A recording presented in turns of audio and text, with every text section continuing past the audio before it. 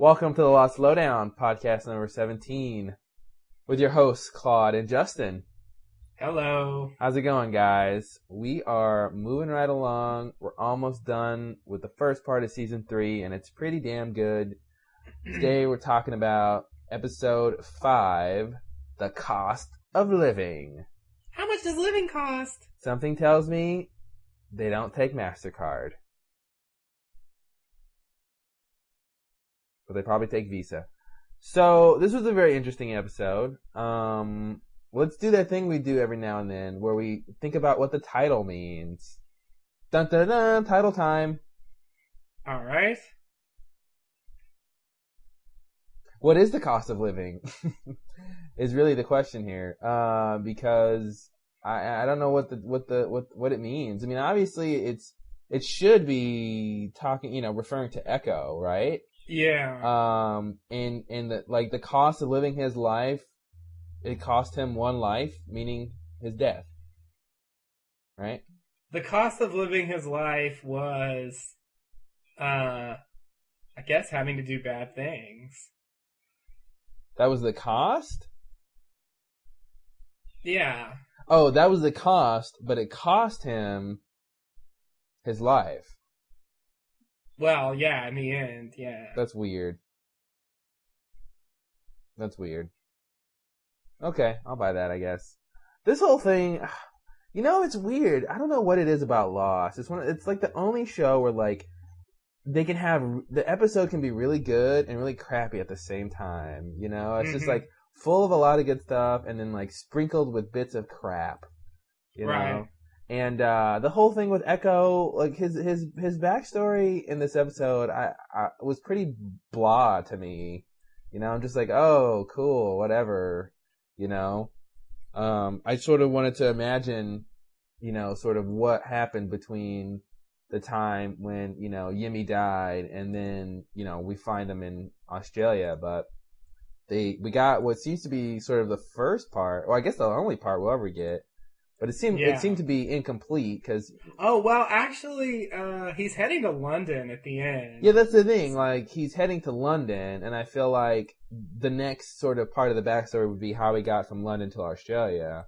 Yeah, I feel like there's a decent chance that they will deal with that somehow. They could, if it matters anymore. I don't know if it matters. Yeah, maybe it doesn't. But I think they could do it, because if they throw him in London, they can get another character in London. Charlie or Desmond. Mm-hmm. And, somehow connect them and explain what Echo's doing. Because it was a weird note to end on, I think. Definitely. I'm going to London, and my flashback's over. London, please. London, yeah. Okay, well let's I guess we'll start at the beginning, which is where all good stories start. And right. Let's talk about that first flashback scene. Young Echo and young Yimmy. Right. This is obviously before Echo kills the guy and gets taken by the bad guys. Right. So this is obviously setting up, Echo takes care of his little brother and he's very well-meaning, blah, blah, blah. It's so sweet. Yeah. And he steals the food from Yimmy. And it's also like another version of him doing something bad for his brother. Exactly. It's the same thing with Kate, killing Wayne. Oh, is it Wayne or Wade? Wayne, right? Wayne. Yeah, killing Wayne to save her mother. Oh, it's so sweet.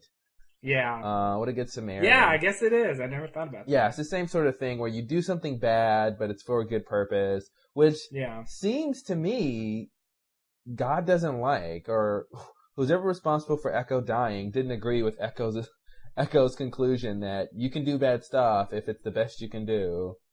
Which I didn't believe either, Echo. But we'll talk about that. But he steals the food from Yimmy, and then the nun or the mother, or I don't know what you would call her, but the lady in charge comes. And I don't know about you, but she scared the shit out of me because she looks like Yimmy in a dress. Really? Did she not look like Yimmy to you? No. When I saw her, I thought it was Yimmy. I really thought it was some weird flashback and he was dreaming, and it was really Yimmy. But then, of course, it didn't sort of turn out to be Yumi because we saw her be herself. But I don't know. I think she just had. It's just you should go back and watch it. She looks like Yumi to me. I swear, it looks like it could be Yumi's brother. I mean, Yumi's sister, or something. I just thought that was really weird that she looked so much like Echo's brother, who is the most pivotal character in his backstory and his life, really. Anyway, this scene sets up the whole sort of motif of this episode, which is confess. Right. It's time to confess. That's what Yumi says. It's time to confess, to be judged. And he says that in that when we sort of are back on the island and Echo has just apparently been rescued from the bear. Which was ridiculous, as we all know. And one of the things I thought was interesting, obviously Yumi comes and he has he has a little lighter, I guess it is, and he cuts it on, and you see his face, and he says, "Echo, it is time to confess, to be judged." And then all of a sudden, the tent is on fire, and I was wondering, is it on fire because Yumi had that lighter? Is that what we're supposed to think, that he's sort of really there, kind of, and that's how the fire got set? That's what it seemed like to me. I think there are some things that occur much later in the episode that lead me to believe that Yemi might be really there. Not actually Yemi, but rather something else. Yeah, there's a physical form there, taking on the appearance of Yumi, but actually being there. Yeah, I'll buy that. He also says, "I'll be waiting, you know where to find me," which I thought was a little strange. Since he's right there. Yeah, I know. Yeah. And not only that, where do I find the apparition of my dead brother? It doesn't seem like he really... I guess he means the plane. He definitely meant the plane. But the weird thing about that is, the body's gone. Yeah, I think there's a lot of weirdness going on with that whole thing. He says, "You know where to find me," which means you know where to find my body, which is, which is at the plane, yet it's not there. And yet, well, we'll talk about it, but there's a lot of weirdness going on with that whole situation. Definitely. I got the sense, if, let's say, Yemi, or... I don't know what to... just call it Yemi, though. Just call it Yemi. Yeah. Let's say Yemi did not set the tent on fire. Who did? Yeah. Or how... I thought basically either Yemi sort of set it on fire, and maybe not purposefully, but just whatever. It got set on fire. Or it was because, Echo sort of accidentally did something when he was sort of dazed, maybe he kicked something and it went into the fire and caught him. You know what I mean? I don't know. It was very quick, though. That was the thing. Yeah. And not only that, it seems like it was Yemi, but why would he do that? I think, well, first, let's go ahead and mention it's probably just a plot contrivance for the drama. Of getting, oh no, we gotta get him out, and oh no, where'd he go?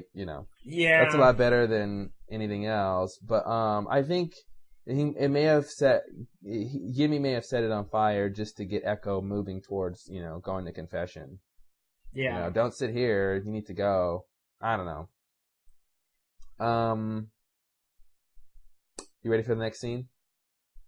Oh, yeah. Cool. The next scene, we find Jack. He's working out. He's doing pull-ups on the little bars and chains that are on top of the top of the little aquarium room he's in. Which is good that he's staying in shape. Although I'd like to point out, I don't think he's getting enough protein to actually build any muscles. But I guess the exercise will help him keep whatever muscle tone he has. And that's... Why do you think he's not getting enough protein?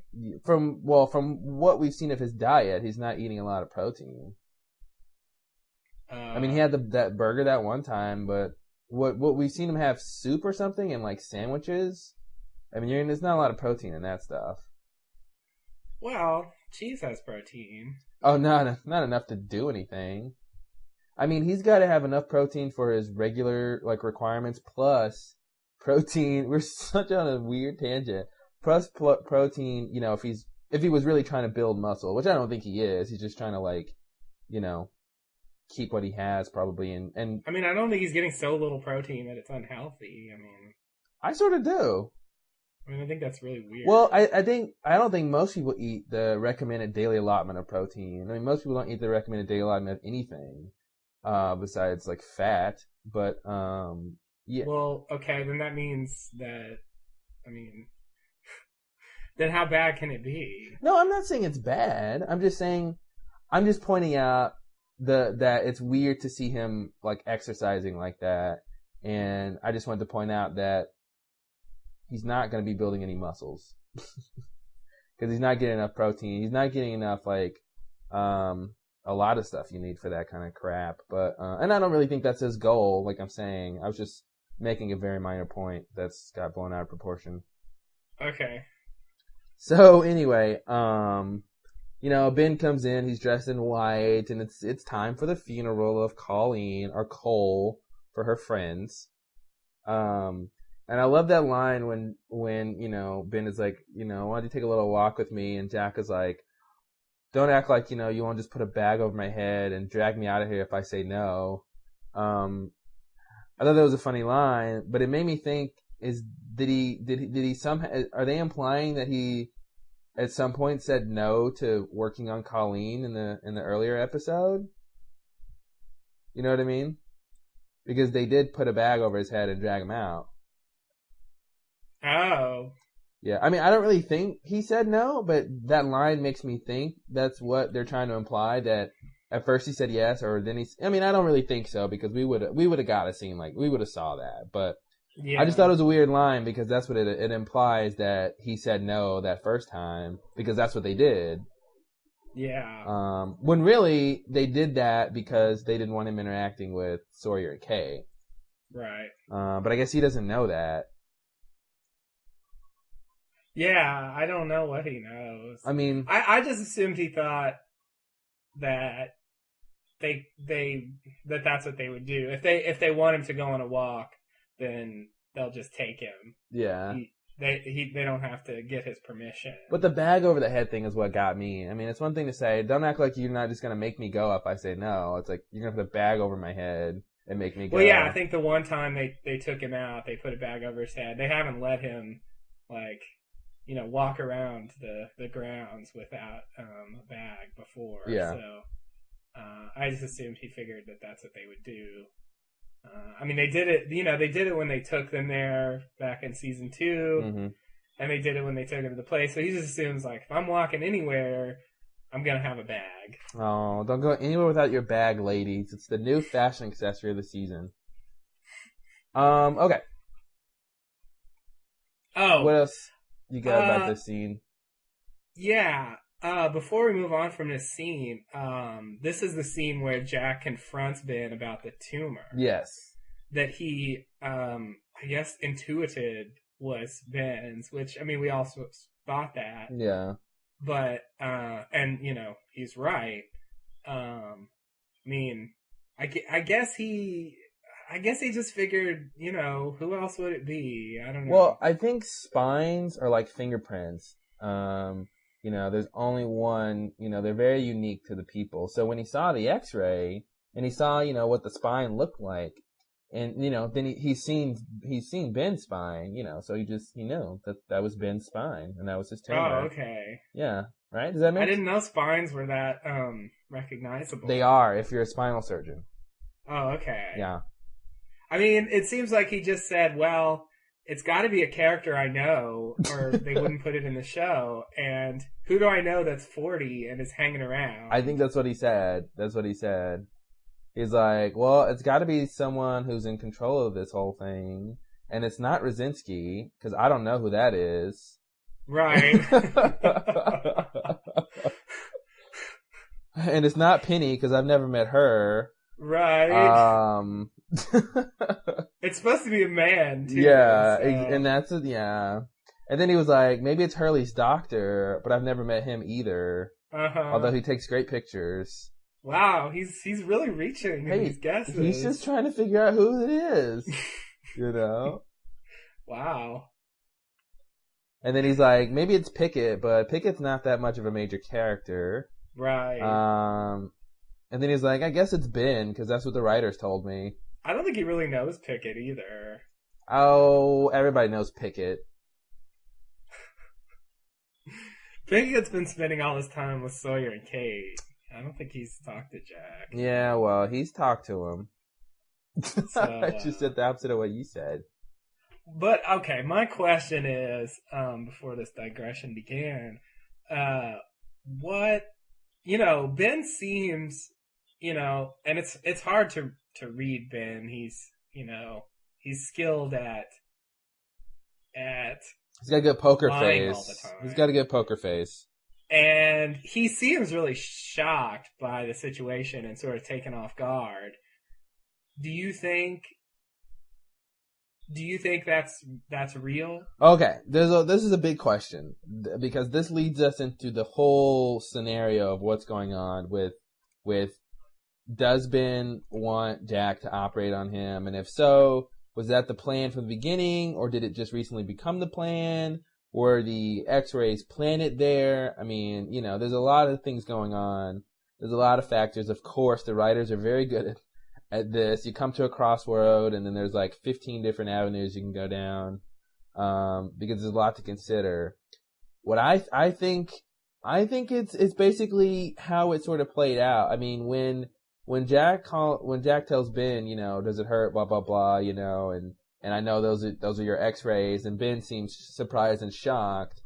I was like, okay, Ben, he's got you, and I know you're just pretending that they're not yours because you didn't expect, I don't believe Ben expected him to know that. And I think that sort of solidified in sort of the next scene when they're at the funeral and he comes to Juliet and he's like, why did you show him my X-rays? To me, that's not something that he would have said if they planted those X-rays there. And she was like, well, I didn't tell him they were yours, but I guess you did, and sort of your response to him basically let him know they were yours, is what she means. And so I don't think the X-rays were planted. I think we can sort of scratch that out, right? I think it was an accident that he saw those. I agree, but I mean, why are the X-rays out? Well, the X-rays could be out because Juliet wanted to look at them recently, or maybe they've just been there since they were taken, I mean, I guess the question is, when were they taken? I mean, they could have been taken that day. Who knows? Yeah, but it just seems like, I mean, they seem to suggest that Juliet doesn't know, she's not cut out for that sort of stuff. I agree. I mean, but I think, from anyone we've seen, she can give some sort of whatever. Like she can at least say, I hope she can at least say, like, it's growing, or it's what, like maybe she can give some sort of worthy comment on it. I don't know. I mean, I sort of think, those X-rays could have been taken that day, but I mean, obviously he says later that, 2 days before the plane crashed, he found out. So, I mean, obviously there were X-rays taken then, the 2 days before the plane crash. Right. Or at least some sort of test results told him that. So those X-rays could be as old as that, or they could be as new as that day. I don't know. I mean, I agree. It's sort of weird to have them out.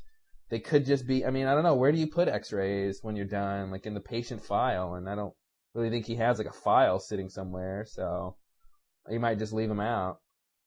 Since they don't do a lot of X-ray taking. Yeah.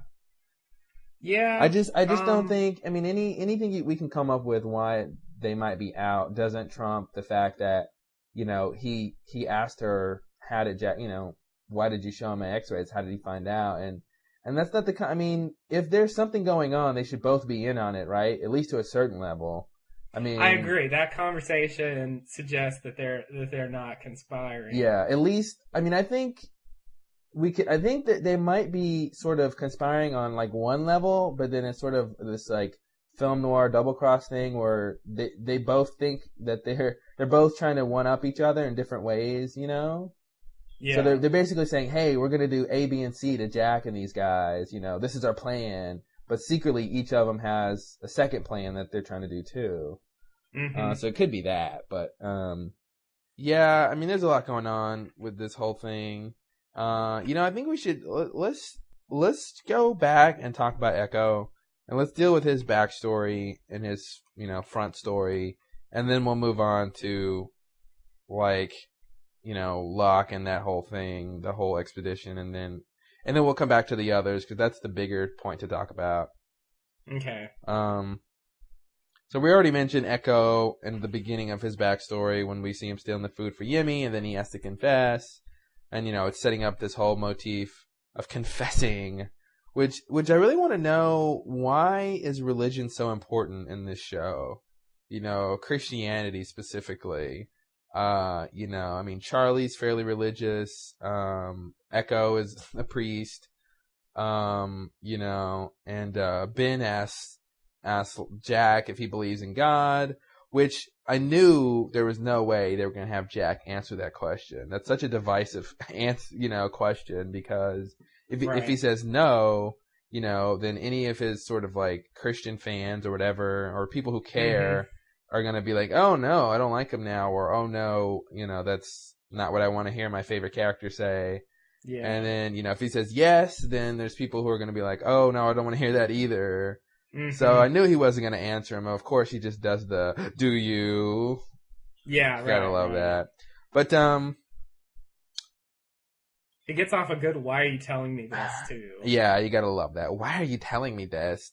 Why are you telling me this? Here's a line you can insert in almost any script. Exactly. You can do that anytime.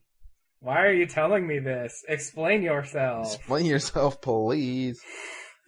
Okay, so the next part of Echo's backstory, I believe, picks up from after the plane shootout, and the militia or the army, they take Echo back to Yemi's church. Right. Now, this is, it pretty much, I gotta stop saying that, right, Bonnie? This pretty much immediately follows the 23rd Psalm. I mean, not even pretty much. I mean, it really does. It actually goes like that soldier who said, you okay, Father? He's the one that takes him back, and it's, it basically is exactly following the 23rd Psalm. So, all right. So you can go ahead and finish, but there's something weird about this. What's weird about it? Well, I was going to let you finish describing it, but maybe I should. Oh. Well, that was pretty much it. I mean, he comes back to Yimi's church, where he's sort of going to assume his position, basically, I guess out of a lack of anything else to do, or I don't know. I don't really know why he decides to stay and be the priest. I guess he feels like that's his penance for getting his brother killed, is to take over the good work that he's doing. Although I guess that's really not it, because once he finds out he can get to London pretty easily, he decides to do that. Yeah. So I guess he's just there because that's where they took him, and he sort of have nothing else to do but sort of pretend to be a priest until something better comes up. Yeah, pretty much. Because at this point, he's still the evil guy or the bad guy that we, know of, the sort of drug lord leader guy. He's still that guy. I mean, like you said, it's picked up from 23rd Psalm. Yeah, it's within days of that whole Yeah, deal. Exactly. So he's still sort of quintessentially that bad guy. So it's not like he's ready to turn over a new leaf and be the town priest. But so the thing I think is weird is that this is the village he grew up in. This is it home? Yeah, because it's the same church. Is it the same church? From his childhood scene. Okay. Unless I'm wrong, it looked like the same church to me. I sort of felt like, I mean, I didn't necessarily think it wasn't the same town, but I thought, if it was a different town, then the churches would pretty much look the same, I mean, because from what I'm assuming, these are pretty much sort of like missionary churches where, people would go in and build these, and they're not necessarily going to just be all different just because, like most churches are different, but this is sort of a functional building, you know what I mean? So I feel like the fact that they're similar isn't that crazy. I assumed that when the people came and tried to make Yemi kill the guy, and then Echo killed him, and then they took Echo, I assumed that Yemi stayed there and became the priest there. Yeah. That's what I figured, because it just seemed like the same place. Yeah, it makes sense. It makes sense that it's the same place, yeah. So part of the... If it's a different place, then part of the weirdness is gone. But if it is the same place, then I think it's odd that no one recognizes him. Yeah. I think it's odd no one recognizes him, since they painted him to be this big, menacing, gang leader or whatever. Right. And I really thought it was weird that, the other bad guy, who I don't ever think we got his name. Yeah, no, Emeka. He didn't say that, did he? They said it briefly. Yeah, in the first scene where he comes. Who says that? I don't remember. Oh. I just thought, because I thought it was weird he never said his name, because most bad guys like you to know who they are. Yeah, I noted that when they said it, because I remember seeing in one of the behind the scenes on season 2 that Echo's original name was Emeka. That was what they were going to call him, and Adewale decided Echo was a better name. So it seemed like they used that name for this guy. Okay. Instead. It's in the first scene where he shows up and he says, we have this deal, and he shoots the woman. Somebody says his name in that scene.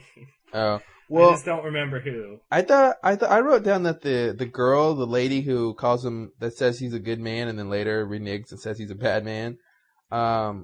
Is her name Amina? Oh, because I heard someone call her Amina. Or she said her name was Amina. Amina, you're right. Amina. Yeah. So there's Emeka and then there's Amina. Yeah. Okay. Anyway, what's your point?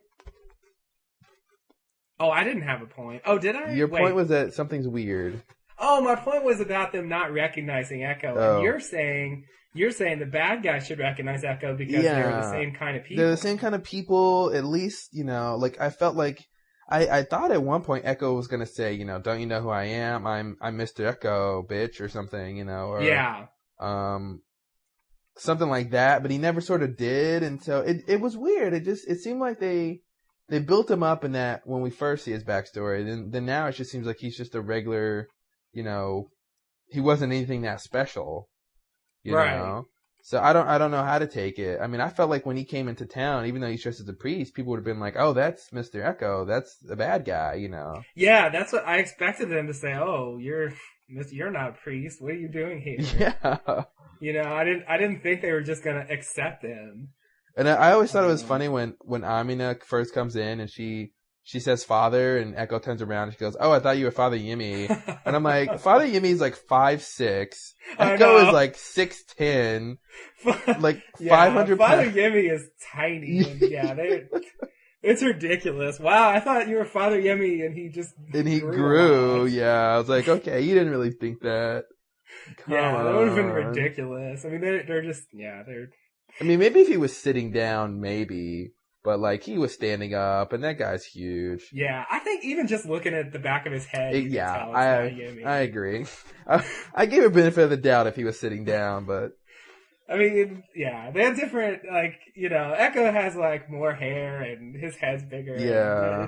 There's no way. There's no way. That was weird. I'm sure that was really weird. I'm sure the little boy was like, "Mommy, why did you think that was Father Yemi? You're crazy." Oh, little boy. Oh, that reminds me. I never really thought about that. The fact that they were talking about vaccines in this episode. It didn't sort of dawn on me, that connection to the vaccine on the island. Not that I think didn't dawn on me either. Yeah, I mean, it just hit me. Not that I think that they're obviously the same vaccine or anything like that, but I just... No, I assume those vaccines were legitimate vaccines. For polio and all that stuff. Yeah. But I guess that was just interesting to point out that the crux of this was about vaccines. Yeah. So what happened next? Your turn. well, well, Mecca shows up and says, we have this deal where we take, you get vaccine, you get to keep 20%, we take 80% and sell it on the black market. Mm-hmm. And Echo doesn't like this, and he pulls his "I am not afraid of you" thing. And it doesn't really work so well this time, because the guy just shoots, some woman there. Yeah, which was pretty, I like that scene a lot. I'm not afraid of you, and he turns his back. I mean, he could have just as easily shot Echo. Yeah. But he shoots the woman, which is sort of worse. Yeah. And, cause that's the thing, it's like, you can't, it's one thing to sort of stand up for yourself, but it's like when someone else is involved, it's like, okay, well, I can't really be the strong guy now because they're just going to kill other people. Right, right. He can say that about himself because he's not afraid of himself, getting hurt, but he can't protect everybody. Yeah, he's not Superman. So, after that, I guess Echo decides that he's gonna sell the vaccine. Which was weird. I don't know what he was doing. That was weird. It was weird because it seemed like he was like, okay, oh, I'm a priest now. I'm washing my sins away. And then he's like, oh, vaccines? Oh, I can sell those. I mean, it was it was weird. And then he goes to set up that deal with that other guy. Yeah. Who didn't seem to recognize him either. Of course not. Why would he? Why would he? No one knows who Echo is. The notorious warlord guy that nobody knows. Nobody knows. I guess you could say that he's really not. I mean, if he's as big as he sort of seemed to be, then nobody really knows what he looks like because he doesn't have to sort of do a lot of personal interaction. I was gonna say that maybe he's like Kaiser Soze. Like no one knows what he looks like. Yeah. Like, if he said, hello, I'm Mr. Echo, then they'd say, oh, yikes. But if he just doesn't use his name, then they don't know that's who he is. Yeah. Maybe. I don't believe that. But, I buy that to a certain extent. Whatever. Yeah. So, it's weird. He's like, I'm not going to sell it to these warlords, but I'll go sell it to this guy. Well, that's the thing. Those warlords he wasn't selling it to them. They were going to take it. Oh yeah, I guess the deal was they were just gonna take 80%. They got to keep 20% and they got protection. Yeah. So the payment was kind of crappy. So I guess what he did was went behind their back and got money for it. And like, did he give the money to the village or did he? I don't think he actually sold it to anybody. I don't think the transaction ever went through. You don't? Why not? Well, because we didn't see that scene, and the warlord guy comes up and says, don't you know? Like, I forgot how he phrased it, but he's like, you thought you could do this without my knowing, So I don't think he actually was able to do it. I think he was, and I think we just didn't see it because he says the guy that he goes to see says, or no, when he goes to see the guy, he says it needs to be done by Sunday or something because I'm leaving the country. Yeah. And the guy says, okay, fine, no problem. And so I assume that he sold the stuff and then the guy shows up because he found out that he sold the stuff. Well, we know that the shipment wasn't coming until Friday. And you said he's leaving Sunday? Is that what he said? I made that up. I really don't remember. I don't remember either. He said someday, but I didn't write it down. Yeah, and the transcripts aren't up yet. No. I don't think he sold them, man. I think the warlord found out about it and he just wasn't able to do it before he left. Why not? It seems the guy was ready to buy buy. The guy was ready to.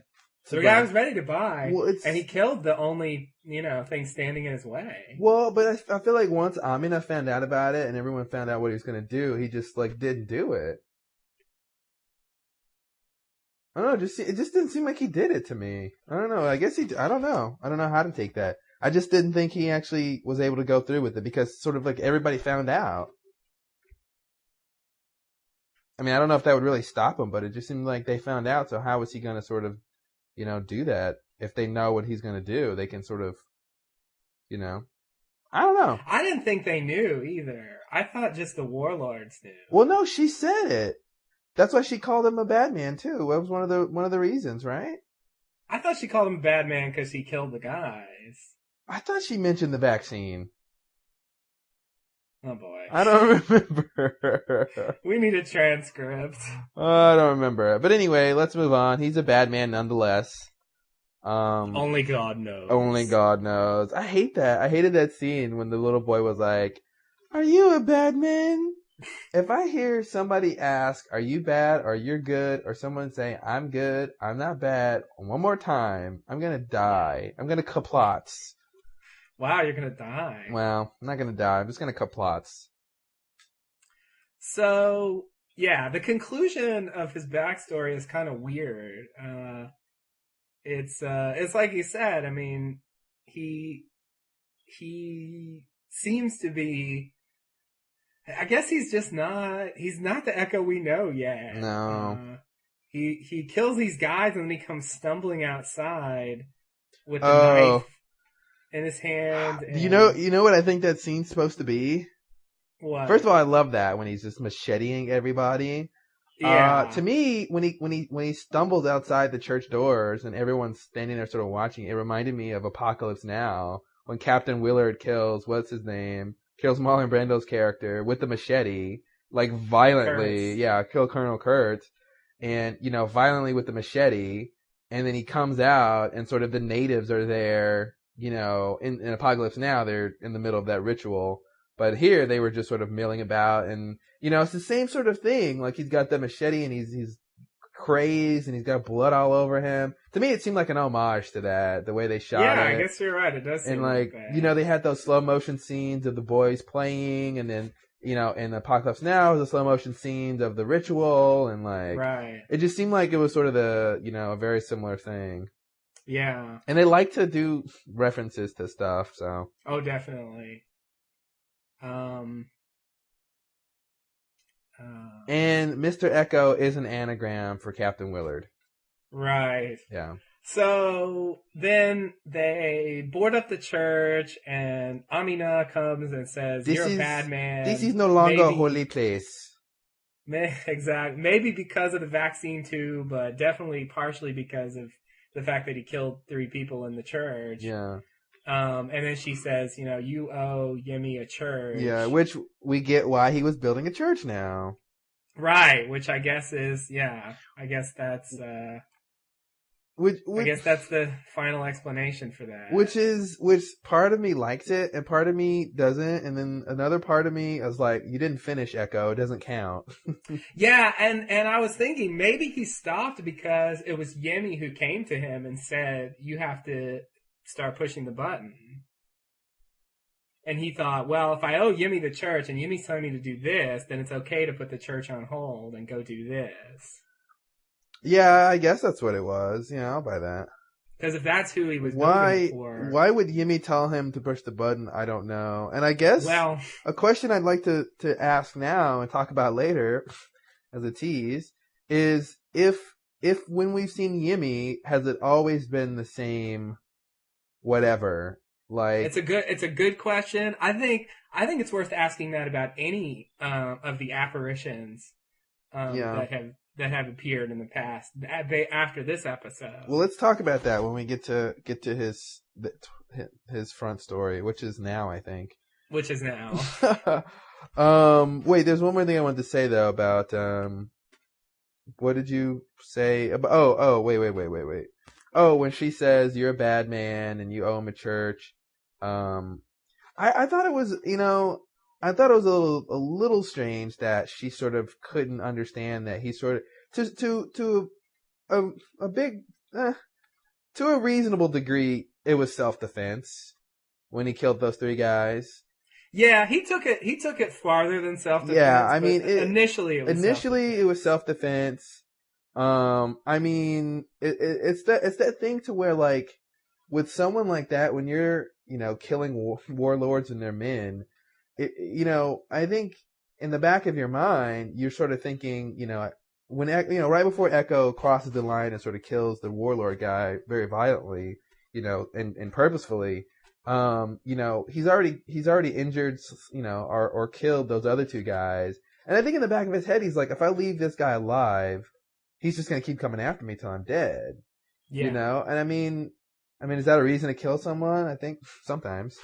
Yeah, but I don't think you could get away. I mean, at least not legally. You couldn't get away with, if the guy's on the ground begging for his life, like, you can't get away with self-defense anymore. I'll buy that. I mean, maybe in the future you could say, well, he was going to come back and kill me later, but in that moment, I don't think it's a valid defense. I don't know if I don't mean it's a defense, but I think there's a reasonability there.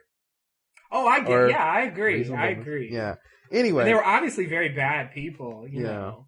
So, I mean, the guy just shot that woman out of nowhere. So, I mean, if you're going to kill somebody, it's just like, Kay killing Wayne again. You kill really bad people and it doesn't seem as bad.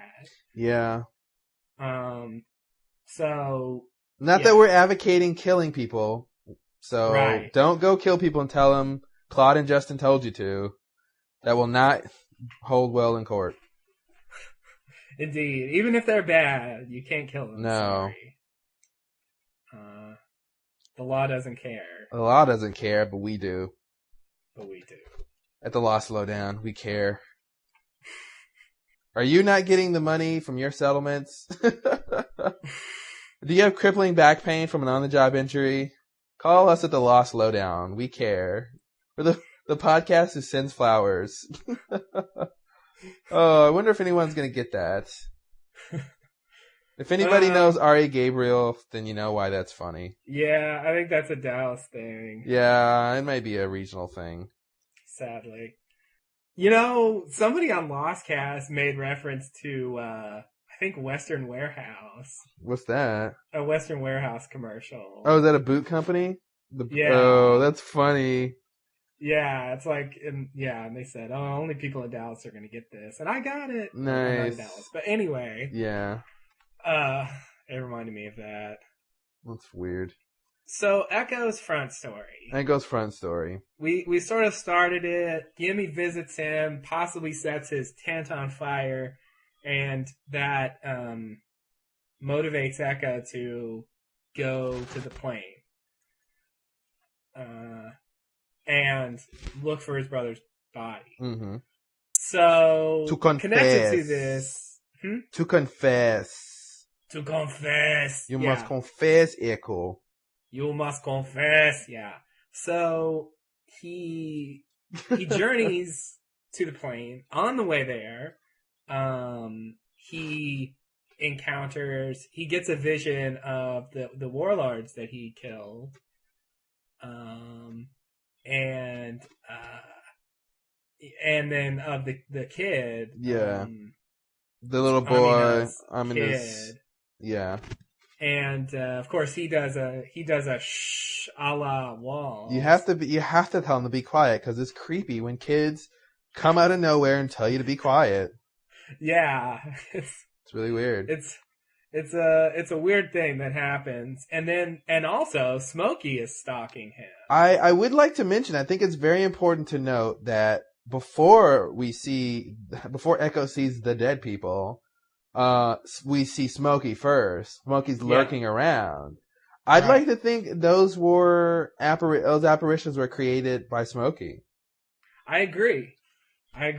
That's what it seems like because, this whole episode, you have Yemi, and then these visions, the kid even says confess. They're all telling him to confess, and also at the same time, the smoke monster is stalking him. Mm-hmm.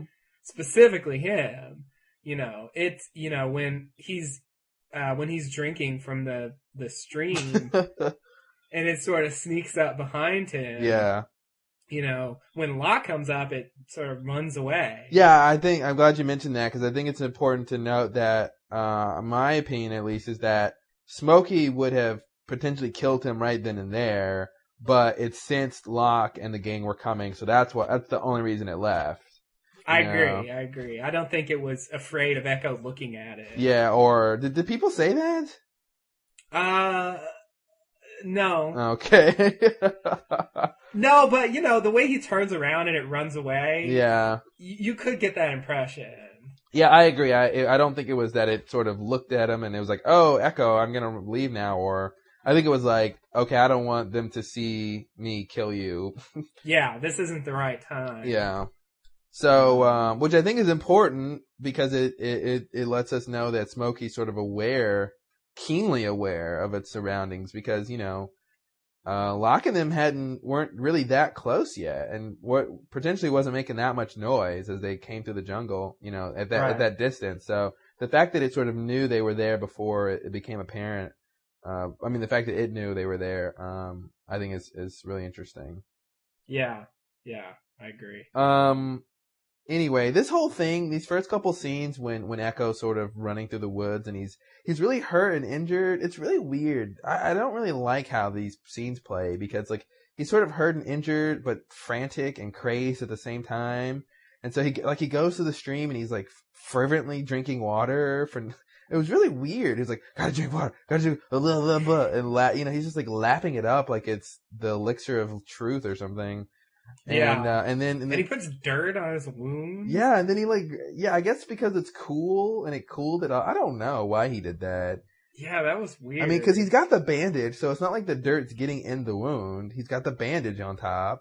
Mm-hmm. So I don't know what that was about. He's just crazy in these scenes. Yeah, it came out very strangely. I didn't know what he was doing, but anyway.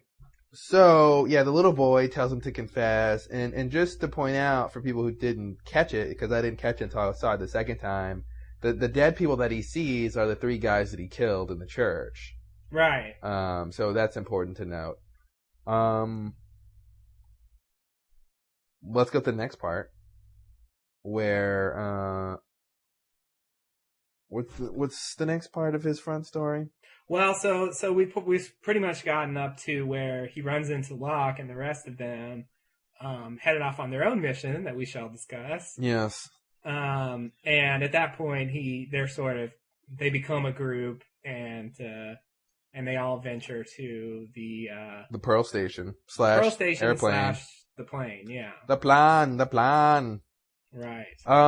Yeah, this whole thing, I sort of want to start talking about that, but we should continue with Echo.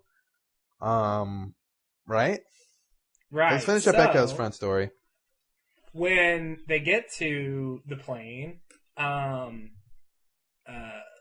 Locke hangs out with Echo for a little bit before going down with the rest of them into the Pearl. Which I thought was very out of character.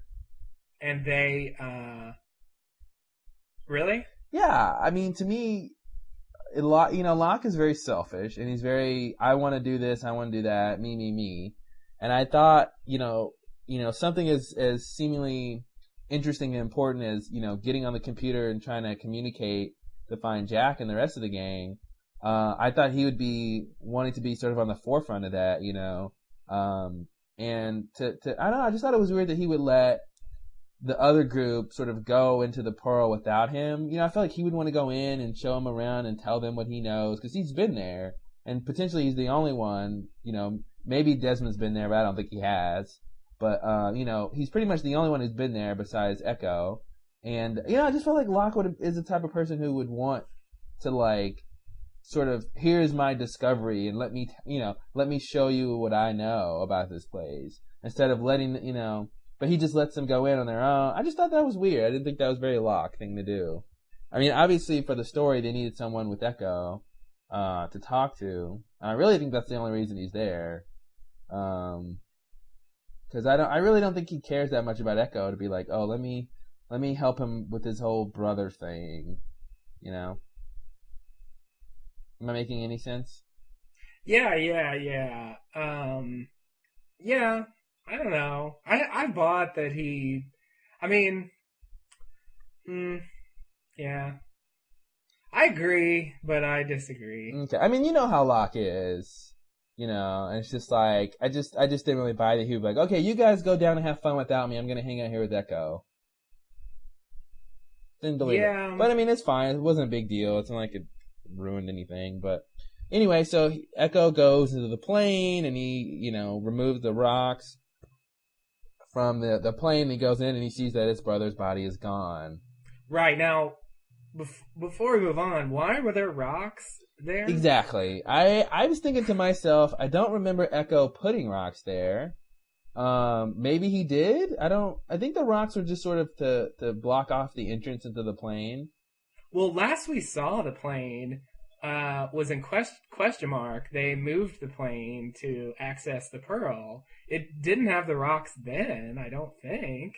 But that's when he burned the body in that episode, right? No, that was in 23rd Psalm. That was before. The plane was already burned in question mark. Oh, that's right. He burned it when Charlie went out there with him. Yeah. I don't remember the rocks ever being there. But they were there nonetheless, so... Yeah, I don't know why there were rocks there. It seems very bizarre that rocks would appear there in front of the door. Maybe Yimmy's body turned into rocks. Oh, right. Okay, you didn't want to buy that one.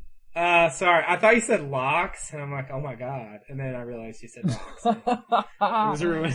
Yeah, Yimmy's body turned into 5 locks. And there's 6 locks on the island right now. Oh god. Bad sextuplets. And they're all feeling pretty stupid.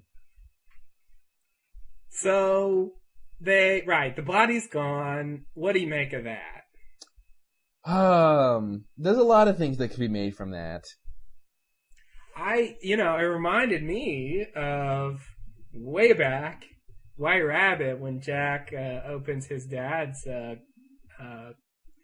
coffin and his body isn't there. Yes.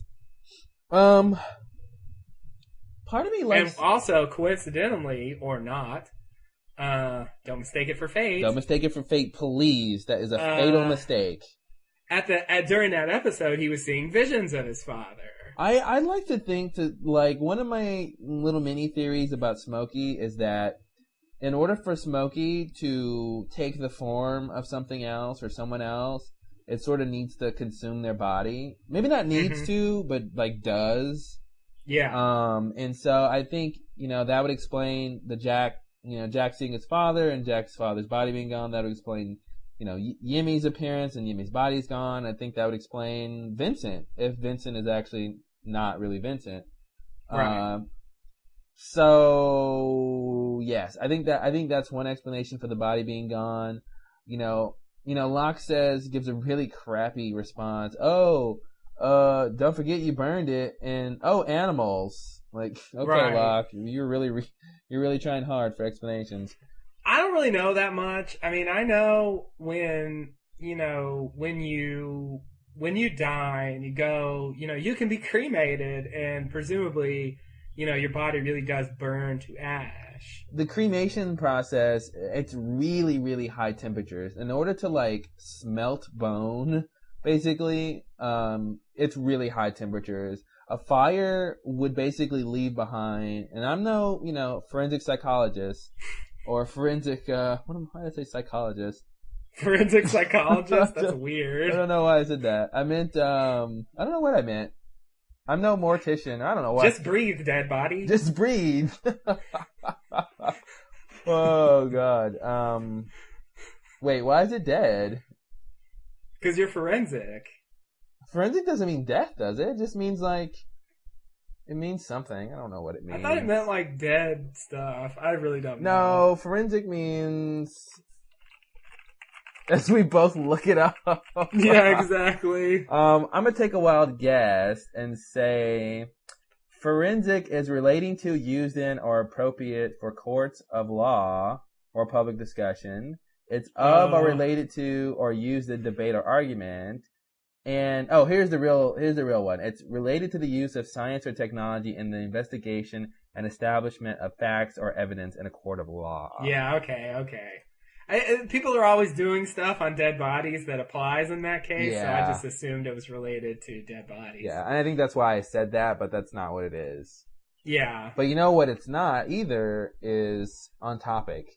My point being, I think that if Echo burned the plane, or when Echo burned the plane, it wouldn't have, taken Yimmy's body, even if it was ashes, I think it would have left behind his skeleton, That's what I was thinking, but I don't know that much about how Well, think bodies about. burn and. Well, I mean, I just think about a regular like fire, like in a house, or like you would. I think the corpse would still be there.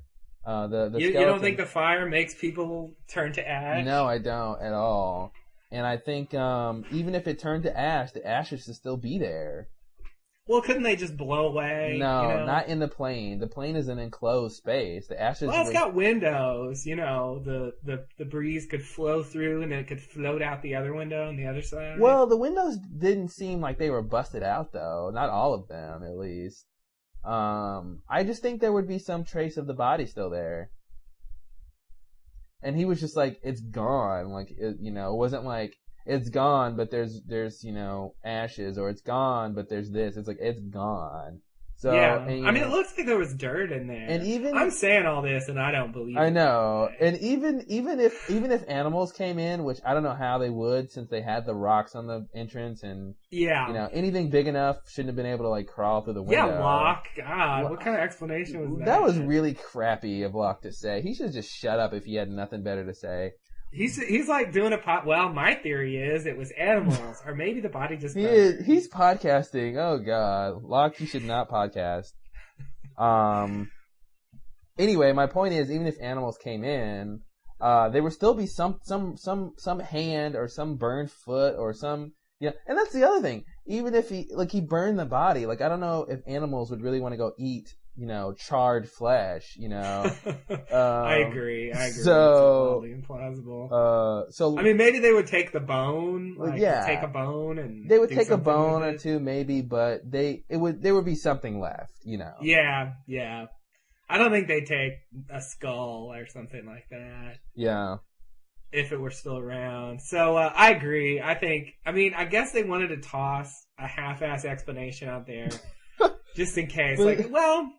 Maybe this isn't that crazy, guys. But what do you think? It's funny. Yeah, I love how that's the best they could come up with those two explanations. Because you know what? There is no good explanation. No like reasonable explanation. It's gotta be that Smokey did it. I mean, that's my theory. Yeah, I agree. That's my theory too. And, I mean, I think it's nice if that's true because I've been wondering for quite some time what happened to Jack's dad's body. Yeah. And, if that's really an explanation, it's nice to know that they actually got around to that. Yeah, and I like the idea that Smokey just sort of can't be anybody when it wants to. That it may have to like consume the body of someone dead to be able to do that. Yeah. Then you have him becoming the warlords and the kid who weren't on the island. So then that becomes a problem. Well, don't bring that up. Sorry. That is a bit of a problem. I don't know. Well, maybe they have to be dead. I felt like the warlords and the kid thing it was reading Echo's mind, obviously. Yeah. And getting it from that. I mean, that goes back to the 23rd Psalm when it confronted Echo and, when we flew through it, we saw those images from his life, and I think one of them was in this episode. Okay. If I remember correctly. So, I lost my train of thought. Yeah, I don't know. It's really weird. The whole thing with Smokey, I don't really know what's going on. I mean, we got a lot more to talk about with this whole Smokey thing, which we should do right now. So anyway, I mean, basically, the body's missing. Locke gives a half-ass explanation, which nobody believes, and Locke goes down into the hatch, to the station. Sorry, and then what does Echo do? He just sort of goes off, right? Or Yemi appears to him. Yeah, he sits there for a bit and is morose, and then. And then Yemi appears and he follows Yemi. Yeah.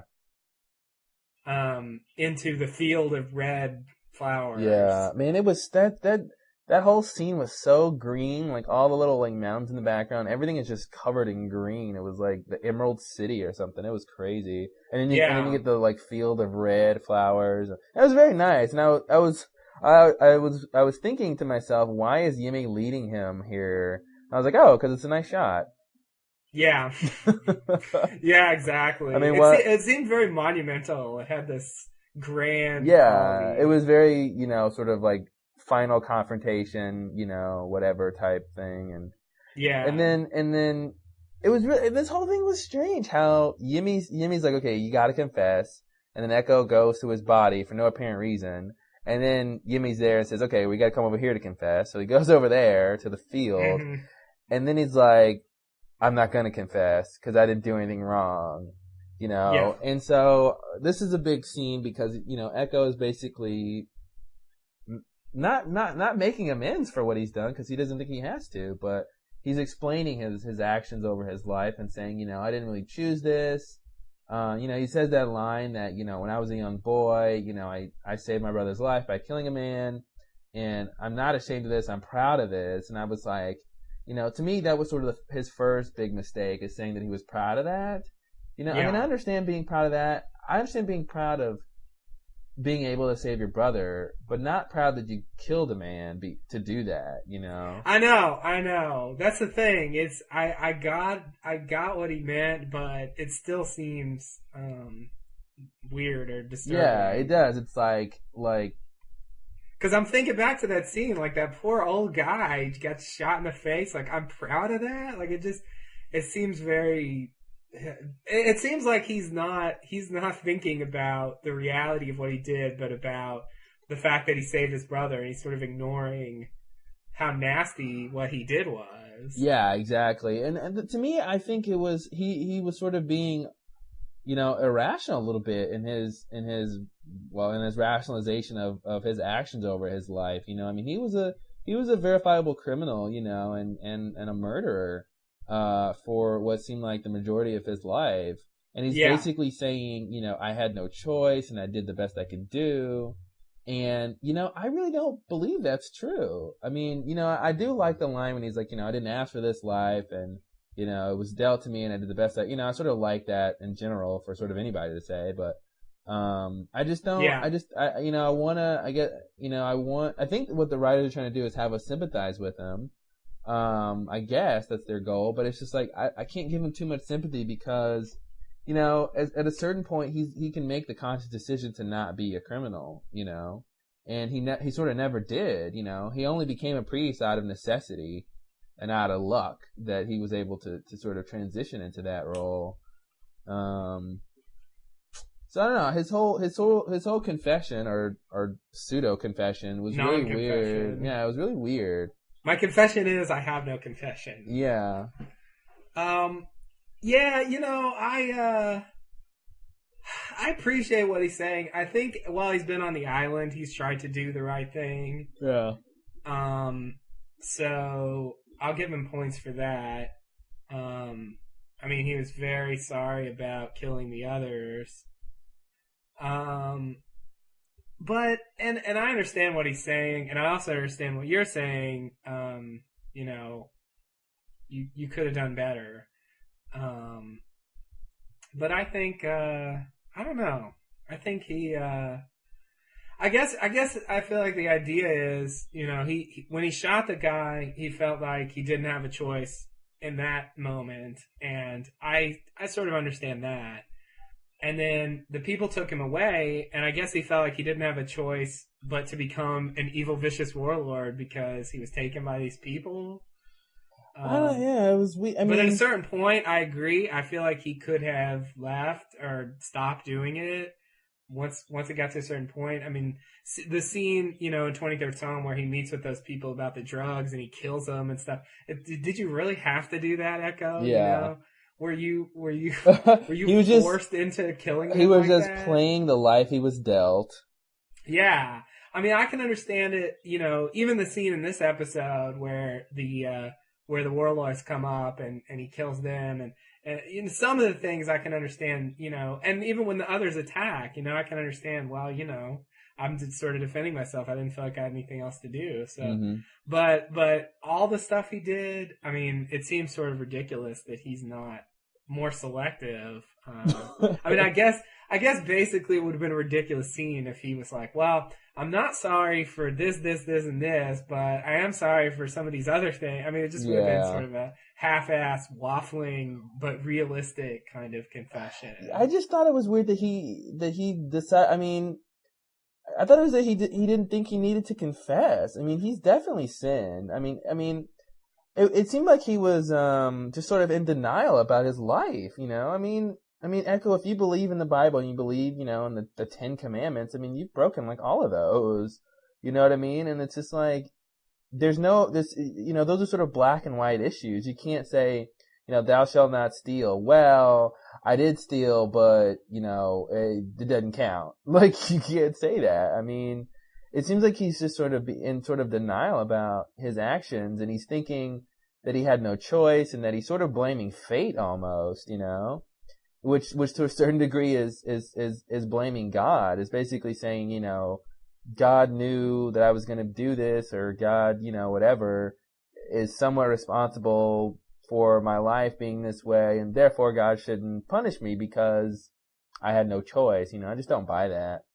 And I think the big reason that, you know, he sort of basically doesn't confess is so we can have him die.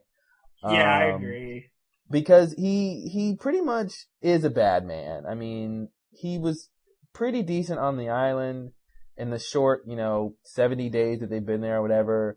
But for the majority of his life, he's been pretty damn bad. And it's really interesting that Smokey did not kill him when it first saw him.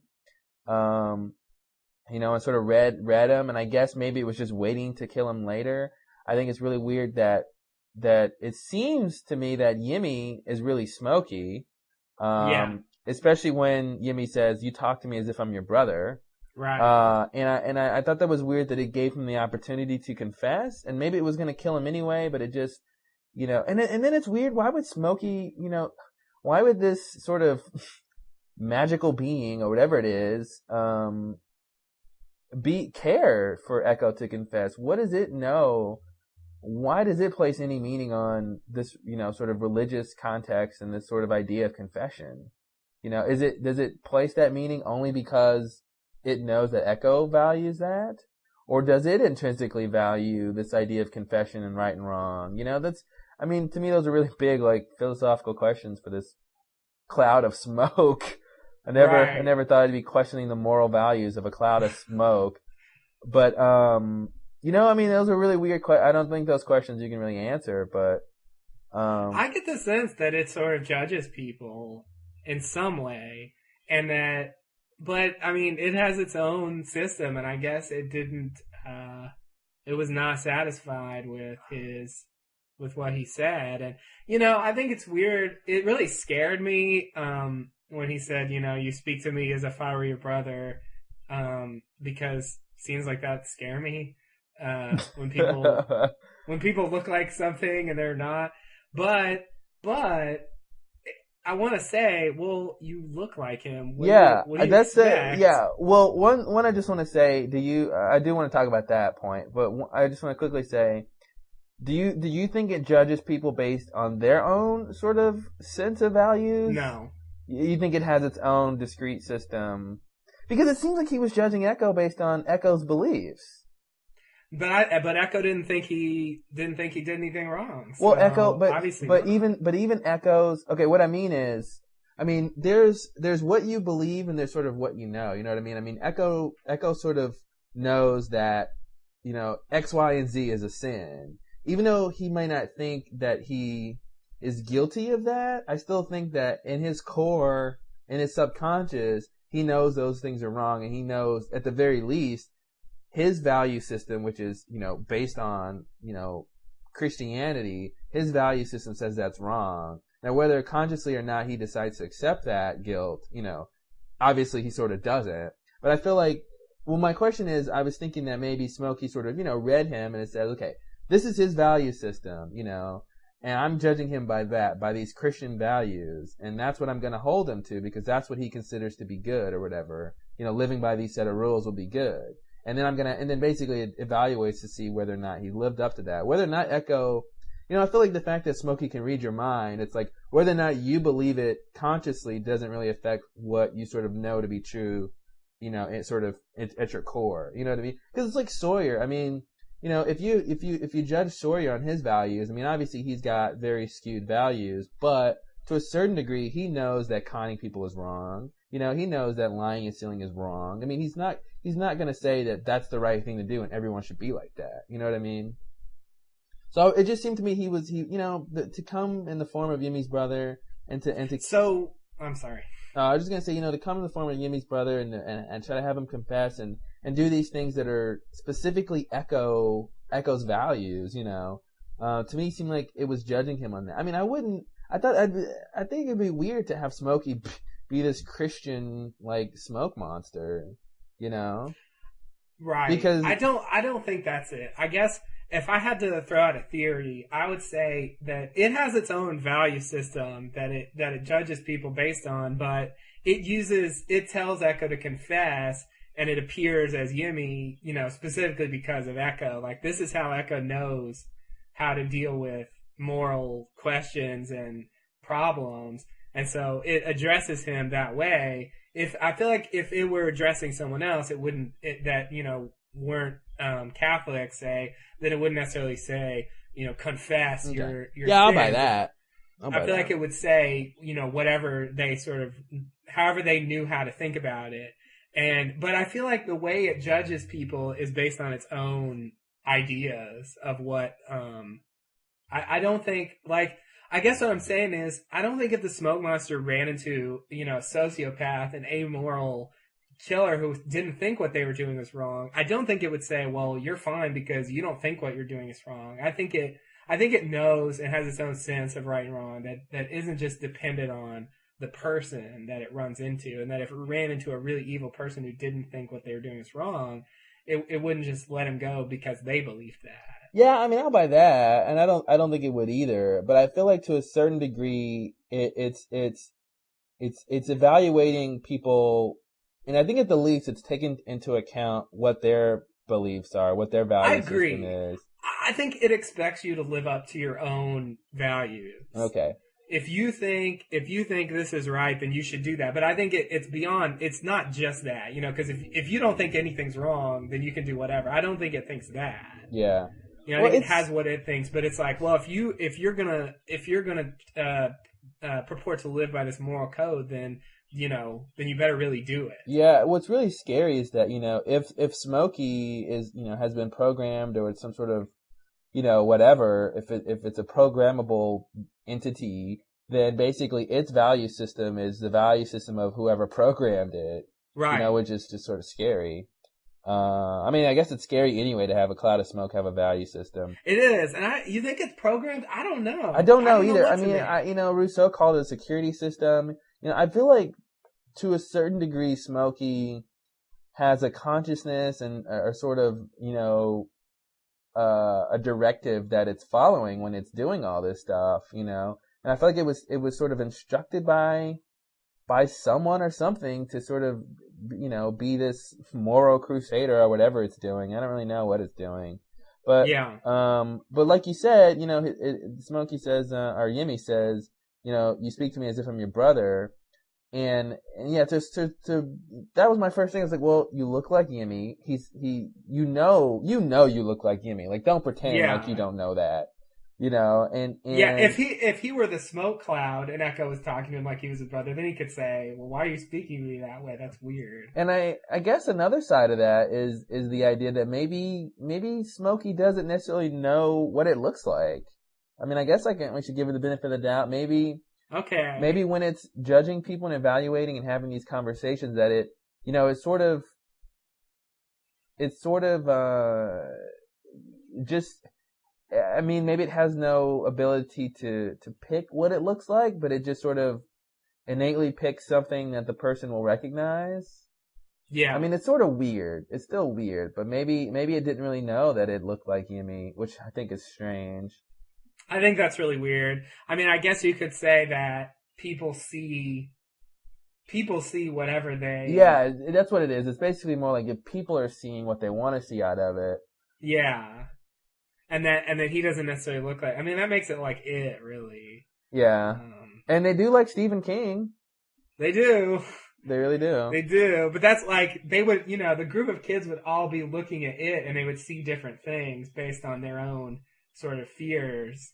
So, maybe it's like that. And it really didn't know necessarily that that's what it looked like. Yeah. But I don't buy that. Well, I sort of buy that to a certain degree, but I mean, I like what you said earlier about, Yimmy being the way that Echo deals with his moral and his values, and I think to a certain degree that's what Jack's dad was. That's what Christian was for Jack. I mean, yeah, he's the guy who he was the Yimmy version, he was Jack's Yimmy basically. Right. The source of their greatest guilt and, personal problems. And, and the dispenser of advice and information and moral judgment and right, all that good stuff.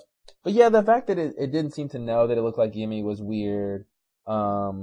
Or maybe the point was that, like, Smokey's like, okay, I know I look like Yimmy, but I don't think that you should think that I am Yimmy, Yeah. Like, maybe that was the point, too. Yimmy's dead. You should know that I'm not him. So, don't talk to me like I'm him. Yeah. Maybe. But I mean, I feel like if you take the exact form, I mean, it just seems odd to think that they're not going to speak to you that way. But I thought it was weird that Echo sort of seemed to think that was Yimmy when he knows Yimmy is dead. I mean, yeah. I mean, I'm sorry. I mean, if I know one of my loved ones is dead, and I actually just recently went to go look for their body because I know they're dead, and I see them, I might have the this weird want to, like, talk to them and interact, but I'm not gonna think it's them in any sort of realistic context. I'm gonna be like, if this is really happening, if I'm convinced this is a real experience, I'm gonna have to chalk it up to this being a ghost or this being a spirit. I'm not gonna be like, this is really the person, like physically there. Right. Because that'd be too strange. Yeah. Yeah, I agree.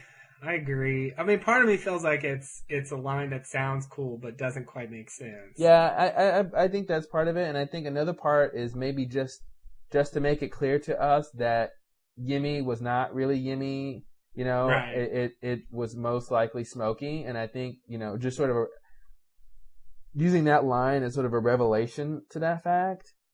Yeah. Because he goes, well, who are you? Blah blah blah, and then of course it pretty much turns from Yimmy into Smokey, pretty much. Yeah, I mean, we don't see it, and I'd just like to say thank you for not showing him turning into it. Yeah. Because that would have really been crappy, I think. But they show enough that you just assume. Yeah. Because, he says, who are you? And then Smokey appears, and he's been stalking him the whole time, so, it seems pretty logical that that's who it is, but you don't actually see him turn into... Because I don't know. That would bother me. Another thing, like you said, this whole sort of connection that Smokey appears different to different people. Locke mentions that he saw Smokey and says it looked like a beautiful bright light, which I thought was a pretty interesting revelation to find out that that's what it looked like to Locke.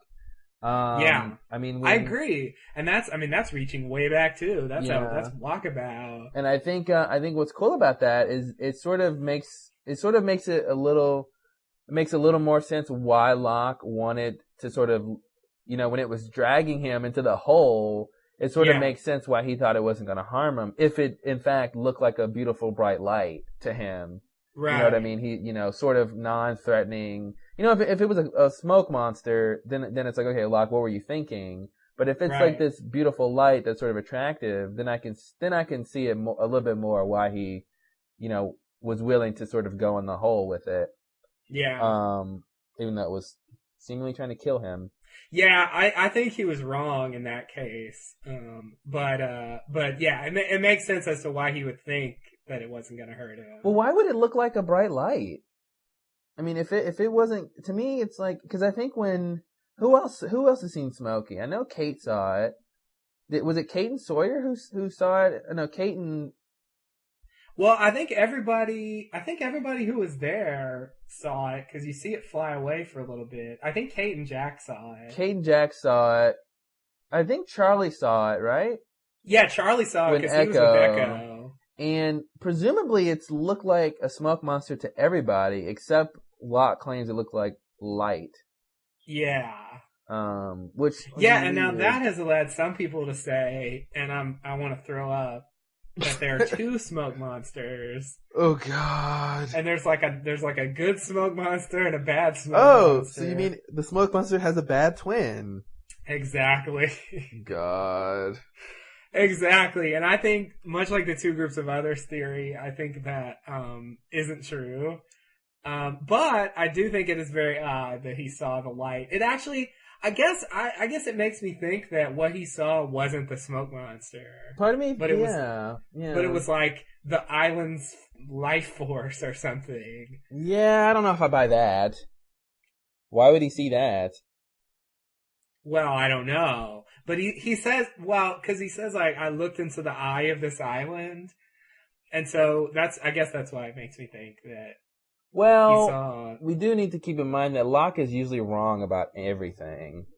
Yeah. So, I mean, when he says he looked into the eye of the island, I mean, if he saw Smokey and to him it looked like white light, I could see him saying, I looked into the eye of the island and it was beautiful, blah, blah, blah. And he's just sort of wrong. It wasn't the eye of the island, it was Smokey. Yeah. I don't know what to think about that. Part of me thinks Locke was wrong and he was dreaming or something, or he doesn't know what he saw, or there's so many explanations, or he was looking at the sun or something. Yeah. Like, no, Locke, that was the sun you were looking at. So, oh God. So it's, that's it. That's it. Oh, it was the sun. So, God, wow. What did I want to say? So, since we're in agreement that the smoke monster was Yemi in this episode, let's talk about some of the other visions and apparitions and dreams that have happened in the past. Let's. I don't think they I mean, some of the stuff was dream. Like, the first time he saw Yemi, it was a dream. Yeah. Now, do you think if Smokey flies into your ear or up your nose, it can get into your brain and make you have dreams. Oh God. No, that's silly. I think before we get into what was Smokey, what wasn't Smokey in terms of Yemi and Echo's past visions of Yemi, I wanna ask, how connected are the island and the smoke monster? Are they one and the same? Is Smokey like the spirit of the island or the sort of consciousness behind the island, or does the island have a separate consciousness? Because I think that, the answer to that question leads to different, answers in terms of what was Yemi and what wasn't Yemi. Yeah. Because I agree. If the dream, I mean, obviously I think the dream was, elicited by the island. The island made him have that dream. Now, does that mean Smokey made him have the dream? I don't know. I don't think so. I sort of just think the island has its own ideas and its own consciousness, sort of, and then Smokey is a separate thing. I don't really think they're one and the same. What do you think? I agree. I don't think they're one and the same. I think,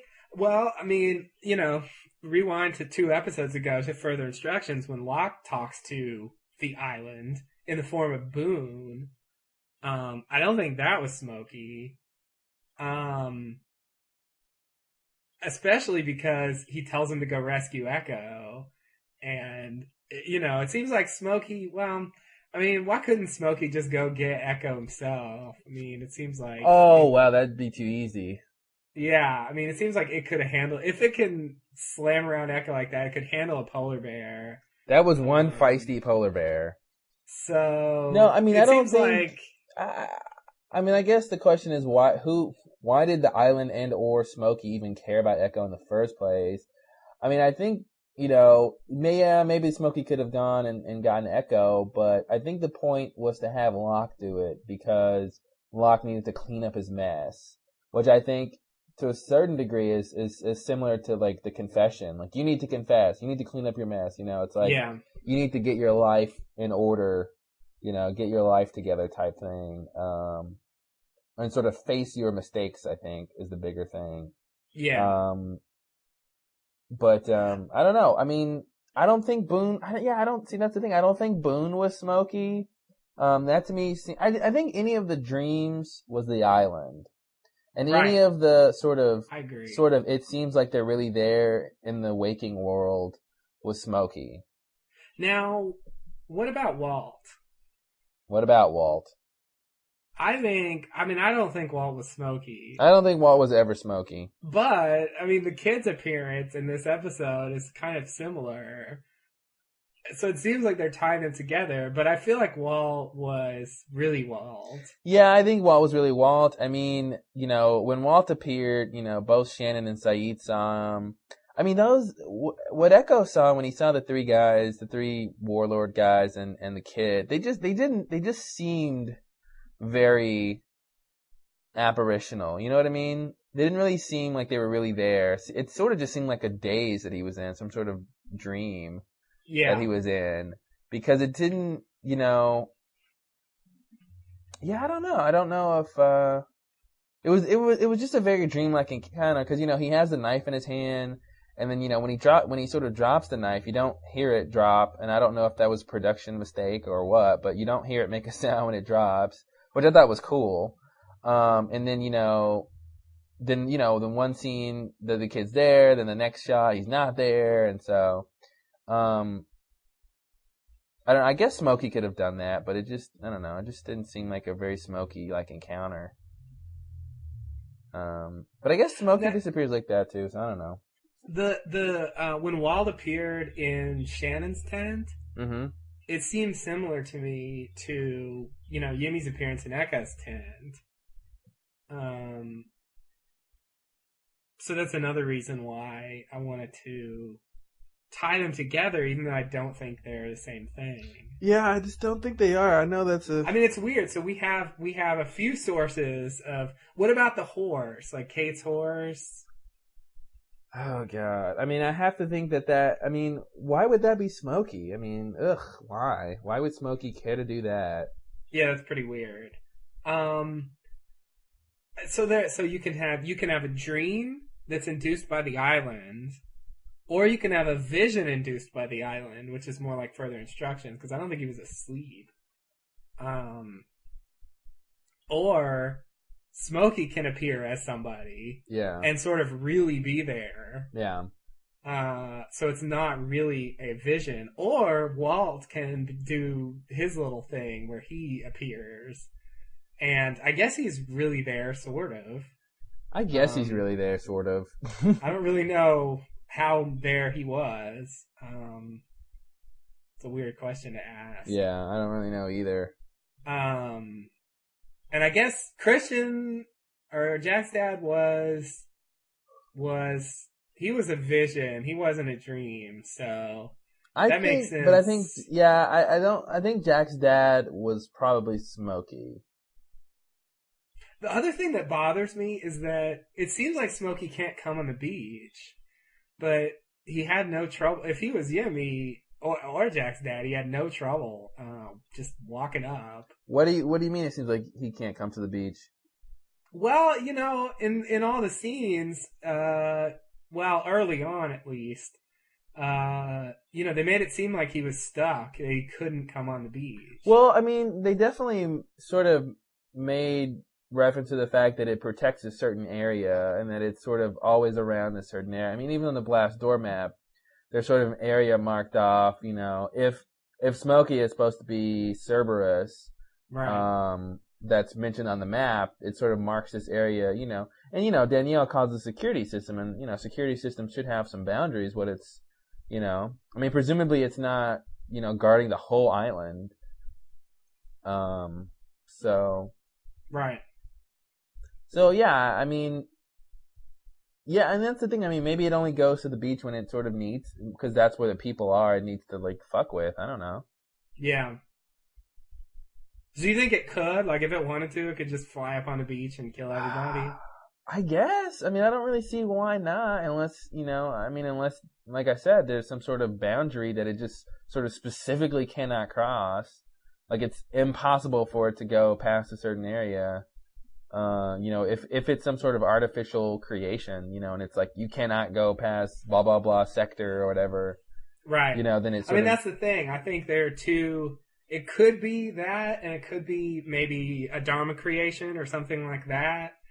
which would be really crazy. If Dharma created Smokey, I just don't buy it. I just don't buy Dharma created... Not with 1970s technology. There's no way.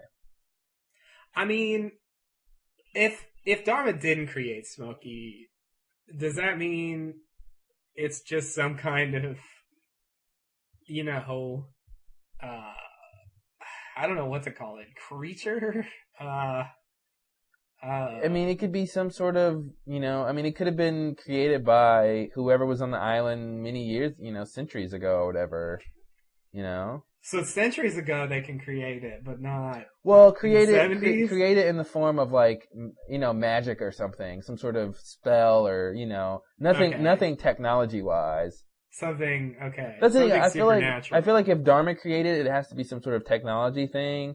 If whoever built the statue created it, then it's some sort of magic type thing, some sort of being or I mean, the fact that it's sort of a cloud of smoke, I think is really weird. Like if it was, there's so many other forms something like that can have, and the fact that it's usually in the form of this smoke, I thought it's sort of just strange and interesting,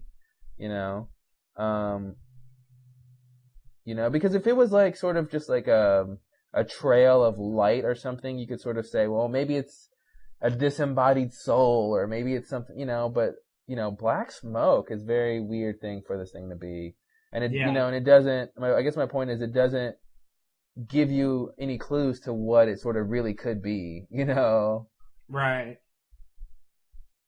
I mean, it doesn't seem like it can. I don't see how it can be anything realistic. I mean. Yeah, I don't know. The writers are really good with, tying things together. Things that, you don't think they can tie together. They make it very simple sometimes. Yeah, that's true.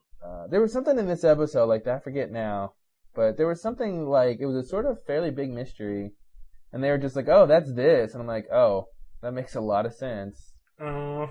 Forgot what it was, though. And it's very disappointing. Yeah, it's a little disappointing.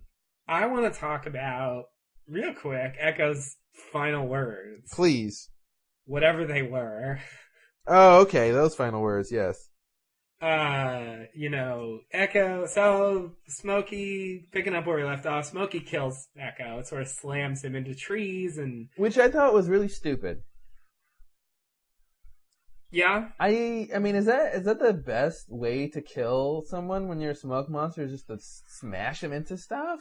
Yeah. I mean, to me, what was cool about that was that, when they find him, Echo has just been finally smashed into the ground. And so it just sort of seems like, there's no obvious sign there's no obvious cause of death, which I sort of, if it ripped him apart, it would be obvious that something presumably supernatural did it, I mean, I guess Locke would be like, well, maybe an animal did it, but, or the fire. The fire ripped his arms apart. Those are the only two explanations for anything. For anything. It's like, oh no, Aaron's sick. Well, it's the fire or animals. Oh God. That's all he's got. I got a headache. Oh, it's the fire or animals. But look, there's no fire or animals anywhere around. It's like, it's starting to rain. Oh, it's because of the fire. Or the animals. Wow, Locke's crazy. Oh, Locke's a one-note trumpet player. Thank you. That makes more sense than pony. You meant one-trick pony. One-note pony. That's my next metaphor of the day. Yeah, one-note pony. This is a good name for a production company. One-note pony. I like that. One-note pony productions. There you go. Nay. In one note. In one note. What were we talking about? Oh, Echo's last words. So you were talking about you don't like the way Echo was killed, but you did like one aspect of it. Yeah, I just like the fact that it sort of made it really sort of confusing how he died, to any sort of body anyone who didn't see what happened to him. Right. I mean, I'm sure if Jack was there, he could be like, oh, he's got internal injuries and broken bones and that's his cause, whatever. No one was there that would know that. No. I think, Locke would have been like, well, his clothes are a couple years old, so I think he died of internal bleeding. Oh, God. He's got a button missing from his shirt, so I think he broke his bones. Oh. Okay. Enough of Locke bashing, because we love him so much. No, okay, anyway. I didn't like how he died. I thought it was sort of silly to have Smokey just smash him against trees and stuff. It just sort of was really silly to me. But anyway, Locke comes and Echo dies, and right before Echo whispers in his ear something, and they say, well, what did he say? And I'm glad they told us, because I really didn't think that he was going to say it. I thought that he was just going to look, and then it would be like, lost. But they did it even better, and he said, we're next. Right. And then it says lost, which is probably one of the better endings of, ever. I definitely think probably top 5 endings, because that was very good. It was really good. Yeah. And I think for this season, it seems like they've gone with a lot of weird anticlimactic endings. Yeah. So it was nice to finally have one where it was like, ugh, yeah, what? I mean, the best ones are, when Locke is beating on the hatch door. Oh, yeah. And man. he's like, why me? Or whatever, and then the light comes Deus on. Ex Machina, yeah. That might be number 1. Yeah, that was one of the best. Oh, man. Yeah, and then definitely... It sucks now, but goddamn, when I first saw that was the best ending ever. That was a very good ending. And then I would say definitely in the top 5 is...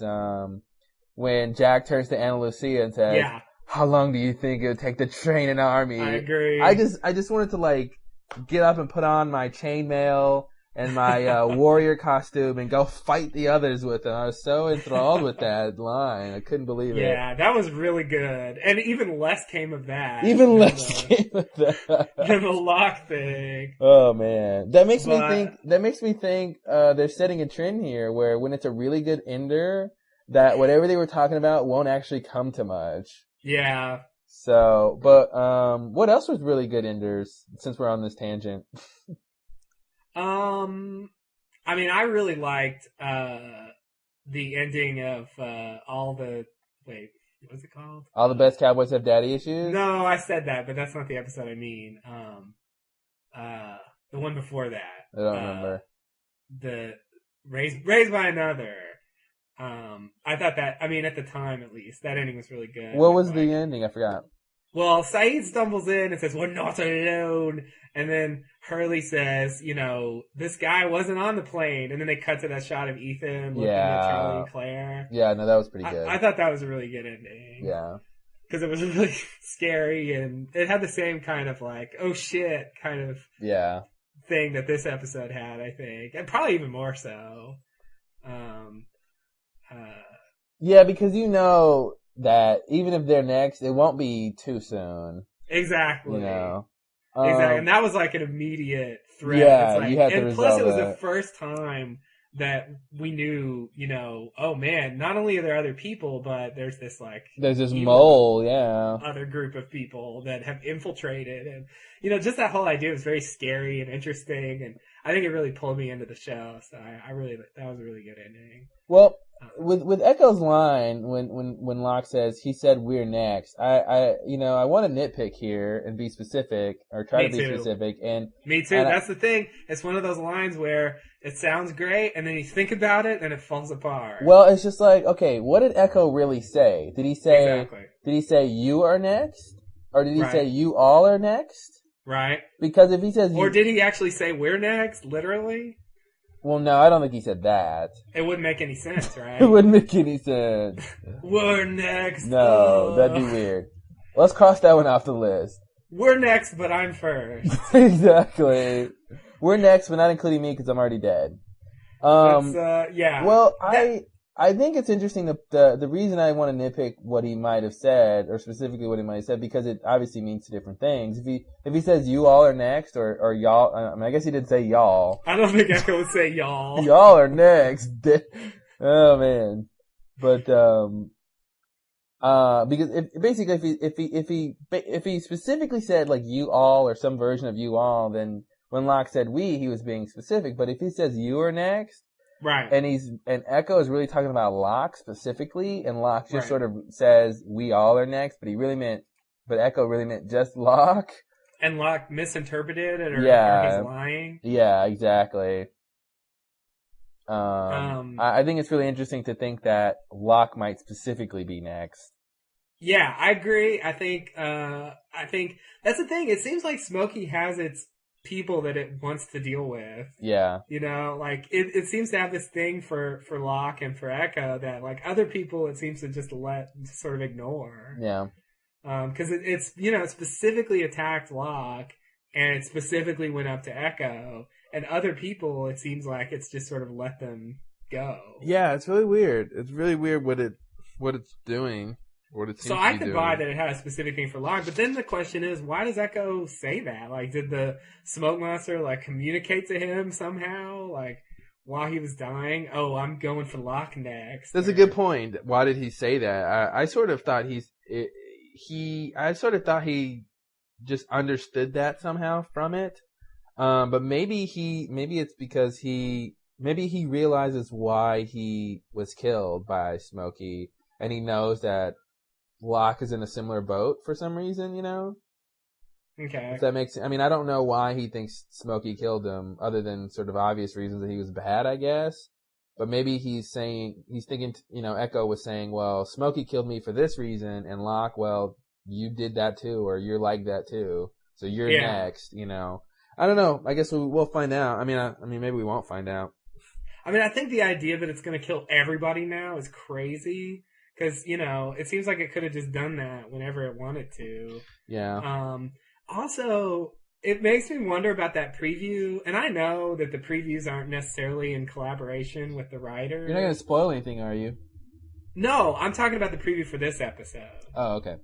The one that we talked about last week. I know that the writers don't necessarily have anything to do with that. But, they had that thing about the island grows restless. Oh, yeah. And I'm wondering, is that what that's supposed to mean? Like the smoke monster is the island growing restless, and it's saying, and it's going, well, I've had enough of you guys. I'm just gonna kill you. Yeah, I mean, the idea that it's gonna come after, more than just Locke now, I don't think it's that crazy to believe, but I think you would have to chalk it up to sort of that idea that, in the beginning it was sort of fine with most of them and didn't care, but now it's judgment time, or now everyone's got to be judged or whatever, and now it's it's gonna, because I think it's interesting to think about why, like for instance, the people who were on the Black Rock ship, presumably there were survivors from that crash, right? Yeah. I would just sort of assume there were. And you got to wonder where those people are. I mean, I don't know how many people would have been, but, I guess it was a long time ago, but I'd like to think that on an island like that, you could pretty much survive for an indefinite amount of time. Yeah. Because our people are certainly doing it. Do you think there's a chance Ben came from those people? Not really. Maybe. I mean, maybe, but not really. I don't know where Ben came from, but I guess I don't really want to think about where he came from yet, because I don't want to jump to any conclusions till we get more information, which is out of character for me, I know. But just because he, if he's lived on the island his whole life and he was there before Dharma, then how did he get there? Yeah, no, I agree. That's definitely plausible. But my point was, presumably, what if Smokey killed all of the people who survived on that thing, Right. Just sort of, he gives them a chance to do whatever, or maybe it just takes this long for him to sort of observe everyone or something. And, because for all we know, it's been Vincent this whole time, and it's been monitoring people and their activities this whole time. Who knows? And so maybe now it's made up its mind, and now it's just going to start judging and killing everybody. But I don't know. It's the whole Smokey thing is weird. I'm sort of they're making Smokey more interesting, but at the same time, I'm getting less interested because, they haven't explained enough to keep my attention now. Yeah. It's just getting more muddled what Smokey's really about.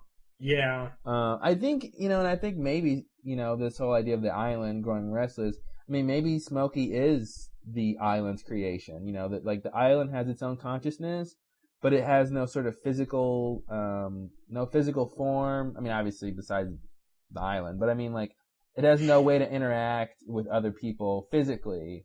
And so it created Smokey to do that job for it or something. And maybe Smokey is under direct control of the island, or sort of, maybe Smokey has its own independent, abilities to do whatever it wants, who knows. But yeah, well, we'll see who's next, I guess. I don't know, and I agree, and I think, with the benefit of time, what? You don't know, and you agree. I love that. I don't know what the deal with Smokey is. I agree that they haven't given a lot, that they're making it more interesting, but they've given so little away that it's easy to get uninterested. Yeah. That's what I meant by those sentences. But with the benefit of time, looking back over the course of the last 2 seasons and how they revealed things, introducing the others in episode 10 of season 1, but not seeing who they really are until the beginning of season 3, they measure out stuff very slowly. Yeah. I mean, they introduce something and then, the others dress up. Well, we won't deal with that for a while. Yeah. And we still don't really know what the deal with that is. So it seems like they... Yeah, we still don't... They gave us an explanation, but it didn't really make any sense. Yeah. I mean, maybe it's going to be like the Henry Gale thing where he comes in and, well, do you blame me? And it's like... Do you blame us for dressing up? Yeah. Oh, God. Yeah. I think Smokey is one of the first mysteries of Lost. It's there in the pilot, and I feel like there's a chance they're going to string us along with Smokey until the very really end. Close to the end of the series. I'll buy that. I mean, the first big mystery should pretty much be the last one to be solved. Like, I mean, I can buy doing it like that. Yeah. I think, yeah. So I don't think we'll really understand. I mean, that they're slowly giving us stuff. In the first season, we barely got to look at it. In the second season, we got to see what it looks like and a little bit of what it does. And now we're getting to see it really in action, but we still don't know why or what it's doing or where it came from or anything like that. Yeah. So I think they still have plenty to sort of go on and use, as time goes on. But just to make a prediction, not based on spoilers, I bet we don't see it in the next episode. Okay, I'll buy that. So, and I bet it's gone for a while. It'll come back probably at some point in the season, but I bet it stays gone for a while they deal with other stuff. Yeah. Because they slowly, I don't know, they slowly let things go. So, I guess that's it for me for Echo. Okay, I think, R.I.P. R.I.P. Echo, R.I.P. You know what? I wasn't sad to see him go. I know really? A lot of people. Well, I mean, I liked Echo when he first came on the show, but he was never one of my favorite characters. I think once he started building the church, I stopped caring about him. Yeah, that was the crappy period. Yeah, I just sort of didn't really care, and his character just started losing interest for me. So I didn't really. I mean, when Ana Lucia died and Libby, I mean, I actually cared. I was like, oh no. I mean, I liked Ana Lucia's character, and I was sad to see her go. But when Echo died, I was just like, okay. And maybe it was because I sort of knew it was coming, too. Maybe that's why I wasn't really upset. But I was just like, oh, okay, Echo's dead. Who cares? Let's move on. Why did you know it was coming? The story, or? It was just sort of obvious. Plus, I think I read a spoiler or something that he died in this episode. Oh, okay. But, I mean, it wasn't, come on. It wasn't that crazy. I would say I really liked that. I really liked Echo early on. He got crappy for a while. I don't know. I didn't like Ana Lucia or Libby very much. I didn't really care that they died. I didn't care that they died because I lost it, because their characters were gone. I just cared because because Michael did it and what that led to. And it was a good ending and like really interesting, but. Yeah. but as far as like really missing their characters, I mean, not really. Yeah. To me, they didn't have much. I think Echo had potential to be good, and he got crappy for a while. I do miss him, and it's sad to see him go, but it did seem like the writers didn't know what to do with him anymore. So if they're just gonna have him be crappy, I guess you might as well kill him. Please kill him. You know, so I am sorry to see him go, but at this point, yeah, I think they had run out of stuff, and I have to say I feel the same way about Saeed these days. So oh man, I think there's a chance that Saeed might. They're not doing anything with him.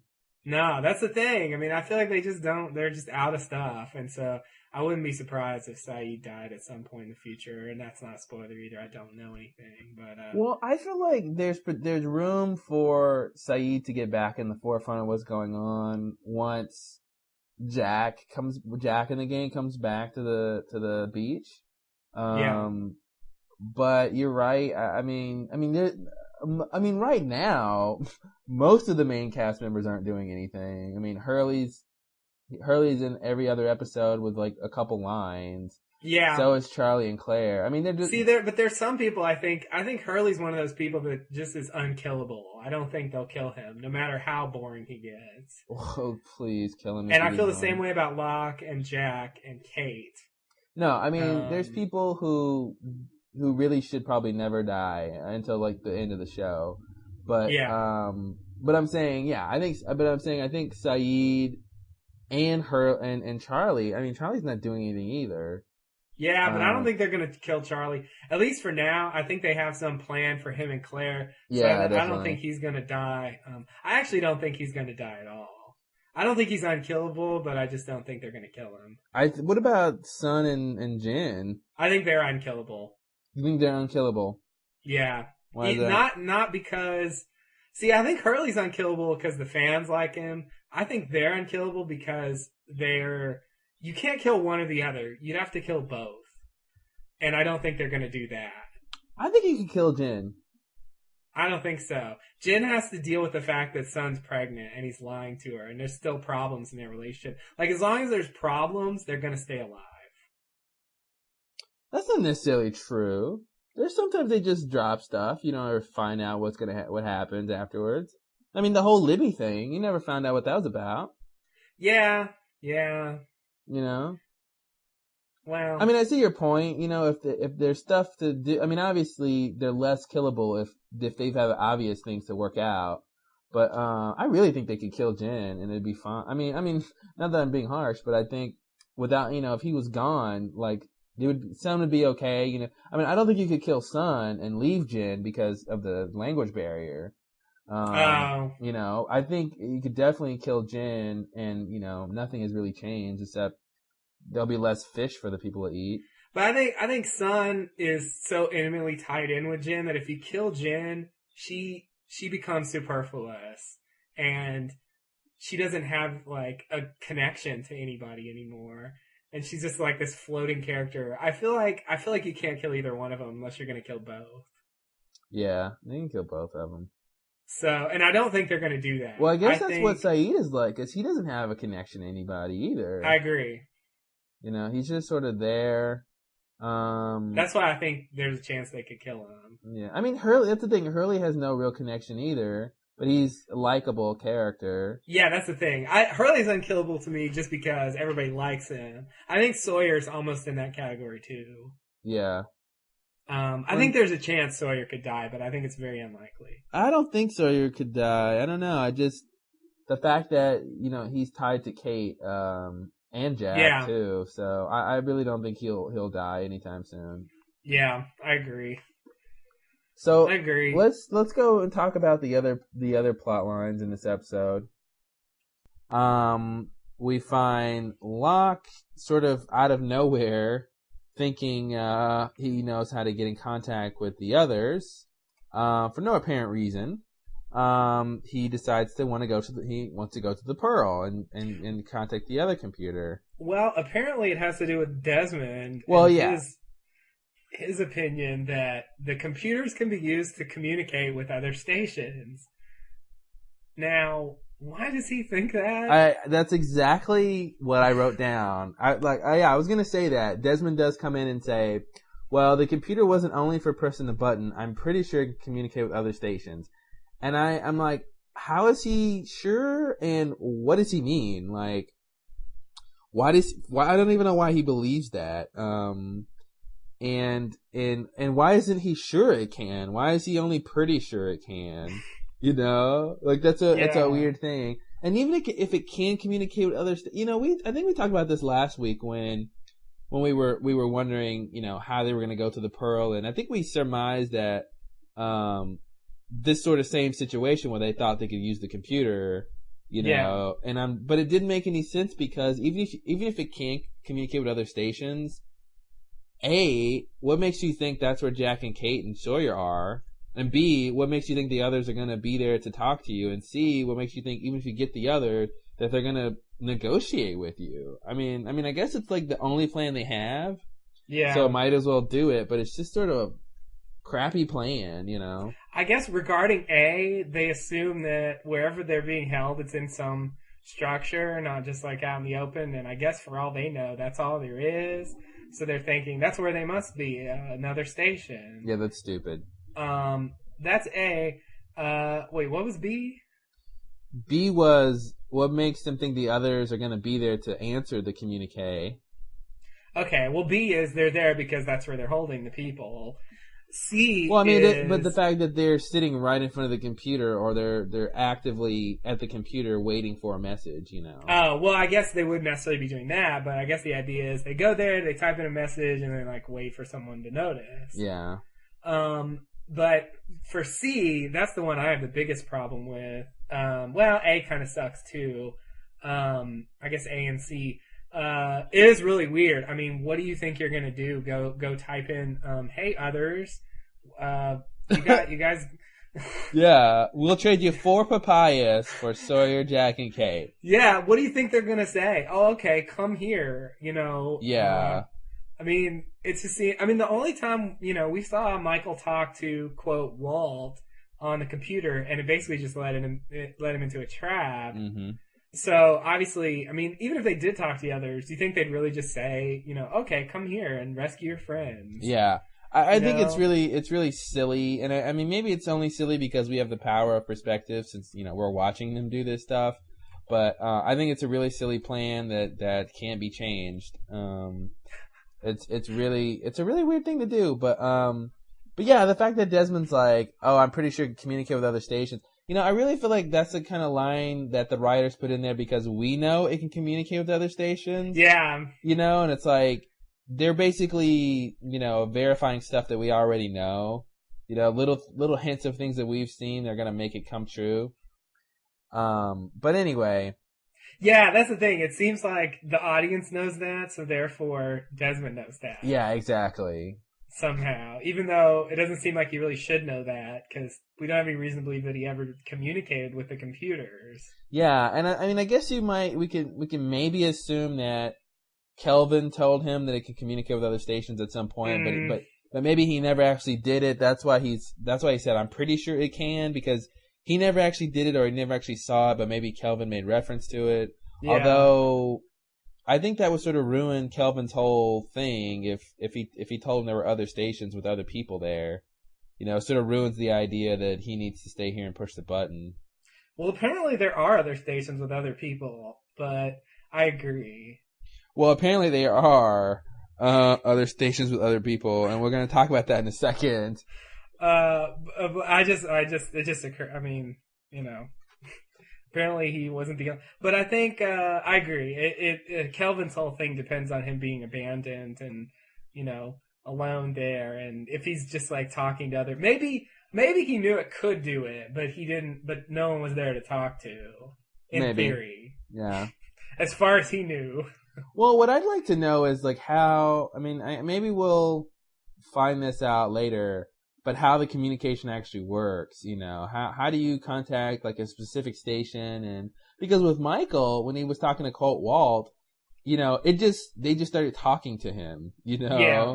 And I'm just wondering, like, there's no, it doesn't seem like there's any program running, like chat program, where you can say, okay, I'm going to open up this program or run this program, which allows me to talk. It seems like some sort of default ability of these computers is just whatever message you type, it'll just send it. I mean, I guess it sends it to all the computers, or maybe there's a way to only send it to specific station computers. Maybe the sender specifies where it goes, and then whoever's receiving it just sees it, and they can just type in whatever, and then you see whatever they see because you said the message should go to, like, say they were in the Pearl, for instance. Like, that was your theory. I remember how they knew Michael was sitting there and all that. Yeah. Because they were watching. So let's say they were sitting in the Pearl, and they see Michael go up and they type in, Swan Station, and then, they type in the message, and then that makes it appear on the screen, and then whatever gets typed in there also appears on the screen of, the people in the Pearl. Yeah, I'll buy the first part. I sort of don't want to buy that, like, that Michael doesn't have to specify where his message is going to go. But maybe, I can see a program doing that, obviously, but, I just think it's weird. I think it's a little bit weird and not realistic, but... Yeah, it's plausible, but just barely. Yeah. I feel like, they don't want to make it, they don't want to deal with, well, you have to know how to use the program, and, and if you don't know how to do that, then you're never, I don't think they want to deal with that, so it's just like, well, you just type and it goes where you want it to go. The computer reads your mind. Yeah. But, okay. So anyway, Locke has this grand idea to go to the Pearl station, and of course, it helps his case when he surmises that Echo is going to go to the plane, which is on top of the Pearl station. Right. What was really interesting, what was that line? Oh, did I write it down? Oh, jeez. Oh, no. What was the line? Maybe I remember it. Oh, okay, I got it. Anyway. Okay. Before that, though, I love when Hurley comes back. I guess Hurley and Charlie comes back and they're like, yeah, we couldn't find Echo and there's no sign of his trail. And I'm thinking, what do you guys know what a trail looks like? And then Hurley says, not that we know what a trail looks like. And I'm like, right. Perfect. I'm really glad they said that, because I would have been so mad if Hurley was like, yeah, we couldn't find any sign of a trail, because I right when he said that, I'm like, you have no tracking skills. What are you talking about? And then he answers my question. Right. I love that. So it was really good to send them to look for Echo. Yeah, right? While Locke just sat there doing nothing. Exactly. Oh, you two. You'll find him, I'm sure. Yeah. Well, I guess part of it is that Locke knew where he was going, so, I bet if we had the scene where they were like, okay, we need to go look for him, come on, Locke. Locke would have been like, well, I know where he's going, we'll catch up to him, Yeah. I don't see Locke going on that anyway, because he believes he knows where Echo's going, and he's right. Right. For, like, the first time ever. For once, yeah. But... Well, if you're wrong all the time, nobody's gonna listen to you. Well, that's true. I love that next scene when Locke, wants to go to the Pearl, and he just sort of asks everyone, hey, we're going to do a trip at the Pearl, who wants to come? And everyone's just, like, taken aback because, when Jack leads an expedition, like, he picks who goes. It's not a free-for-all. Right. And Locke goes, I'm not Jack. And I'm thinking, that's a clever little comeback, Locke. But what you're really saying is, you don't take people's, lives into account. Because the reason that Jack picks specific people to go, is because he knows they can handle themselves in dangerous situations.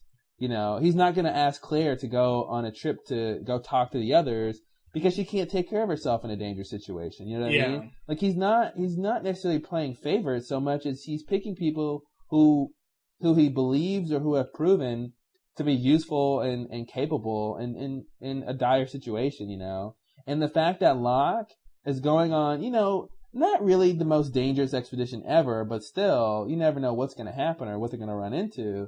The fact that he's like, anyone who wants to come can come, to me is classic Locke. It's like he thinks he's being like cool and I'm doing things different than Jack because I'm not Jack, but it's like, but you're really not taking into account that, by asking these people to go, you're sort of culpable if something happens to them because you're leading this expedition, So my point is, he's making it seem like, Jack is whatever, when really Jack is, mindful that not everyone has, survival skills out there, the same type of skills.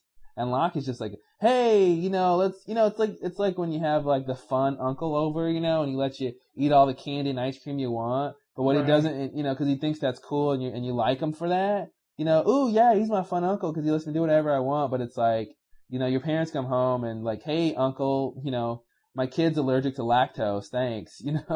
Like he can't have ice cream. That's why we never give it to him. Right. It's a situation like that where I agree. However, in his defense, if this were, we're gonna go get him back, and we're gonna go infiltrate the other's camp, and and we're bringing the guns, and if it were a mission like that, and he was like, "Who wants to come?" and like everybody's free to, like, that would bother me more than this mission, which I don't think is, I don't think he's thinking this is going to be dangerous, and it's really not. I mean, I guess, you could say, well, the smoke monster could have got him or something, but besides that, I mean, I don't know why he would think, just trekking out to go to the station would be dangerous. I agree. He doesn't have a real cause to think it would be dangerous, but it still could be dangerous. And I think Jack would have taken a bit more precaution. I mean, I think on something like this, if one of the new people, or if, someone who doesn't necessarily go, like if Hurley said, hey, I want to go, Jack may have been like, okay, you can go. But, because it doesn't seem like it's going to be that dangerous, but you never know what's going to happen, and obviously they were traipsing through smoky territory. So they could have gotten killed, like you said, but, I mean, it wasn't that big a deal, and I agree. If it was, hey, we're going to go rescue them, who wants to come? But I feel like that was his implication, was that, I feel like he would have done the same thing, in that situation. He would have been like, who wants to come help us rescue these guys? I like to think he would also. Sorry. I was just saying because he's not Jack. Right. Well, see, alright. I don't think he would, in theory. Also, I think it's a bit of a contrivance to get the new people to come along. Oh, well, definitely that. I feel like if they didn't have new characters introduced, they wouldn't have had to have him say that. Because they have to have a reason why these new people are coming along. Yeah. And, like, I thought it would be them being pushy, like, we want to come, and you better let us come. But instead they just had Locke say, who wants to come? Yeah. So I feel like that's part of it. And, like, I feel like when it comes to rescuing them, I just don't see anybody coming along that wants to come along. It just seems ridiculous. To me, that seems like what he's saying. He's that kind of person. Because, I mean, if he's saying he's not Jack, that he doesn't pick and choose who gets to go, then it should be that way for every expedition, right? I mean, I wouldn't want him to do that, but I feel like that's the scenario he's setting up with his little "I'm not Jack" line. Yeah, but I think maybe he just means I'm not Jack now, but I'm not Jack like in general. Oh, you just love defending Locke, don't you? Not like I'll never do anything that Jack would do ever.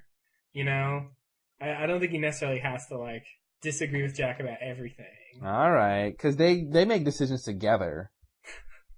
I mean, I agree with you. I'm trying to defend him a little bit. It's a good point, and I agree that that's not the best policy. I think there's various factors that make it not that bad. All right. Anyway, let's move on, Ebert. All right, Roger. Also in this scene, Desmond comes up to Locke, and it's a very sort of meaningful scene. Ooh, yeah. And I love when he goes, "Are we going after the computer, or are we going after your pal Echo?" And I'm like, he already told you in the previous scene what we were doing. What's with this? What's this like pseudo drama? Like he comes up and asks this question. He's already said, we're going to the same place. We're going to the computer. Echo's going to the plane. Like he already explained what was going on, and then Desmond comes up later and basically asks him again, like, which one are we doing? And then Locke says again, 2 birds with 1 stone. I thought that was really weird. And then Locke goes, Desmond's like, that's quite a coincidence. And Locke goes, don't mistake coincidence for fate. Right. Which is what Desmond told him, right? Before. Echo. Echo told him that with the, when they were in with the film. Oh, okay. I was thinking the part of the film that was cut out when they were editing it together. Yeah, he did say that. Locke said, you came from the other side of the island and blah, blah, blah. That's, blah, blah, blah. And then that's why, like I said, was there no mistake, coincidence for fate. Well, there's no scene ever, did I make it up, when like, it was sort of towards the end of season 2, or I guess really the last episode, when they were in the Pearl station, like they were in the computer room, and they were talking about the plane crash and all that. Did Desmond never say that line? Like, I thought Desmond was not in the Pearl before this episode. I don't mean Pearl. I'm sorry. I meant Swan Station. Oh, okay. When they're doing the whole press the computer, don't press the computer, and he's talking about the plane crash. No, I don't think Desmond ever said that. That's Echo's line. Okay. Yeah, I mean, maybe he did, but I don't remember it. Well, you know what I thought, and it's silly because I guess now he didn't say it, but I thought Desmond told Locke, "Don't mistake fate for coincidence," and then in this episode, Locke switched it around on him, but which would have been cool. But I guess he didn't actually tell him that. The thing was, at the time, Locke was really tied up in, this is my destiny to be in this hatch, and everything happens for a reason. And, you brought this film and you're blah, blah, blah, all this other stuff, that it's fate. And then Echo's response to that was, don't mistake coincidence for fate. Locke was thinking everything was fate. And, Echo comes in to say, no, it's just coincidence, I guess. Yeah. So, that's where that came from. I don't think Desmond has said that. I got the sense it was Locke quoting Echo, in that situation, with his new perspective on things. I'll buy that.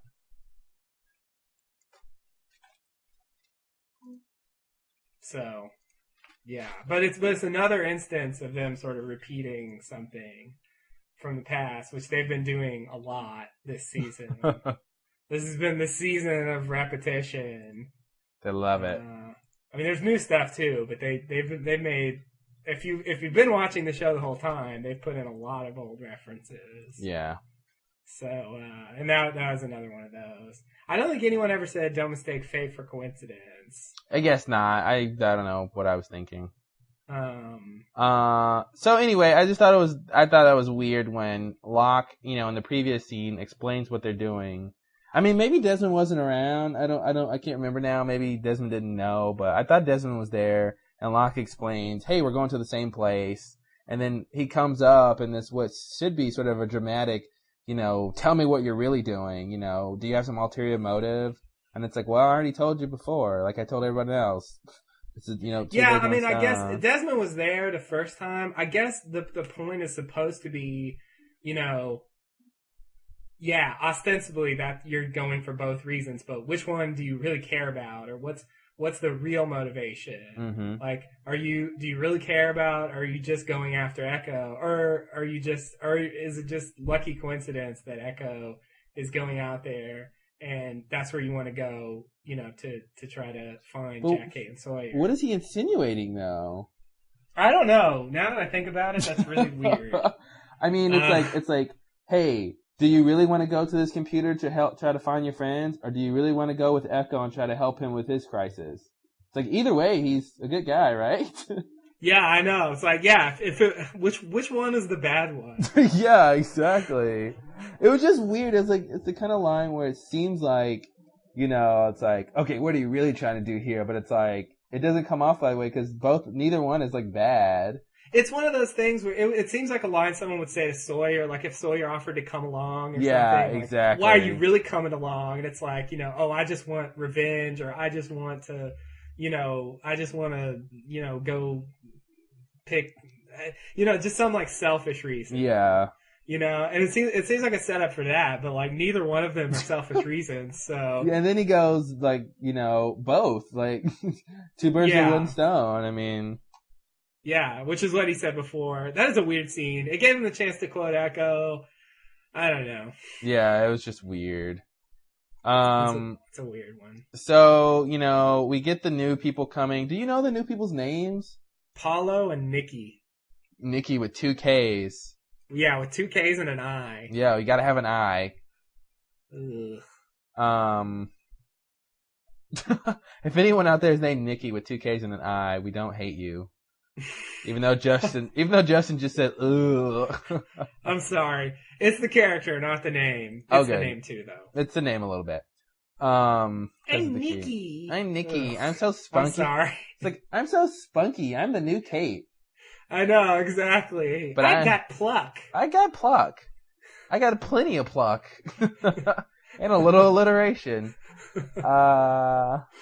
Paulo has plenty of... Okay, never mind. Yeah, please. Because he is not plucky.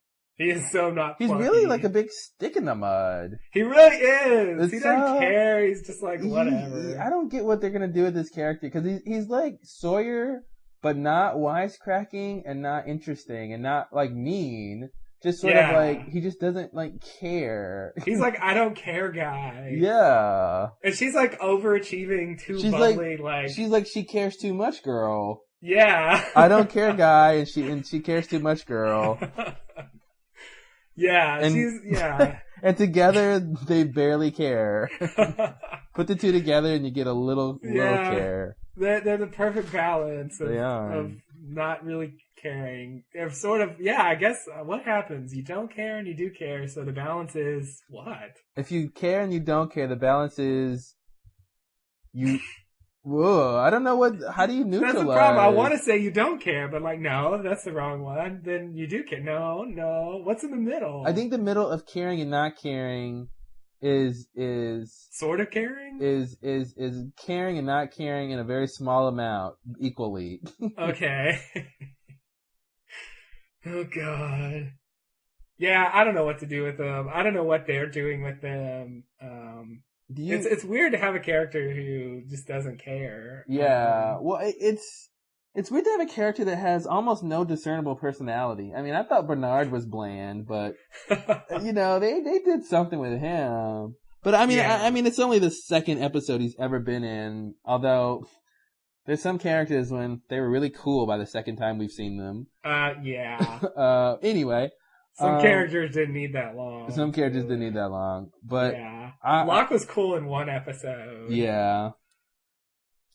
Echo was cool by the first time we saw him. Pretty much. Yeah. Echo, maybe 2, but he was quick. Do you think Nikki and Paulo are do you think they knew each other before the plane crash? Oh God. I mean, I just wonder, I guess we should take a second to just theorize about their relationship, since we're gonna get some FBs on them. Yeah. I don't know. I think it's possible, but it's also possible that they didn't. Yeah. Well, it seems to me like they seem like they're more than friends. Oh, I agree. I think they are. But it's possible that it's just been an island thing. Yeah.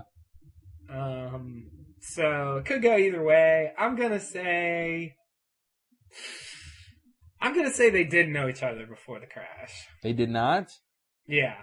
I'm gonna say just to take a stand on something. Well, I'm gonna say they did, and then one of us can be right. Sounds good. It's no fun if we both bet the same side. Exactly. Because then we either both win or both lose, and nobody can gloat. Exactly. It's all about the gloating on the Lost Lowdown. Exactly. Okay, so we'll see. We'll see more of them, I'm sure. Probably not this season, but I hope not. I don't want them to take up this next last episode with that crap. Yeah, that'd be really boring and awful. But I think in the second block, probably 14, 15, right around the time where you can get boring. Yeah. Well, what's really funny is I wanted to mention earlier that I guess I'll mention it at the end. Never mind. Are you sure? Yeah. It's cool. I'll remember to mention at the end. Okay, I'm gonna forget. Yeah, me too. Anyway, so they head off on the expedition. Blah blah blah. We of course we see the whole Echo stuff in between this, and then Locke stumbles upon Echo at the pond at the little stream, and then they sort of team up, and they as we said before, they go to the plane, and then everyone goes down into the station. Except for Locke and Echo, of course. So when we pick back up on the group of travelers, Nikki is watching the orientation film, although it's really weird that no one else seemed very interested to watch it. Right. I mean, Paulo had to piddle, and then the rest of the guys, I guess, are sort of working on the computer type thing. Paulo, what did you say? Had to piddle. Piddle? Yeah. Okay. It's a word I like to use for pee because, sort of, piddle is a word that, like, that's what little dogs do. Like, a little poodle. Well, piddles. Really? Never heard that word? It's a bit of slang I've never heard. It sounds British. Piddle? Yeah. Yeah, it does sound British. I don't think I made that up. I believe you didn't, but I've never heard it. Yeah, it's Piddle. the real term is to spend time aimlessly, which is also the same as diddle, which I guess is almost, which is similar to like dawdle, I guess. Don't dawdle. I bet that's where that's from. Oh God. Yeah, a little history for you. Piddle, diddle, and dawdle. Ran up a clock. Piddle, diddle, and dawdle. Heard it go tick tock. I don't know. It sounds like a nursery rhyme. It really does. Okay. And then the informal use of the term is to urinate. Anyway, I like to say piddle every now and then. My point I don't think I've ever heard that. I've said that before. It's a new one for me. Okay, how many points do I get then? Well, see, I don't want to give you a lot of points because I don't think it's necessarily, I mean, it's obviously a colloquial term. It's not one of those like fancy words, but it is something I didn't know. So I guess, how about 5? God damn you. I can never get, I don't ever think you give me the right amount of points. I think that one time you did, but besides that, I always feel shafted. Anyway, let's go back to the episode. I think 5's a lot. I really don't even think it's worth that. I just gave you 5 because I feel obligated because it's a word you've never heard before. I know, but I don't think it's it's not. Part of the way you earn points to me is by it being an impressive word. I don't think it's an impressive word. It's just one that I've never encountered for whatever reason. Anyway, my point is, Nikki seems to be the only one sort of interested in watching this video. Paula's in the restroom. I believe, what was it? Saeed's working on like the computer or something. And who else is there? Was Desmond. he? I got the sense he was working on like the video feed stuff. Well, I think at the beginning he was working on the computer, and then he switched to the video feed when they decided to tap into that stuff. Because I thought it was weird that they went there to use the computer, but it seemed like they never even tried to use the computer. You know? Yeah, I agree. It didn't really seem like they ever tried. I thought he was trying to work on it when we first see them. And then he decides to try to do the video feed thing. I'd like to believe that, but why did he even need to work on it? Like, the computer was working last we saw it. I don't remember what he was doing. I don't know what I thought he was doing. Oh, Saeed, what are you doing? It seemed like he was in that cabinet, and like, I didn't think that was like part of the computer. I think I told myself that he was trying to figure out like where wires were going to the computer or something like that, and trying to figure out like, I don't know. I rationalized it, but I don't think it works.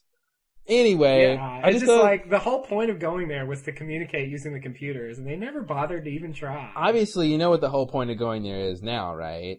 Yeah. Okay. So that was the weird thing, Nikki's watching the video, and when it is a video, it's not a film because it's on video. And she notices that they say, the Pearl Station is to monitor the activities for the other Dharma projects, plural. Right. And I gotta say, this is probably the in the top 3 of my all-time worst lock responses / things that he's done. Because I know that you and I and everyone else in the world, I think, assumed that the rest of the TVs were literally for the other stations. Yeah. I mean, you listen to just like Nikki, you listen to the video, it's a logical assumption. There's 9 TVs. Right. You know, and we talked about that if you go back to our question mark podcast. Exactly. I mean, maybe we were like, why are there 9 TVs when there's 6 stations? But we assumed they were looking at the other stations too. It only makes sense that they were looking at other stations. And it's weird when they explain stuff like that, because it's like, isn't that obvious? But maybe it wasn't completely obvious. I just hate it, even if it's not obvious, I just hate the fact that Locke is like, oh, I feel kind of stupid. It's like, that's right up there with that line. Exactly. Jack, I got something to tell you. I gotta tell you something. Yeah, it seems like another one in that I was wrong. I was wrong. It's a long line of Locke feeling stupid. Yeah. And showing it through dialogue. Yeah, it was really weird that they didn't think of that before. I mean, I get, obviously you wouldn't want them to go like try to patch into feeds during question mark, but back then plot wise, but it was just weird that they didn't, that was supposedly a secret or something, and I don't know if other people out there didn't catch that either, but I know we thought of it, so I just sort of assumed. I feel like 99.9% of stuff we say, other people have said, so. Yeah. I just sort of assumed it was sort of obvious, but, anyway, whatever. I just hate that line. I agree. I think most people felt that way. Yeah. I also thought it was weird, to slightly veer off topic, that Nikki, she says, Echo's brother's buried in that plane, or Echo's brother's in that plane. And, I thought it's weird that she knows that. I mean, I guess that's supposed to indicate to us that the background people really know, like, a lot of stuff. I mean, that seems kind of obscure to me. I sort of thought she knew that only because, like, Locke sort of mentioned it to them on the way there. Oh, but she's telling him. I mean, if Locke said it, wouldn't he know? She told that to Locke? No, she told that to Paulo. Yeah. Oh, you mean wouldn't Paulo know if yeah, because he's like, "What's Echo doing?" or whatever. I don't really believe that anybody knows that they really that most of the people on the beach know that his brother was not. I don't buy that.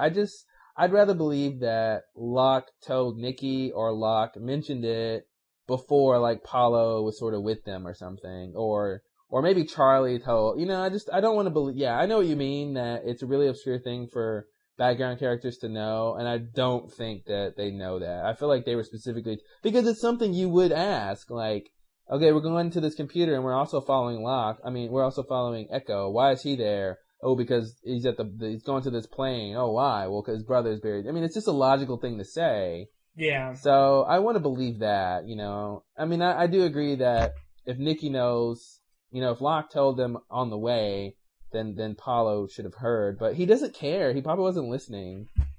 He doesn't care about anything, so. That's Paulo for you. Paulo, yeah. I just live on this island. I'm not worried about anything. Hey, as long as I can shoot golf balls into the water, I'm fine. That's Paulo. I thought it was weird that Saeed had to, like, patch into other video feeds.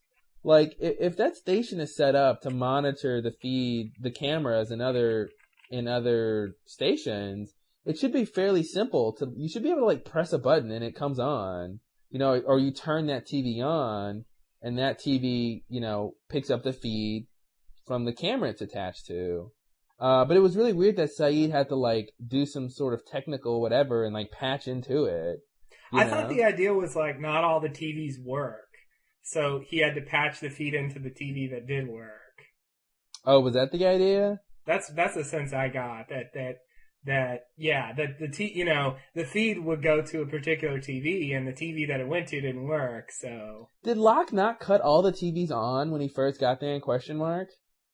I thought he cut them all on. I don't think all of them. Maybe. I don't remember. I could have sworn he cut them all on. And I know there were several of them that were working. Because remember we talked about like maybe the middle TV. I mean, do you count snow as working?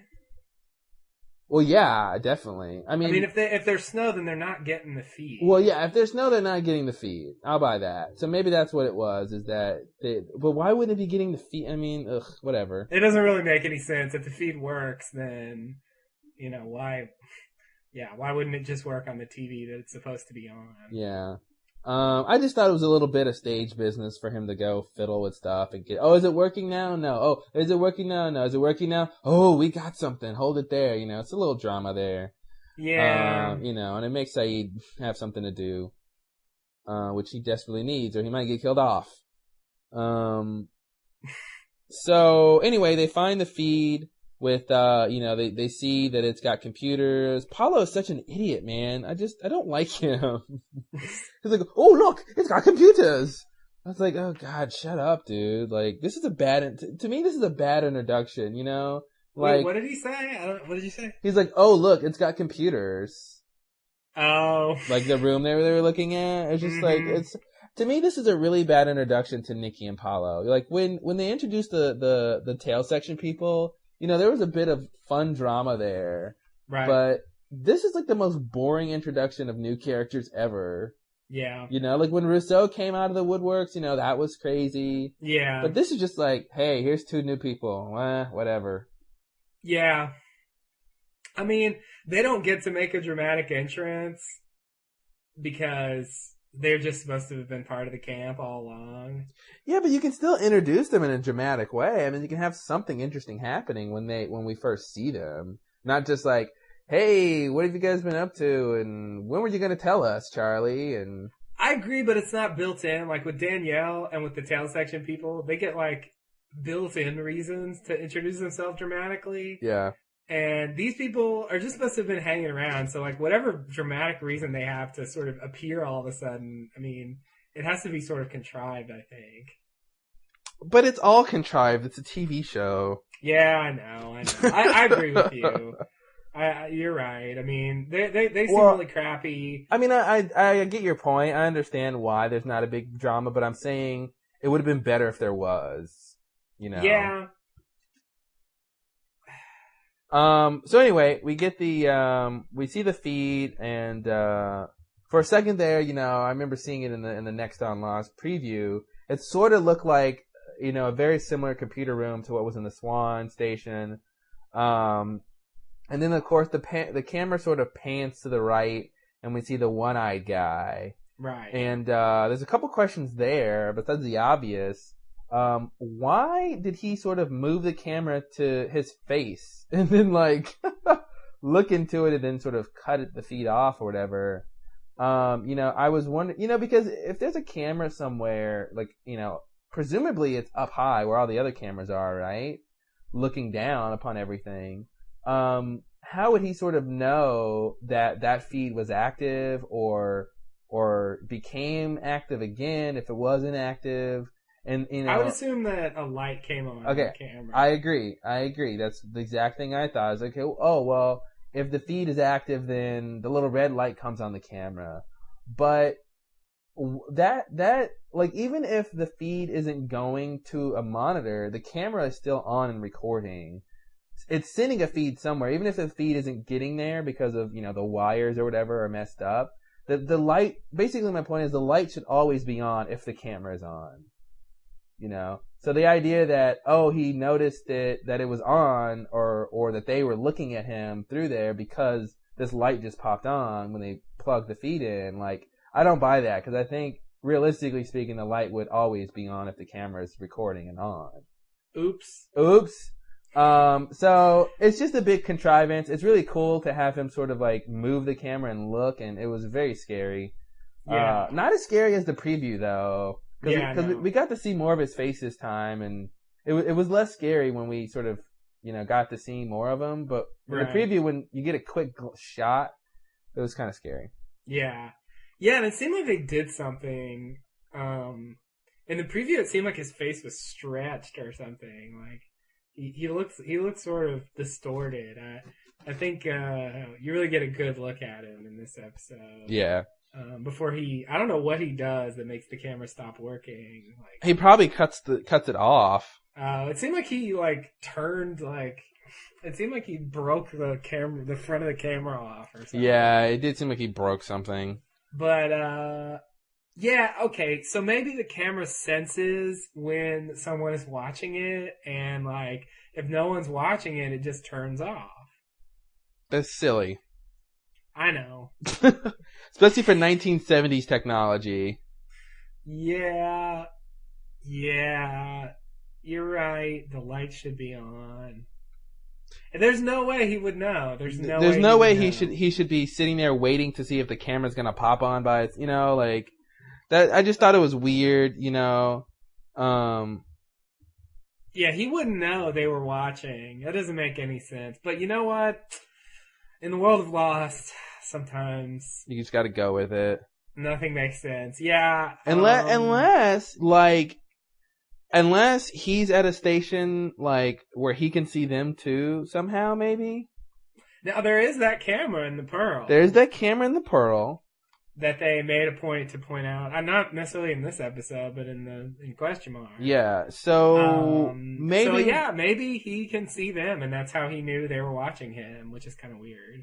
Oh, and I guess maybe like he's sitting there like watching them, and then when he sees them patch into the feed, he knows it's like his camera, so that's when he goes to like cut it off. That's almost plausible. That's the best I can do. That's the best we can do. That's better than the light's just on by itself. Yeah. Yeah, because then, it seems like if he wanted to destroy it, he could have done that a long time ago. Exactly. Not just wait until they're looking at you. Mm-hmm. But, this does raise a few questions, among which are the following. Who is he? Where is he? And what is he doing? I'd like to add, where is his eye? there's another question, possibly more minor. Yeah. Well, I did want to quickly say before we get into those things, I hated and loved Locke's response when he's like, "Well, I guess he'll be expecting us." Yeah. Because what I hate about that is that it's stupid, and what I like about that.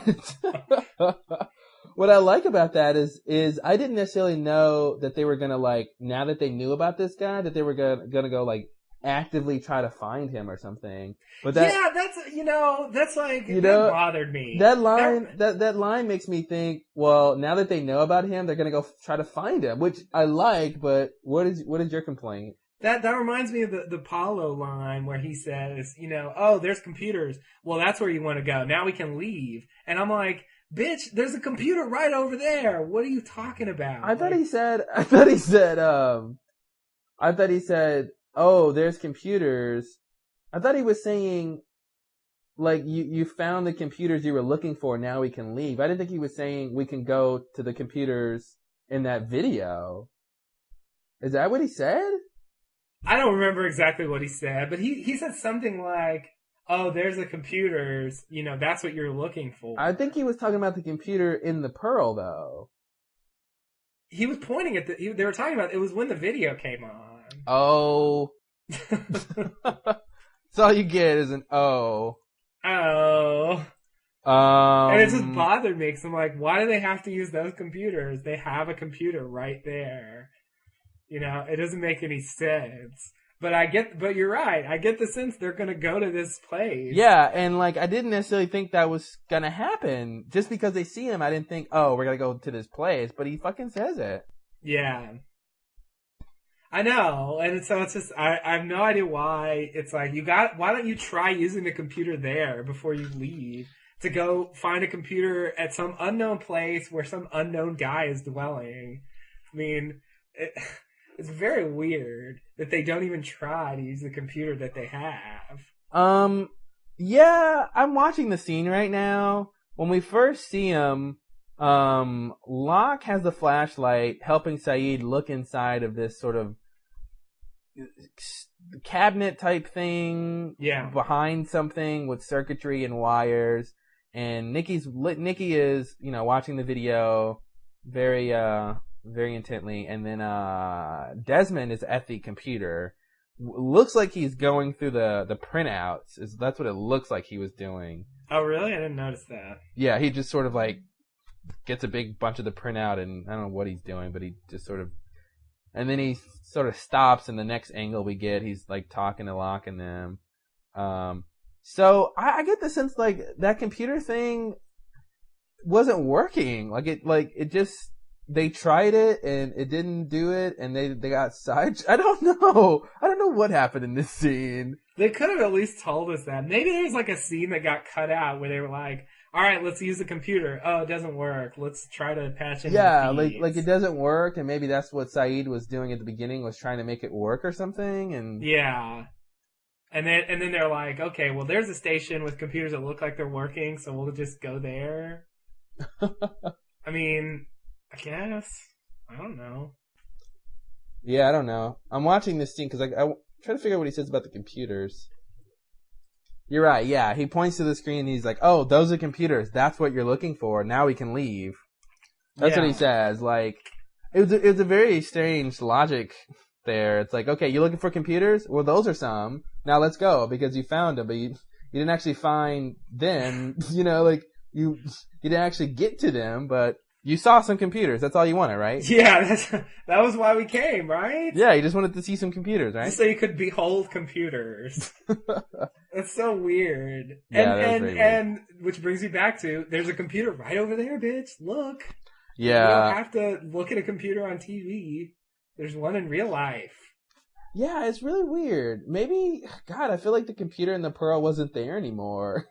I mean, I think you get a shot of it, but it's just, you're right. It's just really strange how they never sort of address the reason that they go there. And you know why? Because the reason that they go there is so we can see the video of the guy. Yeah. That's really the problem, and that's the point, is that they don't really go there for the computer. They really go there so we can get the idea of this guy. So You're right. The writer in you comes through. The writer in me comes through every now and then. Oh God. So when you think about it that way, it makes sense. Yeah. Who cares about the computer when that's not really why you're there? Yeah, it's why they're there in the context of the show, but not in terms of the plot of the show. Yeah, exactly. So anyway, let's talk about this guy. Please. Who I'm just gonna assume it's Brzezinski. Back to my 3 big questions. What were your questions? The 3. Who is he? Where is he? And what is he doing? Who is he? Brzezinski. Where is he? He's in the flame station. What is he doing? He's hanging out, playing Parcheesi. By what is he doing, I guess I mean, what has he been doing? Why is he there? Good question. I'd like to throw out. Okay, I guess I had nothing. Well, while you're thinking, I just want to throw out, I don't think it's Brzezinski for a very specific reason. Oh God, tell me why. I don't quite want to right now. Okay, I know what that means. However, I do think that it's the glass eye guy. Well, it has to be. If that's not the glass eye guy, then Smokey didn't kill Echo. Exactly. And I agree that it's a flame station too. Both of those are not based on anything but my intuition. Good. The fact that I don't think it's Brzezinski is based on something else. Okay.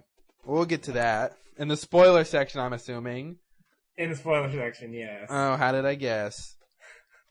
Easily. That's how. Okay, well, let's just assume it's not Brzezinski. I think it's a safe assumption. It's a safe assumption. Who could it be? I wish it were, but, Who could it be if it's not Brzezinski? Do you think it's an entirely new person? Or do you think it's someone who we have, that when we find out who they are, we'll be like, oh, okay. Was that a real, Who could it be that we know about besides Brzezinski? Don't ask me that. I don't really, it's not Alvar Hanzo. A few people have thrown out the mythical him that the others refer to. No. I don't think so. Him is Ben. I agree, but a few people aren't ready to believe that him is Ooh, how about this? I like this idea. What if him is the glass eye guy? Can we call him Geg? G-E-G? Call him what? Glass eye guy. Oh, G-E-G. that's what that stands for. Geg. Yeah, that's a weird name. That is a weird name. It's almost Greg. It's Geg. That's his motto. If it is Geg, okay, if Geg is him, what about, here's a scenario where I can buy Geg as him, and this is halfway interesting to me. I love this. Here it comes. You didn't even, think that at all, and then I tell you it, and then, 2 seconds later you have a theory. Yeah, I'm really quick with with getting these theories. Okay, here's not only... I think you should enter some sort of contest for, theory creation, the fastest theory creator. That sounds like a good reality show. The fastest theory creator. Who is the ultimate theory creator? And you get 3 pieces of information and you have to come up with a theory on how they fit together. That's pretty good. I agree, yeah. That's a Fox show. I can see that on Fox. It's a competition you're cut out for, I think. Well, good. Okay, here's my quick theory. Okay. This is how I can piece together that Geg could be him. Okay. It's the idea from what we've seen that Ben sort of usurped whoever was in control and sort of recently took power. And Geg was in control, but Henry has Geg locked in the flame station. Ah. And that's why Geg is sort of there. And now he might get out because it looks like they're going to go for him. So that's my really quick theory is that Ben sort of has Geg locked somewhere, and that's where he is, and that's where we saw him. Okay. That he's sort of imprisoned somewhere. I think that's an almost plausible theory. Yeah, it's okay. It's okay. I mean, I don't really think it's true, but... If he is him, which is a weird sentence, then I think that's probably the way to go. Yeah. If he is not him... If he's not him, then I don't think Ben has anything to do. I don't think he's locked in there. I agree. If he's not him, then the sense I get is that he's somebody like Kelvin. Yeah. That he's one of these Dharma leftovers who's just sort of been there, and is sort of just stuck on the island, with no initiative behind him anymore. Yeah. And... I don't know what he's doing. And that's the thing. That's to me, that's the biggest problem is I can buy that he's like Kelvin, although I don't really want to see another Kelvin character. But cause we just already went through that. Yeah. But why would he still be there? Kelvin was there cause he sort of believed in pressing the button to some extent. I don't know. I don't think we ever got really clear. Oh God, he believed or didn't believe depending on the scene. Yeah, depending on what he felt like saying at the time. Yeah. Basically my point is he had a reason to still be there after Dharma defunct, but what could Geg be doing still here? I mean, presumably he doesn't have a button to... I mean, maybe he has a button to push. Maybe... It depends on what the flame station does, which we don't know. Yeah, I mean, maybe the flame is just like the Swan station, they're told they got to press this button. Oh, God, but that's please the thing. No. Yeah, but I don't want to buy. No. I don't want to buy that because I don't believe that the flame station is sitting on any electromagnetic energy. Especially now that the failsafe went off. I don't believe it for the more mundane reason that they're not going to repeat what they already did. Yeah, no, I'll buy that. At least not to that extent. Oh no, here's another button. Should we push it or not? Let's spend a whole season figuring it out. Yeah, not that. I mean, I don't think they'll go that far, but I'm just trying to figure out how he could still be there. What reason would he have to be not only on the island still, because obviously if he was stranded there, he'd still be there, obviously. But I mean, why would he be in the station? I mean, I'm assuming he would live there just because it's a shelter, I mean, if that's where you were stationed and you're stuck on the island, why would you not? Well, if it's like the Swan station, yes. If it's like the Arrow station, I don't know. I mean, well, yeah, or the Pearl, which is the Pearl a crappy place to live. Well, the Pearl's cool because it's got drugs on the table. That's true. If you want a little marijuana, just look in the table. Was that there this episode? I didn't see it. Nikki was sitting in that seat where it was, but I didn't. She probably smoked it all. Oh, of course she did. And didn't share. This is the pot they found. Oh God. Oh God. Yeah. So but I'm assuming that the Flame is a bigger station like the Swan or even the Staff. Yeah. Is sort of hospitable. Well, and I feel like the Flame needs to be habitable. All of the stations are very specific for their function. You know, the Staff was obviously medical. The Arrow seemed to be storage. Swan was the big experiment.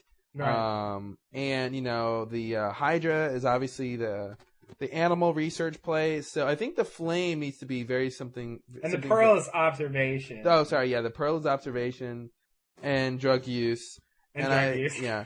And I think the Flame needs to be something very specific. And I think whatever its use, hopefully that'll be a big enough thing to keep him there all this time, like plausibly. Yeah. And we don't know where the station is. Although you mentioned something about the Blastor map coming back into the picture. Yeah, well, the Flame is on the Blastor map. Yeah. And apparently the Blastor map is very accurate. You can use it to lead you there. I don't know that. That's not like a spoiler theory. I just said that because the Flame is on the Blastor map, and so it's at least something coming up in the show that was on the Blastor map. Do you think they'll find the Blastor map somewhere on the island? What does that mean? Like, they're gonna stumble across the big hunk of metal that is the blast door with the map on it. Oh my God. There's no way. And even if they did, they wouldn't have the light to see it. Oh, don't underestimate Locke. Oh God. You know, he went to blacklight making school. Oh God. Yeah, he probably knows some, like, animal that makes blacklight glow if you... If you squeeze it and scare it, it glows blacklight. God. Oh God. I guess, yeah, that doesn't make any sense. Yeah, I don't think they're gonna do that, but maybe Locke will remember that crappy drawing he made, which was pretty, Well, but I mean, that's the thing about with the map. Like, the map couldn't have been, like, what's the word for it? Accurate? You know what I mean? Like, do you really think that all the stations are set out in that octagonal pattern? I don't, but they used it to find the Pearl somehow. All they did was go north. All they did was go up. Like, I mean, that's all he had to go on, was that the Pearl was, a straight line of sorts from the Swan. Like, it didn't have, like we said before in our podcast, it didn't have any orientation. There was no north, south, east, west. There's no way to know, like, if when you look at the Blastor map, if up is north, north could be 5 degrees from, the vertical line of the map. Who knows? Right. Who knows what the directions are? And I think that, to me, that was a big fallacy of the map, is that if you're going to draw a map, especially if you're drawing a map for people to get to these places, then you need to sort of draw some sort of relative, coordinate system. I agree. I mean, I think the map looks nice. It does look nice. For practical purposes, it's pretty silly. I mean, it doesn't seem like it could be accurate. But I'm gonna say, because they used the map to find the Pearl, I think they could use the map to find the Flame. Even though, I mean, realistically they couldn't, but I think in the show they could. I agree. I think if in the show they found the question mark, they could find the Flame. But I would say that conditionally, because I don't think Locke remembers where the other hatch is. He barely could remember the question mark on the Yeah, theory. You're right. And he doesn't. That's why I was wondering if there was some way they could find the map again, because I don't think he could find any other station with what little he remembers from seeing the Blastor map. I got a theory. Uh-oh, wow, you should enter that contest too. Sorry. My on the spot theories suck though. My theory is that maybe they'll find it, but when the hatch imploded, it made the map visible. See, your theories do suck. You're right. I was thinking to myself, your on the spot theories don't suck, and I'm like, wow, you just proved me wrong because that sucked. God, I knew it was bad as soon as I thought of it, but why not? I say why not too, because I can see like them finding the map. And Locke goes, wow, it wasn't visible before. And then Charlie goes, well, maybe when the hatch imploded, it made it Exactly. visible. And that's all they have to do is have Charlie explain it away. Right.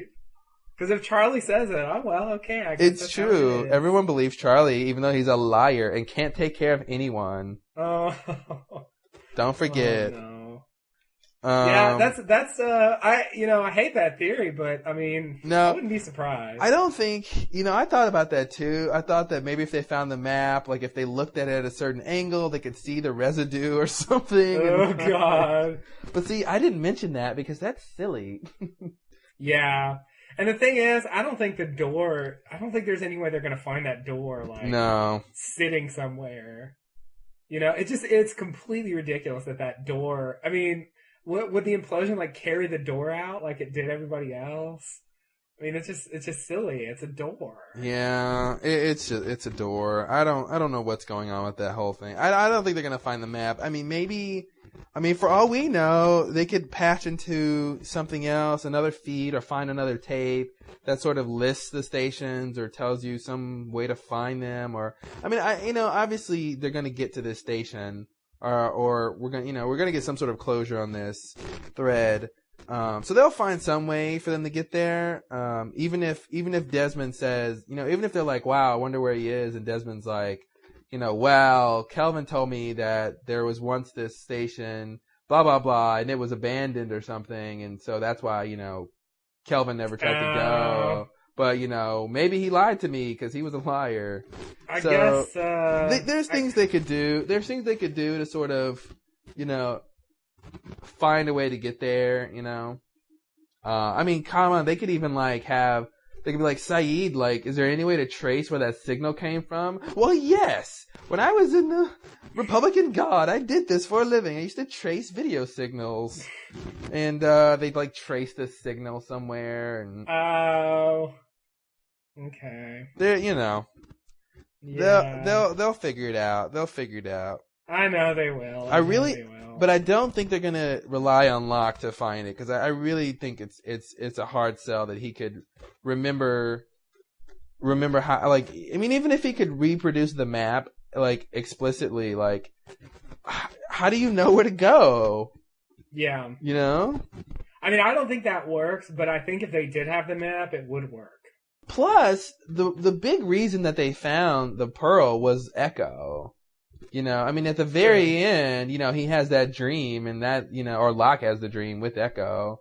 But, Echo has the dream first, and then Locke has the dream. Yeah, I mean, it was really the island leading them there, not just on Locke's own remembrance of the map. So maybe the island will lead them to the flame. Yeah, but does the island care about them finding this guy?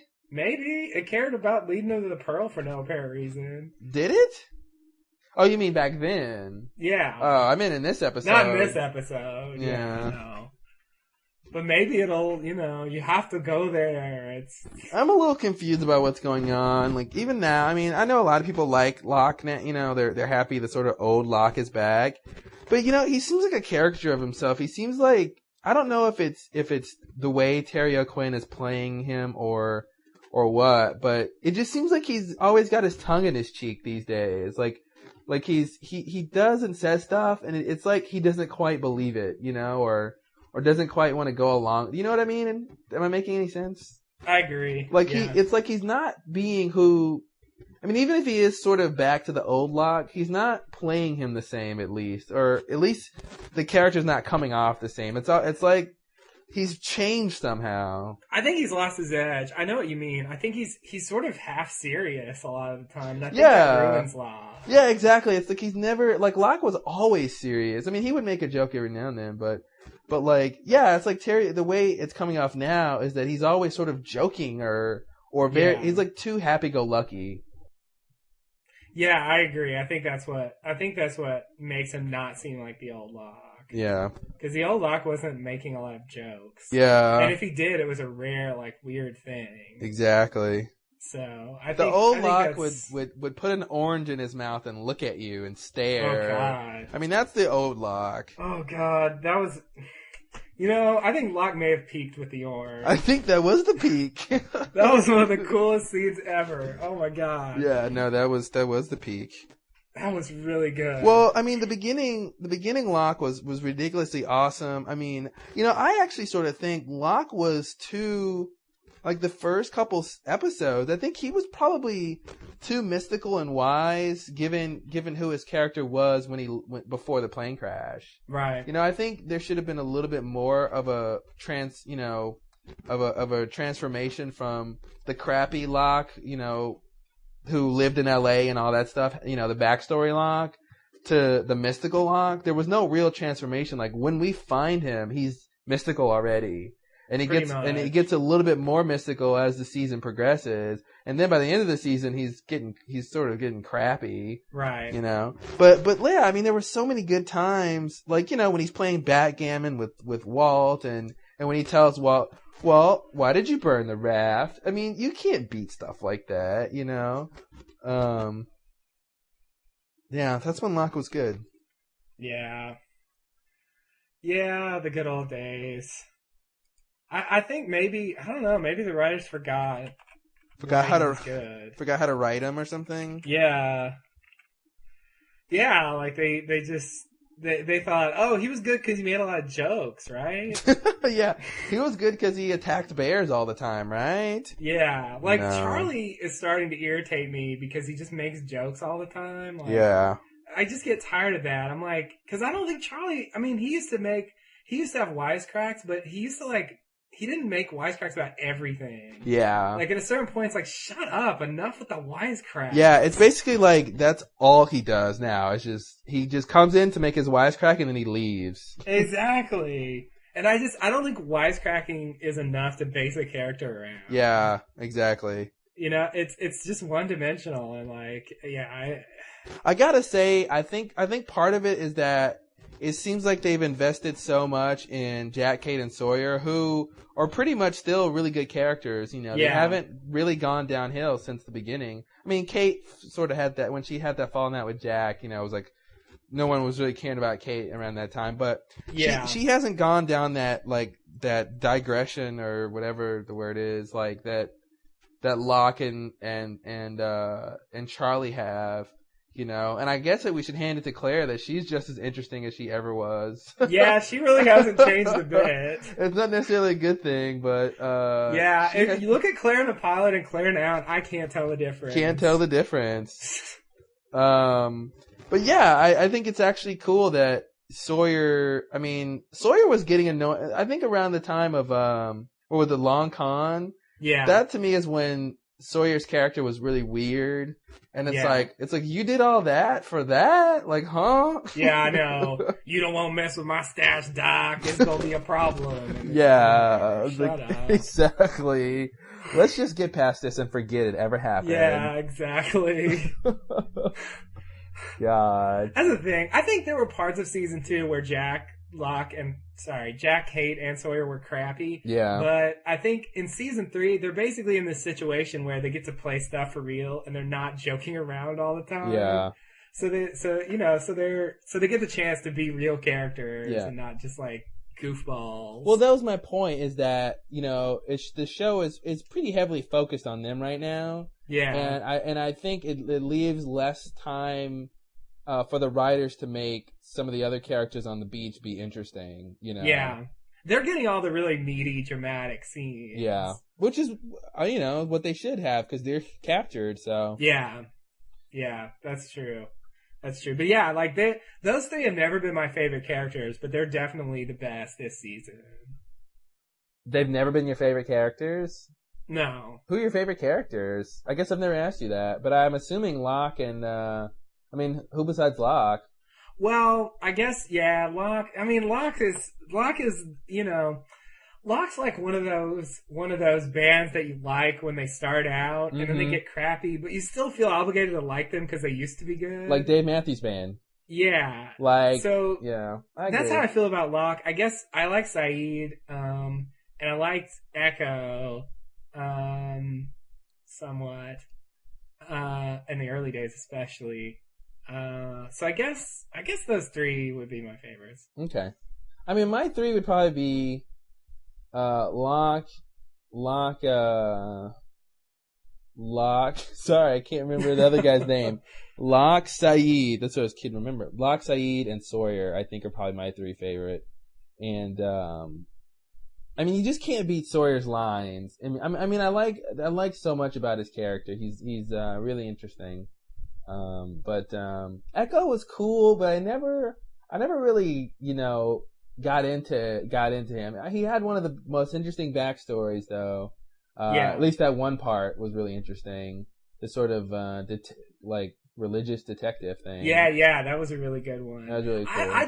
I guess I like bad characters who sort of try to redeem themselves. You like it when somebody starts out in a movie smoking, and by the end of the movie they don't smoke anymore. Okay, no, I don't like that. You've done all the burning. No, I don't like that. Oh god! Don't quote my writing. But I like, I guess I like characters who are really amoral when they start out, and then they sort of go through some sort of epiphany when they try to sort of do the right thing. Mm-hmm. Like, and that doesn't mean not smoking. It's more like, I don't know. So that means you should like Kate. Kate? No, I think she's always, I mean. Yeah, I guess she's not amoral so much as she's just. Yeah, I don't think she's ever been amoral. Not, like, Echo was hardcore. Well, he was just playing the life that was dealt to him. Oh, God. I'm gonna say that all the time. See, this episode kind of ruins my feelings about him, but I like that he started off, it's sort of like, Samuel L. Jackson in Pulp Fiction. I was gonna say that. He's the same kind of character, I think. And for similar reasons, I think he, tries to start doing the right thing. And I for whatever reason, I find those situations really compelling. So that's why I like his character so much, or liked his character so much. But I do think he sort of lost his way, at some point when he started building the church, and because that's the part of the story in Pulp Fiction that we don't get to see, and that would have been the boring part. And so it's good that we didn't get to see that. Yeah. Like, they go through the epiphany and they're like, okay, and he does a good thing, and then, okay, now I'm going to build a church. Like, that's where the story loses interest. Yeah. So, I mean, I think he lost it at some point, but he still gets points, just like Locke, because I really liked him in the early days. I agree. I think, the Echo that we see in the beginning when he's with the tail section people, I really liked. His backstory I thought was kind of interesting. It sort of got worse the more we found out, with the whole sappy brother relationship. I thought just got kind of crappy. But I wanted to mention something else that I forgot. I don't remember. So let's move on. Okay. I also want to say in early season 1, I liked Jack. Yeah. But not a lot. I just sort of thought he was more interesting. But at some point, I don't dislike Jack, but to me, he's sort of, he's okay. Uh-huh. And Sawyer, I guess I feel the same way about. He's good and bad to me. Sometimes I like him and sometimes I don't. I agree. I really, I've sort of always liked Jack. I mean, I think we're obviously supposed to like him. He's sort of I think he's he's sort of the center of, obviously of a lot of the action, but sort of morally and sort of, he sort of grounds the whole show. And he's had a couple good moments, and there's been times that he's done some stupid stuff and said some stupid stuff, and I'm not going to push the button, John. It's your button. You push it. Oh, okay. I'll push it. Yeah. It's like, okay, wow. But I sort of like where his character is going right now. I mean, he's getting more edgier. I mean, I agree. He's been really good this season. He's getting, for understandable reasons, he's getting really fed up and edgy and a little unpredictable. Yeah. And I like it. We'll talk about the next on Lost thing later. But what he says and does, and then the preview, I'm just like, oh yeah, Jack, give it to him, I like that, cause he's finally sort of got some backbone. I mean, he's always had backbone, But I think now he's really not afraid to use it. Right. To use his backbone, whatever that means. That's a weird thing to say. Yeah. No, I know what you mean. I agree. It's good. I mean, the situation brings it out of him, but nonetheless, it still makes him more interesting to watch. Okay, let's stop talking about these characters and go back to the episode. Okay. Sorry. As fun as it was. That was a huge digression. That was a huge one, and I hope people enjoyed it, but we'll get back to the episode now. Yeah, I don't know that we've ever discussed our favorite characters. So yeah, that's the thing. I don't even know if, like, between you and me off podcast, if we've ever... I mean, we've talked about who we liked, but now we know our top 3. Yeah. Which 2 are the same. Yeah, I know. I mean, yeah. I know. And, I mean, Sawyer would probably be in my top 5. So, yeah. You know. Echo's probably in my top 5, too. He's probably my top 5. It's I mean, it's obvious to me. It's obvious which characters are the best. But, Well, I know I just said we should stop, but can we quickly say the top 3 worst characters? Please. I'm gonna go with and I know people are gonna boo me. I'm gonna say Hurley. Boo. You can't boo me because he's on your list too. Hurley is probably my number 1 least favorite character. Although Numbers was a very good episode. Numbers was very good. And Dave was an interesting episode. I don't know if it was, in hindsight, I'm like, ugh, but it was definitely an interesting episode. It was interesting. I meant to ask about Dave in relation to Smokey. Yeah, I meant to bring that up too. Do you think that was Smokey? I guess it was. Yeah, I guess it was. I was gonna say no. Okay. Well, should we talk about why you think no and why I think yes? The reason I think no is that he saw Dave, when he was in the institution. He was his imaginary friend. He's perfectly capable of seeing Dave without Dave manifesting. So, well, I think that obviously means Smokey was in the mental institution. I also think, Dave was standing in the middle of people. It seemed like no one saw him. It seemed like only Hurley saw him. No, I agree. Yeah, you're right. I wasn't thinking when I said yes. I'm going to say no also. Oh, okay. Wow. Well, that was... All right. I guess you can't say why you think yes then. No, I can't. Because I had nothing. I was just thinking it was. But when I thought about it, you're right. Yeah, I mean, he saw Dave way before that. And I mean, it still could be Smokey, But, I agree that it could be. I just don't think it was. Yeah, I don't think it was. But okay, really quick. Least favorite characters, Hurley, Charlie, and Claire. God, that was easy. That was easy. Let me see if I can think of anybody else to throw in that mix. You don't like Alu, right? But I don't know how much you don't like her. Yeah, she was bad, but not on their level. She never sunk that low. She was like a medium low character to me. I didn't like her, but at least she did stuff. She did do stuff. And Hurley, I'm okay with him. Sometimes he's irritating. I like Hurley better than Charlie. And Claire, I like Claire because she gets good flashback episodes. I agree. You can count on Claire for the good flashbacks. And it's weird because she's a character who I don't find interesting at all, but somehow her story gets to be interesting. So that puts Claire ahead. I would say Charlie's towards the bottom, and then maybe Hurley, and then Claire of those 3. Okay. And then, Rose and Bernard, they're okay, but they're kind of, boring. Yeah, they're so boring and so pretty much not in the picture that I don't even count them because the thing is, what I count, too, is the fact that we have to see Hurley so much and Charlie so much, and they're always so bad that it's more than Rose and Bernard being, boring a couple times a season. You know what I mean? Where Hurley and Charlie are almost in every episode, and they're just, woefully boring and the thing that gets me about Hurley, just so people know, what gets me is that they seem to try to write him specifically to be the cool, funny one that fans like. People seem to love when he does his little Hurley-isms, they're like, "Oh, dude," and "Ooh, the hatch blew your pants off." like, to me, it's so contrived that I don't want to like it. I don't want to like him because I feel like they're trying to make us like him. Yeah. You know, like, oh, if you can't identify with any other character, you can identify with Hurley because he's the cool, laid back, like, whatever guy. And, to me, that's just the contravity. I'm gonna make that word up. Contravity? Yikes. The contravity of it, really gets me.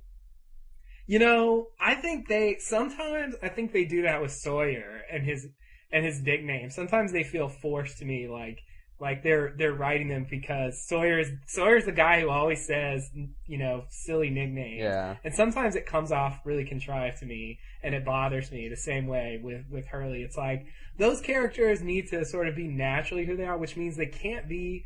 To me, they get crappy when they're on all the time. That's you're right. You hit the nail on the head. It's like when you're on all the time. It's like anything. It's like, you know, we were talking about that in terms of like music. You know, if you have some musical part that's really, really good, but you have it for the whole song, I mean, it's not that great. But if you've got really good stuff mixed with not so great stuff, then the good stuff gets to shine. Right. You know, and I think, yeah, I mean, I would say with Sawyer, most of his nicknames and one-liners are really good.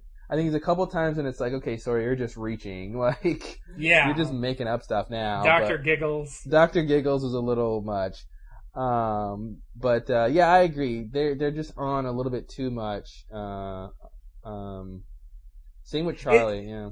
It just starts to remind me of that thing where, okay, you have a supporting character, you have to give them some characteristic, you know, they're the movie buff or whatever. Yeah. And when it's too obvious what that is, like, they start to become not characters, but just like a trait. Caricatures. Yeah, exactly. Yeah. So, you know, I think that's my big problem with those. Although I think Sawyer is generally better at it than Hurley, mainly because, you know, he gets to be serious more often. Yeah. Because he actually has some legitimately serious things happen to him. Well, I guess Hurley does too, but he's just inherently goofy. Yeah, he's just inherently goofy and like, ugh. But yeah. Let's go back to the episode because we got a lot more to talk about. Yeah, we do. God, do we? Yes, we do. We haven't even talked about the others. I know. Wow. And we should. Okay, guys, we got about, I'm going to call 2 more hours of this podcast. So if you've listened thus far, thank you. Hang in there. We got 2 more hours to go. Yeah. And if you have to give up, namaste. Yeah, namaste, and thank you very much. Namaste, and come back later. Come back later. It'll be here for you. Oh my god. Okay. So, wow, man. Who I knew? love it. Well, what's cool, I mean, our fans out there know we did the 6-hour season 2 finale podcast. This podcast right here, you know, if we go another 2 hours, it'll be a little under 6 hours if we go another 2 hours right now. So I think that the next episode, the sort of ender for this block, episode 6, I think we're gonna totally outdo 6 hours. I really do. God, I'm gonna call it. I really think we're gonna totally outdo 6 hours, and I think the end of season 3, we're gonna totally. I think we're gonna hit 10 hours, dude. We're gonna hit 10 hours. God. I really do. I think there'll be that much to talk about. Yeah. You might be right. I thought this would be longer, but I didn't think we'd be able to squeeze this much out of it. So I guess, yeah. Well, we had a couple long tangents this episode, this podcast, but no. But this episode raised a lot of tangents. Yeah. No, I mean it's got sort of like almost three separate stories. You got all the Echo stuff. You got then you got the stuff with Locke and the expedition. Then you got all Echo stuff, which is basically Smokey. Yeah. Then you got the Locke and the Pearl stuff, which is basically Dharma type stuff. Yeah, and then you got the other stuff, which is so it's like the three big mysteries. Yeah, you know, all in one episode. That's pretty interesting. It is. That's really interesting. I like Desmond's hair. Do you? It's quite stylish. I just felt like saying that for no apparent reason. I feel like when Sawyer comes back, they're gonna have like a battle of the good hair. Who's got the best hair? Anyway. Stylish stubble too. Hey, you know, those guys really rock the stubble. They all, except for Henry, of course, is always clean shaven, which makes him the scary guy because he's unlike any of the other men that we know on the island. Yeah. Like all of the people, all of the Losties we know have the beards, and that's sort of the norm. But he's the clean shaven guy, so it makes him creepy. Yeah. Yeah, he almost looked like he didn't have eyebrows in this episode. I think I know what you mean. I think I looked at him one time and I was like, your face looks really weird. Yeah. And maybe it was, maybe I sensed the lack of eyebrows. Like they were there, but they were really hard to see. I think it almost looked like he didn't have them. Was it the scene when he comes in to tell Jack to get dressed for the funeral? Yeah. Yeah, I think it was like the lighting or something really, that's when I noticed how creepy he looks with no facial hair. Yeah. Because I was like, wow, your face looks weird. Yeah, it does. And I think I didn't consciously register it, but I think you may have been right. Maybe it didn't hit his eyebrows were hard to distinguish. Especially in the long shots, when they were farther away, it really looked like he didn't have eyebrows. I'm like, oh my god, did you shave your eyebrows? God, that'd be weird. Well, that's what the others do for funerals. They shave their eyebrows and toss it on the flaming barge of death. Oh god. That is Colleen. So speaking of the others. Okay. So let's get back into it. We said earlier, when we first see Jack, he's working out. I don't think he's got enough protein. Oh, back to that. I just want to throw it out there for anyone. Go full circle. And I don't think we've seen everything he's eaten. I think he's getting as much protein as anybody gets. I don't. That's not like taking protein supplements. I mean, that's the thing. I don't even think they're getting. Okay, when you're on an island like that, unless you're actively eating animals, you're not going to get the amount of protein you need because there's not a lot of protein in like fruits and stuff like that. Which is there's the bulk of their protein diet. in beans and nuts and brown rice. Yeah, but I don't think they're eating that. Well, okay, I forgot. They do have all the Dharma supply. So I think once they got the Dharma stuff, the food, if they're actively eating that, then I think their nutritional intake is a little more adequate. But before that, I mean, they're just not getting a lot. We don't see them picking beans and nuts. I mean, they're eating fruit and they're catching fish, and for a while they were eating boar, and that was their diet, Yeah. Anyway, I just don't think that he's getting a lot of protein. I mean, from what we've seen him eat, there was minimal protein. The only protein of any substance would be in that beef. So I don't know why I care about his protein intake. I think it's a very interesting and strange point. Maybe the soup had milk in it. Why would the soup have milk in it? That's gross. It was a creamy soup. Yeah, but the cream comes from not milk. Ugh. You don't put milk in soup. Well, by milk I mean dairy, Something with... Or I guess, does dairy have protein? Not a whole bunch. I don't even know. I guess that has calcium. Yeah, it's calcium. Anyway, God, this is all very interesting. Well, what kind of soup was it? I don't remember. I don't either. I like to think it was matzo ball soup. It was what? Matzo ball soup. Really? Yeah, I just like to think that because I like that word, matzo ball. Oh, okay. I didn't know that was soup. You can put matzo balls and make a soup. I didn't know that. Why not? I thought people just ate the balls. No, you want some soup. You put is it always put in soup? Well, when I go to my Jewish celebrations, we put it in soup. Okay. Alright.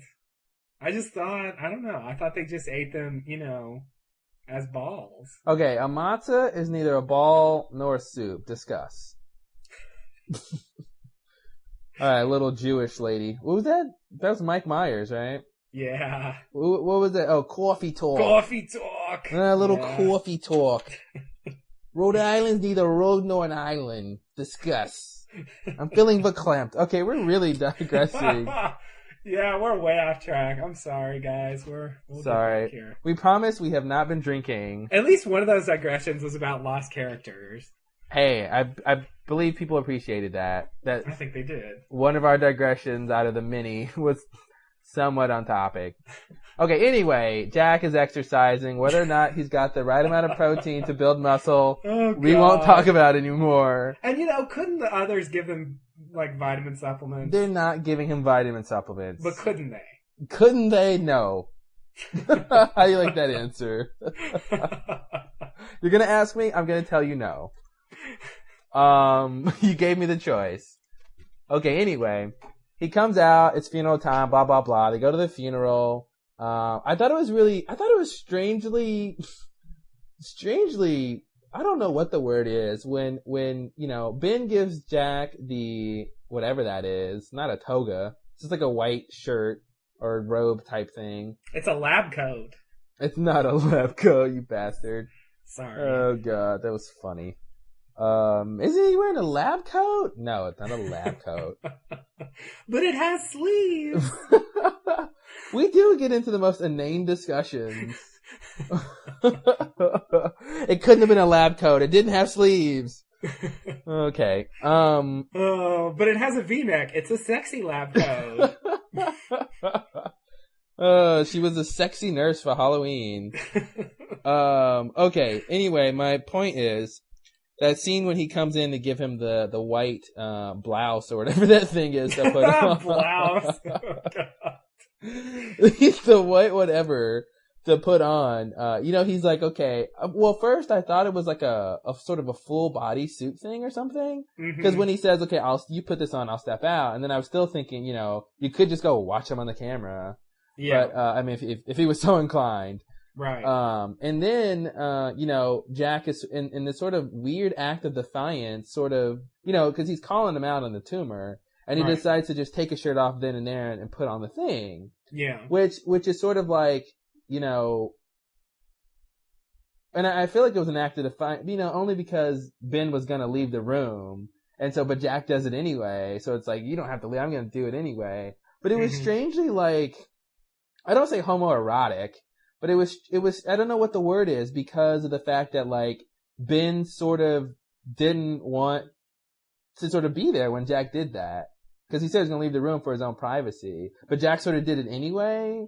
So I don't know, I just thought it was weird. Did you think that was weird at all? It didn't even occur to me. Well, especially since I thought that they were only wearing the white thing. So I thought Jack was going to have to take his pants off at some point. But obviously he sort of didn't. Because I think they just wore that on top. Which is like, why did you even have to take your shirt off if you're just going to put it on top? Yeah. But, it wasn't necessary. Yeah. I don't know. Maybe I'm reading too much into that scene, but I thought it came off strange because if you're in a room with somebody, right? And you're like, okay, I'm going to step out so you can get dressed. You're giving them that sort of respect or whatever. And then they just sort of like undress in front of you. Even though, he just took his shirt off, but they just sort of do it in front of you. To me, that would make me feel uncomfortable if I wanted to leave beforehand so that I wouldn't be uncomfortable or he wouldn't be uncomfortable. But, so I just thought that was weird, but apparently no one else in the universe did. It is kind of weird now that I think about it, but, when the scene played out, it didn't even occur to me that was a thing. I just thought, oh, he put on the shirt. Okay, whatever.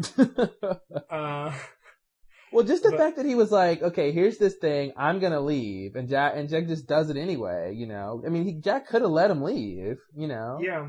But I guess it just wasn't a big deal, or, and then it makes me think, well, if he was just gonna like, switch shirts, was it that big a deal for you to, say you're gonna leave? Yeah. I don't know. I don't know what my point is either. So they go out to the funeral. Jack is sort of not allowed to like get close. He's just there for whatever reason. I don't know. I got the sense maybe they took him because he tried to save her life. I sort of thought it was like that Ben wanted him there, partially because he tried to save her life, but also to sort of say, to be like, look at what your people did. Here's another, face the truth type of situation. That's really why I thought he brought him there. But I don't think he doesn't know what happened to her, does he? Well, but it's the whole thing in the last episode where he made Jack be handcuffed to her for a while, Yeah. He doesn't know what happened, but yeah, you're right. It's probably along those lines, but I think it raises some questions. This funeral is kind of weird. They dress up in these outfits and then, set the body on fire and push it out in the water. It's the first hint that I've seen that the others have sort of a culture. Yeah. That's sort of specific to them, because this isn't the kind of funeral that it's not an American like funeral. It's not. I mean, the fact I don't think there's very many cultures. I don't think I've actually heard of any cultures who wear white to a funeral. And I thought that was very interesting. Yeah. Black is pretty the de facto color. So I thought that was really interesting that they wore white, pure and and not just anything white, but this specific type of shirt. Yeah, it was a very earthy type of shirt, like very like, I don't know how else to describe it. Just a very like, I mean, I can see a utopian society with shirts like that. You know what I mean? Just like, it was just very non-traditional, Yeah. It wasn't just a regular white button-down shirt, it was a blouse. It was almost a robe. It was almost a robe, but it didn't. Robe has to open up though. It wasn't long enough. I mean, it had an opening in front, but it didn't go all the way. Yeah. It was halfway between a robe and a weird like. It almost reminded me of those outfits people wear. There's a word for it. When you do karate. Yeah. Yeah. Like a gi. Is that it? I don't know. I think like the uniform. Yeah. Yeah, I think they're called gis. Okay. Yeah, you're right, because they're sort of big and sort of blousy, and sort of the top part is sort of long, and it's and it's very roomy. Yeah. The karate style gis, the American karate style gis are like that. Is that what you're talking about? Yes, exactly. Yeah, I agree. It was sort of like that, but those are really, I mean. The top part of that is basically a short robe, because it's got a belt too. Yeah. I mean, that's basically a short robe. Yeah. And this one just basically, okay, we're just talking about all kinds of silly things today. Yeah, I'm sure people are at home listening and like, why the hell are they talking about the fucking white blouse thing Jack was wearing? Is it that important? And our answer is yes, it is that important. I agree. I think, it doesn't quite want to commit to being a robe, but it's a piece of clothing that's afraid of commitment. But it's not quite a shirt either. It's I think it's technically a shirt. Well, technically it's a shirt, but it doesn't want to be a shirt. It wants to be more than a shirt. Yeah. It's got a dream. It's got a dream inside, and its goal is to be more than a shirt. Like a fish that yearns to fly. But silly fish, don't you know? You can't fly, and you're gonna die, says Dave Matthews. Oh God, you'll never be more than a shirt. Just be a shirt and die. Just be a shirt and die. That's the moral of the song. Anyway, oh God. Let's go ahead and okay. The funeral is definitely interesting. I would love it if there was anyone out there in our audience who was a expert on cultures and their funeral practices, and let us know if the funeral practice of the others is reminiscent of anything in real life. That'd be interesting to note. Yeah. Have you heard anything on the net, Justin, about that? Why, yes, I have. Sounds like that was a setup, but it wasn't. Well, because I'm just fishing for information. Yeah, I've read that Vikings. Oh God! Would set the body on fire and push it out to sea. Yeah, I'll buy that. That part at least. I've also read that Indians too, right? Or did I make that up? Oh, maybe. I'm not sure. You mean American Indians? American right? Indians. I'm sorry, Native Americans. I mean American Indians. I mean Native Americans. Which one is it? American Indians these days. Just to make sure, I actually thought you might mean Indians. No. Which seems like it should be redundant, but it's not. So I've also read that the robes or the shirts were somewhat reminiscent of Hindu clothing worn at funerals. Okay. What about the color or just the type? The type and the color. Apparently it's common to wear white at Hindu funerals, but there's also what? No, I like where this is going. Keep talking. There's also some things that couldn't. I mean, the setting the body on fire is not a Hindu thing, and also there's a lot of specific things about Hindu funerals that they don't follow. I'm sure I can think of like 15 things that probably happen that they don't. But there's something about women aren't allowed to be there when they blah blah blah, and you can't. Some people, the widow has to do this, and there's all sorts of things that sort of weren't followed. At least from what I read, I don't know about. I'm no expert on Hindu voodoo practices. I mean, not voodoo, Hindu funeral practices. You just call it Hinduism voodoo. I'm sorry. That's a little mean. Hindu has nothing to do with voodoo. It's only because of the do at the end that I put them together. Nice. Okay. I wanted to say Hindu voodoo. The words remind me of each other. All right, racist.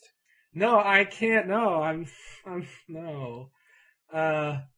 No, Hindu funeral practices. But from what I read, yeah, that there's some similarities at least. And I think that somewhat ties in with the whole Dharma. Yeah, that's what I was getting at with my little gleeful noise I made earlier. Was that right. That it should tie into the whole Dharma thing. I mean, Hinduism is not that closely related to the whole Dharma thing, right? Is it? I thought the Dharma thing was Buddhist. I think Dharma has meaning in both. Oh, okay. But I think, yeah, it seems like there's a Buddhist component to Dharma, as well. But from what I read, it's a Hindu funeral that it more closely resembles. The Dharma logo is a Chinese Buddhist symbol, right? Yeah. I forgot what it's called, but yeah, you mean the elements or something that it's based on? The Bagua, yeah. Yeah, that's I didn't think that was necessarily Buddhist. I thought it was just like Chinese hieroglyphics. Is it just Chinese mysticism or whatever? Or? That's what I thought. Okay. I could be wrong though. Well, because I'm not sure at all. But that's what I thought. Okay, well, enough about the funeral. I'm bored. Yeah. Yeah. I think there might be a reference there. But even if there's not, I mean, just the fact that they have a specific practice like this, I think it says something about the others. What if they were faking though for Jack? What if they would have normally I know, just when you think something's cut and dry, it might not be. I don't think so, because I don't see like Pickett like okay. How do we know Colleen was really on that thing? We're gonna make your wife's funeral. Well, yeah, but like, do you think he'd allow them to like? I don't see him being okay. We'll make this part of your stupid con. Like Well, okay. Does he have a choice? It's Ben. Ben can do whatever the hell he wants to do. It's a possibility, but I don't think so.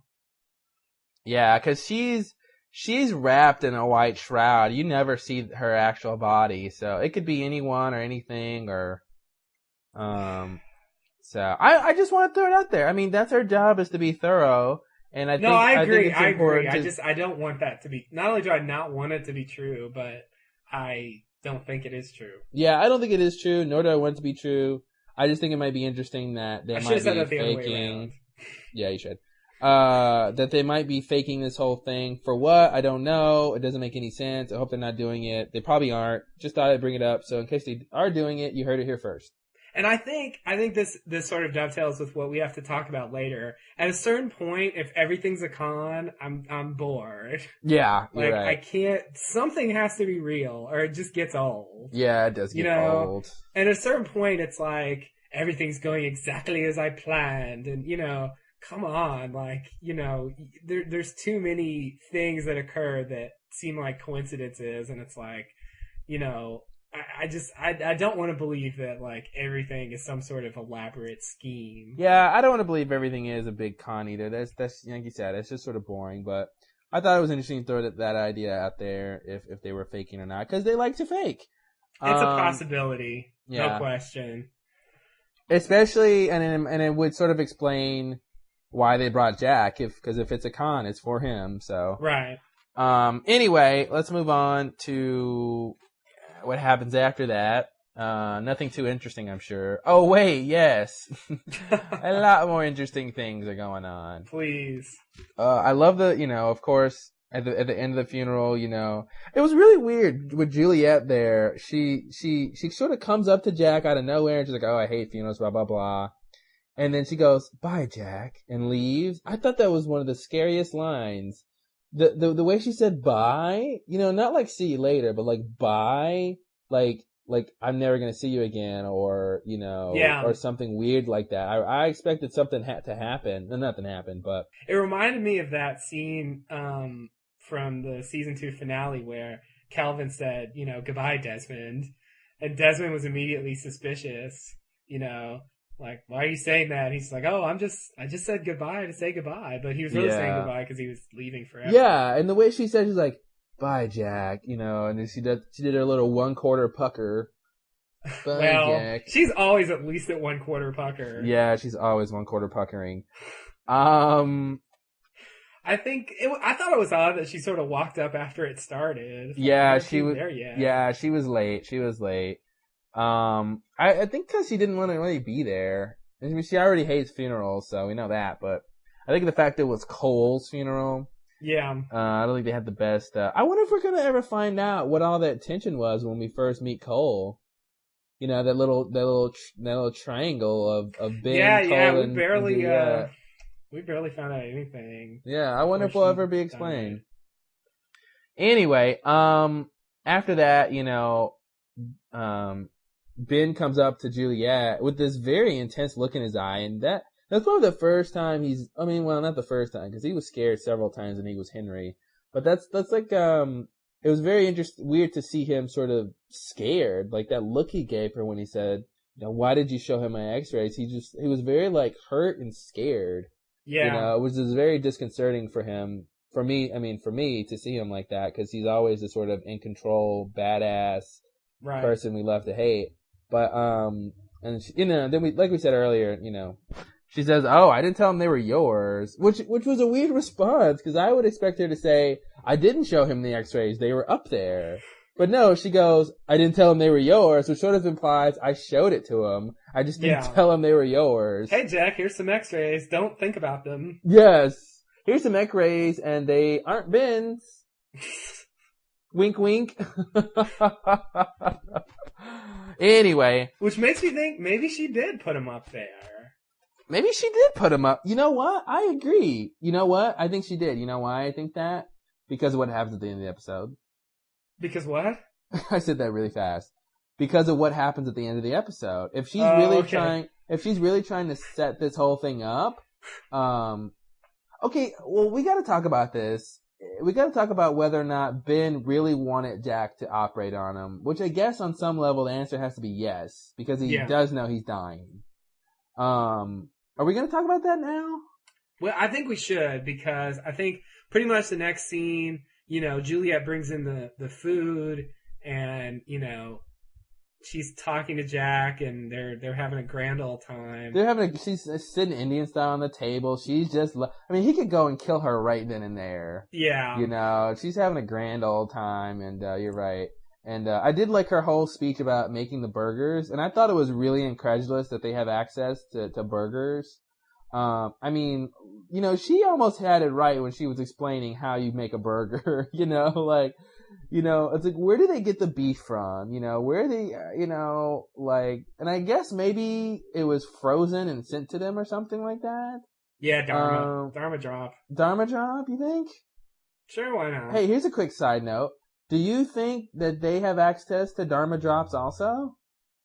Or do you think they get, like there's multiple Dharma drops on the island, maybe? Which would sort of make sense, if there should be multiple. And if there are multiple, are they using some of that food, or do they totally get their stuff from outside of the island?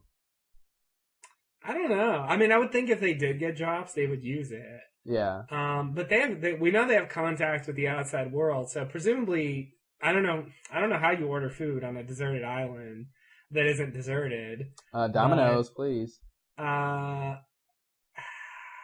Although 30 minutes where it's free has a whole new meaning when you're there on that island. What? I was saying they could order from Domino's, but 30 minutes or it's free has a whole different meaning when you're on that island. It's gonna take a while to get there. Okay, I see. Yeah. I'm like, why does it? Oh, right, because it'll be a long trip. It's a long trip. Unless there's a Domino's on the island. Whoa, I'm not prepared for that revelation. Yeah, me either. Let's hope not. What was I gonna say? I don't know. I don't see how they would get food, but I don't see how they would get anything. That's the thing. I barely want to believe they have access with the outside world. I still, I think I'm going back and forth on that again, because it's just like, yeah, they had the video of the Red Sox game. That's very compelling. But what if, I don't know, they could do something with how they got that tape, but they got the burgers and shit. I don't know how they can get food. That's the thing. I don't know. Let's stop talking about it. I have nothing to say. Okay. I can't, there's nothing I can say about that whole outside world thing. Cause you're right. I don't buy that they would be getting food all the time and all this other stuff. And, cause the closest place would be Tahiti or something, which I guess isn't that, or is it Tahiti? Fiji, yeah. Fiji's the closest, which is 3 or 4 days away or something, which isn't that far, but that's a long trip for just food, I guess. Yeah. I don't know. Yeah, who's sending them food, What company is gonna send them food? Well, I don't think it's a matter of sending food so much as they go to wherever is the closest place and buy stuff and then bring it back. Okay. That's what I imagine. We don't know what their transportation is either. Was it really the rickety boat? Because, it seems like they need more than that if they're going to do serious transport. Well, I think they take the submarine and they take that to Fiji because, Fiji's famous for its underwater cafes. So you just go up and you pull up in your submarine and order some burgers and go. So. God.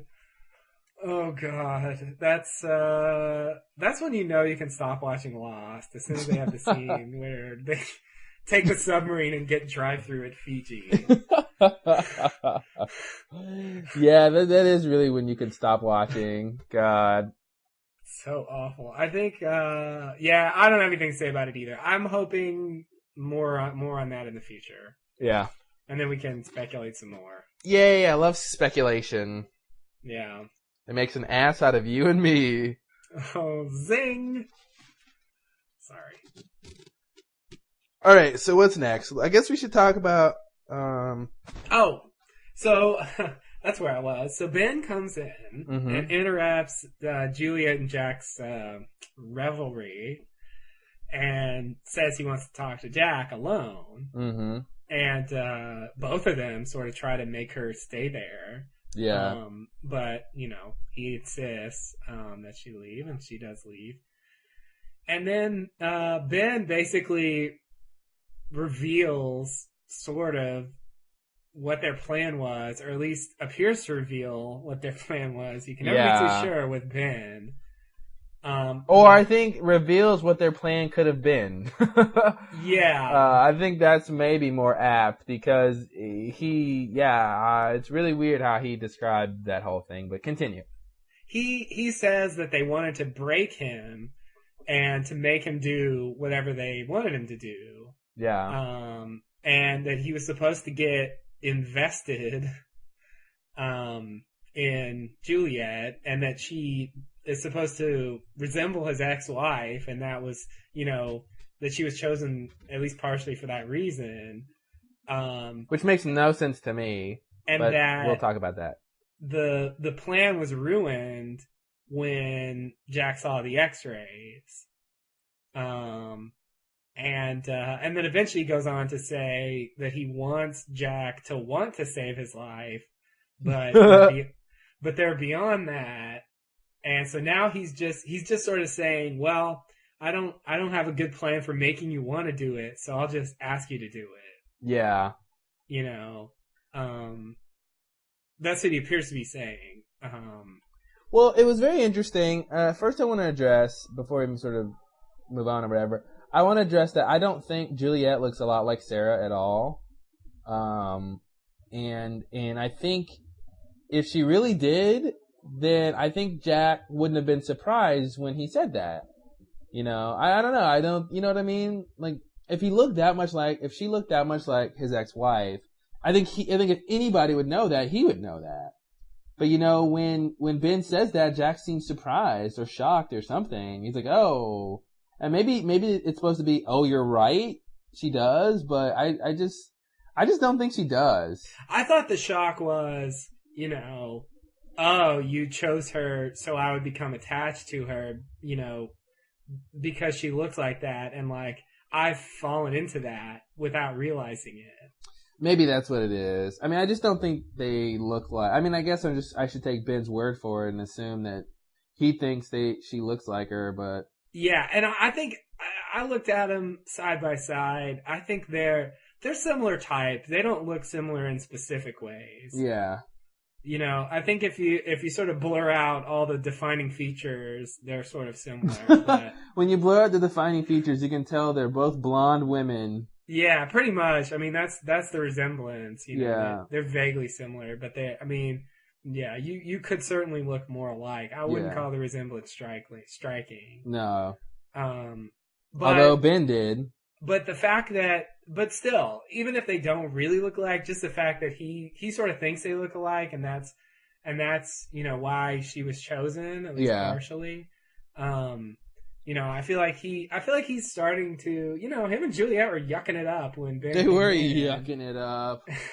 And so I feel like once he says that, he says, "Oh God, he starts to sort of not trust her," and that's why I feel like in this episode, both Ben and Juliet are working on Jack and trying to sort of undermine each other. Definitely. And I think Ben's attempt to undermine Juliet is saying she was chosen because she looks like your ex-wife and you were supposed to get attached to her. So all that stuff of you guys having fun, she's just doing that because, you know, that was part of the plan. Yeah. So, well, what's weird about that is, why would he say that? It seems like it would be better for him not to give that part up. You know, right? Well, see, I think he maybe realizes that Juliet is working against him. Uh-huh. And so he's sort of outing Juliet. He's outing her, but I feel like if he really wanted to out her, he could have done worse than just saying they look alike. You know? I mean, well, he said more than that. He said, you know, Jack was supposed to get, you know, sort of attached to her. Did he actually say that? Yeah. Well, he said invested. Well, he didn't say invested, but I thought he meant invested in what the others were doing, not necessarily invested in Juliet. I thought he meant her because as soon as he said invested, he said the thing about her looking like his ex-wife. But you're saying... Yeah, I thought he was just saying, you know, we were trying to break you down and then didn't he say like convince you of whatever we wanted to convince you of and make you invested, but you know, I mean, I feel like... I think he said after you got invested. I think he said that. God, I swear I need a transcript. This is why we need transcripts, people. Oh, let's see if it's up. It's not. I just checked. Oh, God. It would save me right now. Because I swear he said something like, you know, yeah, that after you got invested, then you would, you know, go along with our plans. And then, you know, after you got invested, and then he refers to Julia, and I got the sense that's what he meant. But I wish I had the lines to back it up. Hold on, I'm listening to it. Okay.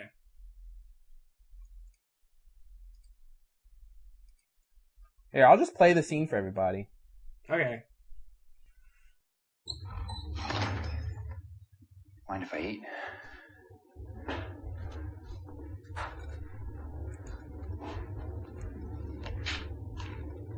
We had such a wonderful plan to break you, Jack. Break me? Wear you down till you were convinced we weren't your enemies. Get you to trust us. And then, of course, we'd lead you to believe that you were choosing to do whatever we asked you to do. All of this, of course, assumed that you would get invested. Invested in what? Has it not occurred to you that Juliet bears a striking resemblance to your ex-wife?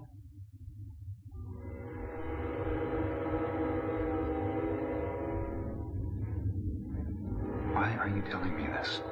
I'm telling you this, Jack, because my wonderful plan got shot to sunshine when you saw my damned x-rays and figured out I was dying. All of this. You brought me here to operate on you. You want me to save your life.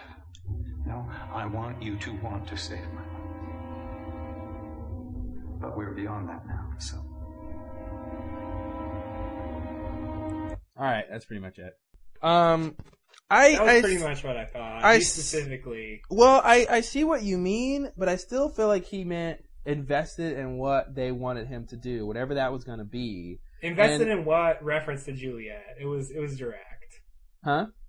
Because Jack says invested in what, and he immediately refers to Juliet. I agree, but what I'm saying is, my take on that is that he's saying, we wanted you to get invested, and Jack says, invested in what? And then he says, haven't you realized, Juliet looks like your ex-wife? I just think he was saying that's another example of how they were trying to get him invested, not that we want you to be invested in Juliet, because that's a dead-end road. The point of this whole thing is to get Jack invested in whatever their big goal is. If the big goal is for him to, operate on Ben, then that's the you don't get invested in a person, you get invested in something or some cause, or some plan, at least in my opinion. And I understand your point of view, and I think it's valid, because it's definitely, a direct reference to his question. But I feel like his point is, we wanted you to get invested in whatever thing, and this is another way we were going to try to get you invested was this relationship to Juliet we wanted you to form. So he's not actually answering the question. He's not actually saying... Well, it's funny. I don't think he's actually answered the question, but he is, because obviously they are using the fact that supposedly she does. So basically, I'm saying my interpretation is a little different, but the outcome is the same. I think my theory would be that they wanted him to get invested in her, meaning sort of attached to her, so that, she could sort of ask him to do whatever they wanted him to do, and he would go along with it. Like that was how I took what he meant. But yeah. Who knows? Who knows? And I get the sense by saying that he's trying to make him not trust Juliet. I agree. That's the thing. He does. I find it weird that he would want to do that, but I think the fact that there's more going on to this scene than what it seems like, because God, man, when Jack was like, so all this was so you want me to operate on you, save your life. He said that really strangely. It's like, save your life. Yeah, he does. He holds the "your" for a little bit. Yeah. It's kind of a note. It was weird. I liked it because it was sort of dramatic, but he goes, save your life. But anyway, it was funny because Jack sort of spells it out. I'm thinking to myself, oh my God, this cannot be the whole reason. Please do not let this be why, they have Jack, please. Even though I think we came up with that whole cooperate theory. Right. And all that good stuff. But, anyway, obviously there's more going on to it. What do you think? Do you think that this was the original plan? That in this scene he's telling him what was really supposed to happen? Or do you think he's covering up because of the mistake with because he's sort of telling Jack what makes sense and what would be easy to digest, all of this was for, I could save your life. Okay, that makes sense, Yeah. But I feel like there should be more going on. I agree. I think that's part of it, definitely. Mm-hmm. I think he does, if he has a tumor, he wants it gone. So it makes sense that that's part of the plan, but I think it's really problematic for that to be the only thing he wants. I agree. One thing I want to point out is, he says, I want you to want to save my life. Yeah. And it really reminded me of what Ethan was saying to Claire about how you have to choose to give up the baby. Yeah. It's interesting that they, he's sort of admitting that they were going to break him down to the point where he it wasn't much of a choice, but yeah, somehow it's really strange about that. That's the same thing with Claire. I mean, like, had her so drugged up, she was willing to do anything. Yeah, but it's like... These others have very, like, they try to live by this strict code of whatever, but their ideas are so faulty. Like, oh, we wanted you to make the choice yourself, but that's only after we broke you down and convinced you, I mean, it's really weird that they thought it was necessary to have to break him down. I mean, I guess he wouldn't just automatically do it, but, it seems, I don't know, I feel like if Ben came to him and said, you know what, if you do the surgery, we'll leave you alone, we'll even get you off the island, you know what I mean? Like, what's wrong with that? Isn't that a deal? Why is Ben and the others so adamant about this, we want you to want to do it thing? It's just like, hey, offer them a way off the island, I guarantee you Jack will do it. Yeah. Yeah, I mean, that's the weird thing, if it was all about that. Okay. So, in this scene also, there's that whole, do you believe in God? And then Henry says, 2 days after I found out about this tumor in my spine, a spinal surgeon fell from the sky. Which, and so that's proof that God exists. Don't mistake coincidence for God. Yeah, I know, right? So basically 2 days before, 2 days after he found out about the tumor, the plane crashed. Yeah. Okay. So that means he knew about the tumor at the time the plane crashed. So if he's thinking, oh, maybe, there's someone there who can operate. I mean, it just seems odd that they chose this covert thing and they're kidnapping people, and it seems like the right thing to do in that situation would be go help him out and then, see if there's anyone there who's a doctor, and if they are, then say, hey, we're here, I've got this tumor, I know you're a surgeon, can you help me out? Like, seems like that plan would have been more effective. But I think there's another level that's going on that we still haven't found out yet. I mean, we talked before about why they just didn't approach them more friendly, and I think it was the idea that they have this utopia that they don't want outsiders in or something like that, and right. And I don't really think he thought there would be a spinal surgeon on the plane at all. He just was I guess that would be a ridiculous thing. Yeah, he just said, "Hey, go find out what you know," because for all they know, it could have been a plane full of like. Prisoners or something, Yeah. Who knows, exactly. Nicolas Cage is on the case. I guess he wasn't the con though, huh? Well, technically. He's a good guy. But. Almost everybody else was. Yeah. Yeah. But it brings up the question again, in the hunting party, by the time of the hunting party, they knew who Jack was. Yeah. And they didn't take him then. So we had that question, why didn't they take him then? Well, maybe he didn't know about the tumor. Well, he did know about the tumor. So. Hey, maybe he forgot about the tumor, then remembered it. Oh, okay. No, I think, why didn't he take him then? I think what my tentative answer is that he wanted Jack to want to do it. And he needed to find the right time in order to plan that whole thing. I don't know, man. I don't think there's a really good reason why they didn't take Jack earlier. I really don't. Do you think his journey, deciding to go, infiltrate the camp, not much of an infiltration, but do you think that had anything to do with it? Do you think he was gonna like try to integrate himself into there and then say, "Hey, Jack, can you do something about this tumor I have?" Like, what do you mean, maybe, like pretend to be one of them?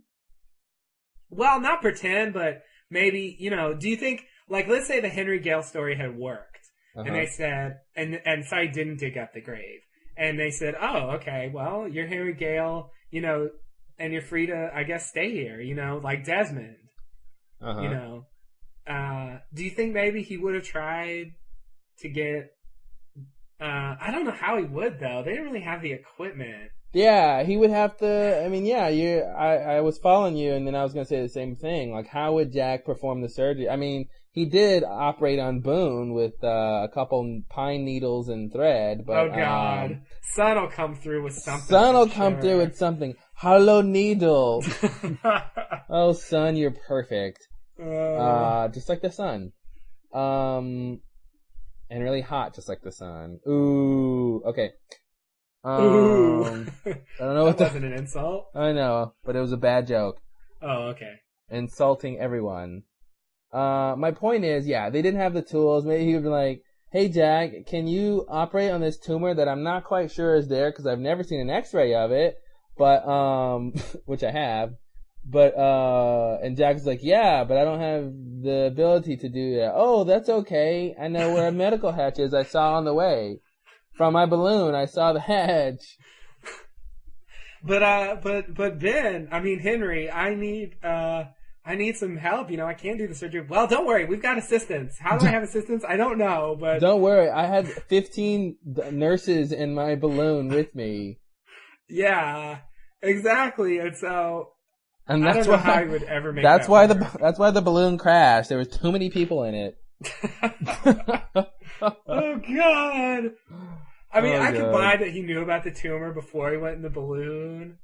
But it wouldn't have been useful because the only way he could get him to do it is to sort of reveal that he's part of the others. Do you think Henry Gale had anything to do with Okay, never mind. I was wondering if there was any new information we could piece together now that we know he's got this tumor and everything.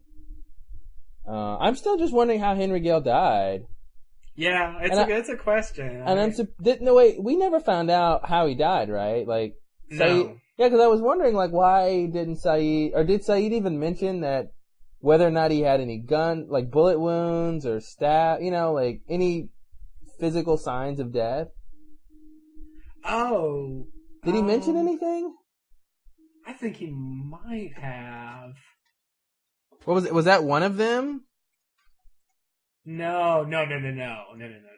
They weren't talking about Henry Gale's body until they found out Henry Gale was not Henry Gale, which was Lockdown. So it must have been after that. I think there was that scene where he said, we found Henry Gale hanging out of the basket and his neck was broken. And then Saeed pulls out that note and, he says, well, that's not true. And then he says, I didn't kill him. But I don't, maybe Saeed never said anything about the body. I can't remember.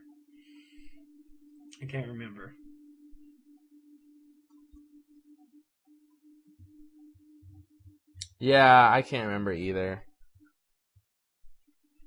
That was all very strange and weird. It's a lingering question that I'd like to know. I mean, I don't see the others just killing him. Yeah, I mean, that's the thing. I sort of buy, because he said he was on what did he say? A scouting party or something? Yeah. And why? Something like that. Search party? Why? Who were they searching? Maybe that's the thing. Okay, that makes sense now. They were searching for his balloon. They saw it crash just like they saw the plane crash. Oh, yeah. And that totally makes sense. And so they went to go, find him and see who he was. And maybe they saw that, his neck had been broken and they just buried him there.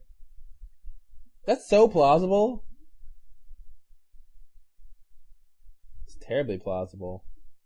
Well, Saeed sort of disproved his story, but yeah, maybe he was dead when they found him, but not like the way Henry described. I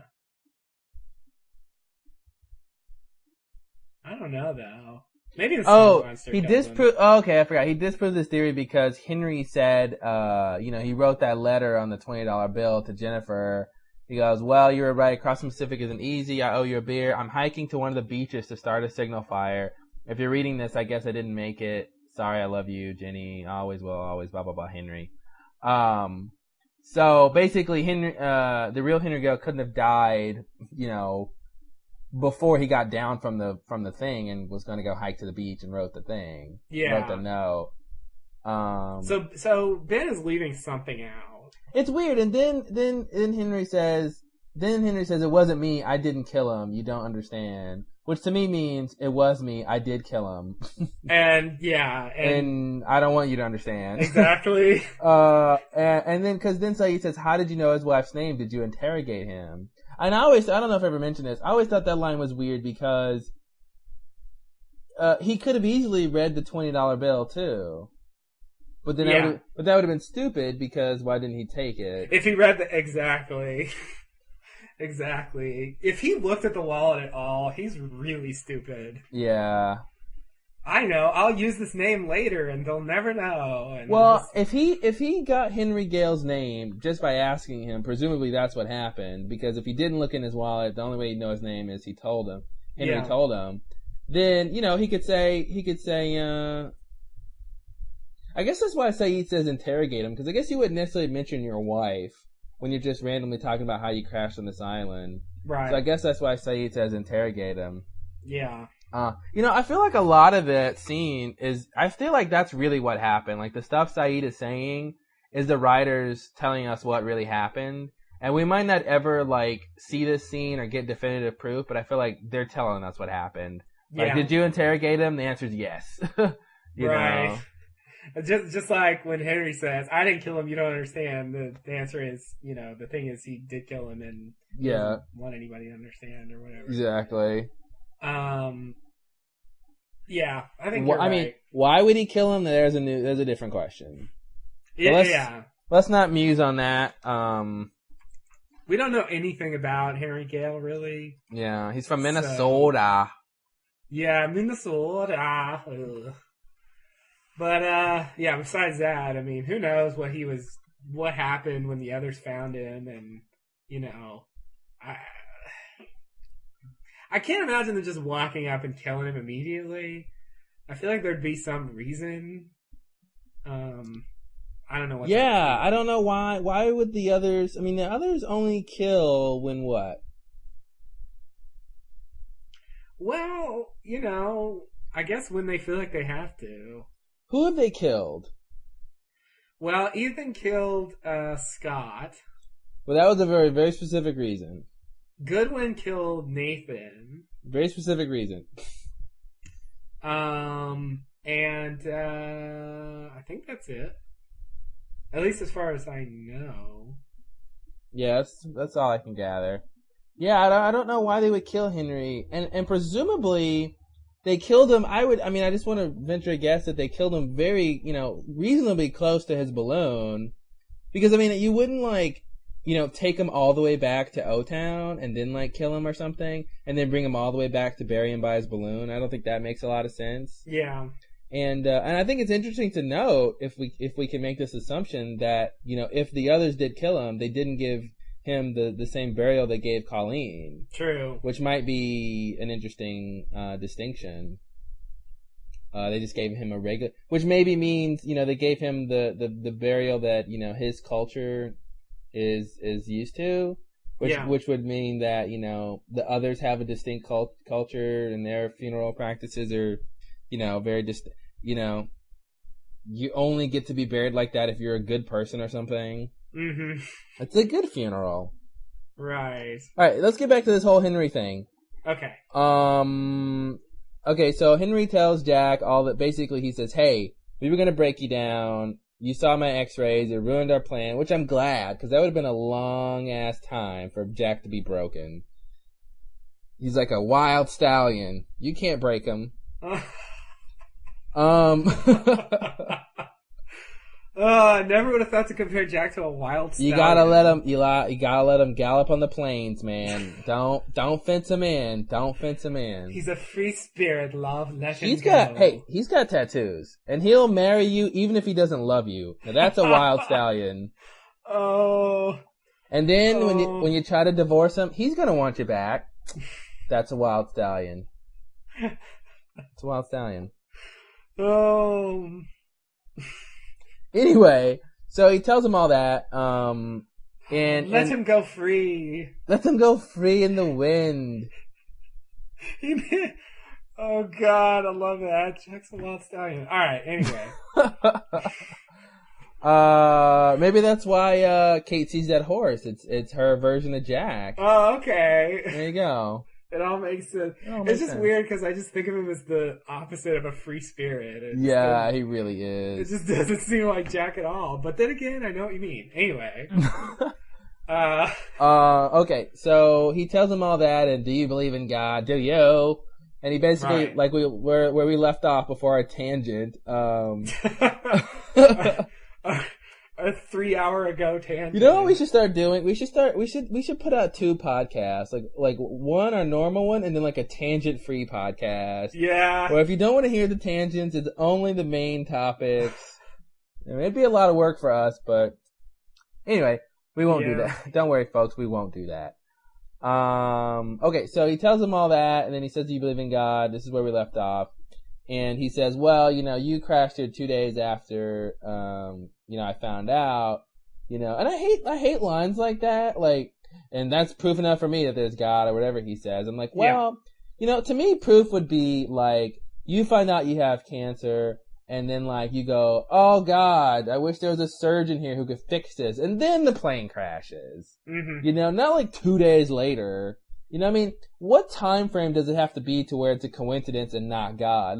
If it was 2 weeks later, is that still God? Or is that just a nice coincidence? You know what I mean? To me, if it was within the hour, then it's ooh, man, that's leaving the realm of coincidence and into the realm of God. You know what I mean? But 2 days, I'm like, eh. Yeah, God took too long. Exactly. A year later, is it still God? Is it still God? I mean, At a certain point, it's like you said, don't mistake coincidence for God. Yeah, I need that on a bumper sticker. We should totally make bumper stickers that say that. I just don't think, the thing is, I would say, if he had the tumor and he said, God, I wish I didn't have the tumor, and then boom, it was gone. Okay. You got my vote. Yeah, the Christians just got a new member, huh? Yeah, I will not deny that. But this just seems like it's okay, you're on this desert island, you don't really have medical personnel, a lot of your equipment doesn't work, you have a tumor, and then you infiltrate this group, and then you find out it doesn't seem sort of perfect enough. I like to think that he's that whole God thing, he was just sort of lying, it wasn't. Yeah. I really think he was just sort of saying that. I feel like he was just saying that to say that, he's trying to con him or whatever. I think it's really interesting that he asked. I always think it's interesting that the show is there's so much religion on this show. It's one of the most religious shows on TV, and not that they're, making, not that it's a core of the show, but just that it's important to so many characters, which is interesting. But, I think it's weird that he asked that question, especially considering that I don't really know, from someone who was seemingly born on the island and raised there, what sense of religion would he really have? Of a seemingly Christian religion, would he really have? Could he really be just regular, a Christian? Maybe he's just putting it in terms, for Jack, maybe that's not necessarily, he did just say God. He didn't specifically refer to Jesus or anything. Well, a lot of religions have multiple gods too. That was the thing. He sort of narrows it down. Yeah, when he says God. Now if he said, and he also might just be lying. If he said, "Do you believe in a higher power?" then it's very open. Yeah. But when he says God, and he's talking to Jack, who's, American, and, what else would he be but Christian, or something, if pretty much, I don't know. I thought it was weird. I think he's just sort of saying that, especially when he was God can't see what's happening on this island. Exactly. How do you reconcile those two? It's then God doesn't know you have a tumor, motherfucker. If he can't see what's going on. See, I think when he said that, well, it was just supposed to. I think it was just supposed to sound cool and mysterious. Yeah, I think maybe in the situation he was in, he sort of felt helpless, and maybe he really did feel like God wasn't paying attention. Yeah, I'll buy that. That he felt like he wouldn't be in that situation if God was paying attention. Yeah. But why does he think God likes him so much? God lets a lot of nicer people in worse situations than that. I know. Well, Ben's crazy though. Maybe they're Mormon. Well, I'm just throwing it out there. Okay. They don't drink, do they? I never saw them drink. I don't know. I guess we haven't seen them drink. And they don't smoke. Mormons don't smoke. No one smokes on TV anymore. Oh, why not? I just saw somebody smoke on TV. What are you talking about? It's bad for the kids. Really? They smoke on ER. Really? Yeah. I rarely see anybody smoke on TV. But then, I don't watch TV, so that's a weird statement. Smoking is very passé. Yeah, it's so 1945. I guess in movies and stuff, like, I feel like they've really cut down on showing people smoking. Yeah. Because it's thought to be, bad for the kids. Man, when I start making movies, it's going to be all smoking all the time. I agree, me too. I'm not going to make movies, though. But if I did, they'd have smoking. Okay, say it faster. But I'll appreciate your smoking movie. Please. It'll be called Thank You for Smoking. There you go. Wait, is there already a movie called that? Oh, you know what? I think Sawyer was smoking back in the pilot. He was smoking. Oh, okay. Smoking hot. And then he ran out of cigarettes and Zing. Sorry. Yeah, please. If you didn't do it, I was going to, and it's really sad when you zing your own shitty jokes. Hey, let's get back to the thing, dude. Let's get back to the interesting discussion. Right. What's that you say? I don't know. So, would you like to recap this second part or third part, I guess, of this saga? Yes. When Juliet comes in to bring, quote, To Kill a Mockingbird for Jack to watch, I gotta tell you, this was one of the... I hate ranking things. I'm ranking things all day today. This is one of the top 5 scenes ever. It was I thought the scene was very well done. It was. I really can't think, even in movies, of a scene that had the what's the word? The dynamics of this scene were very good.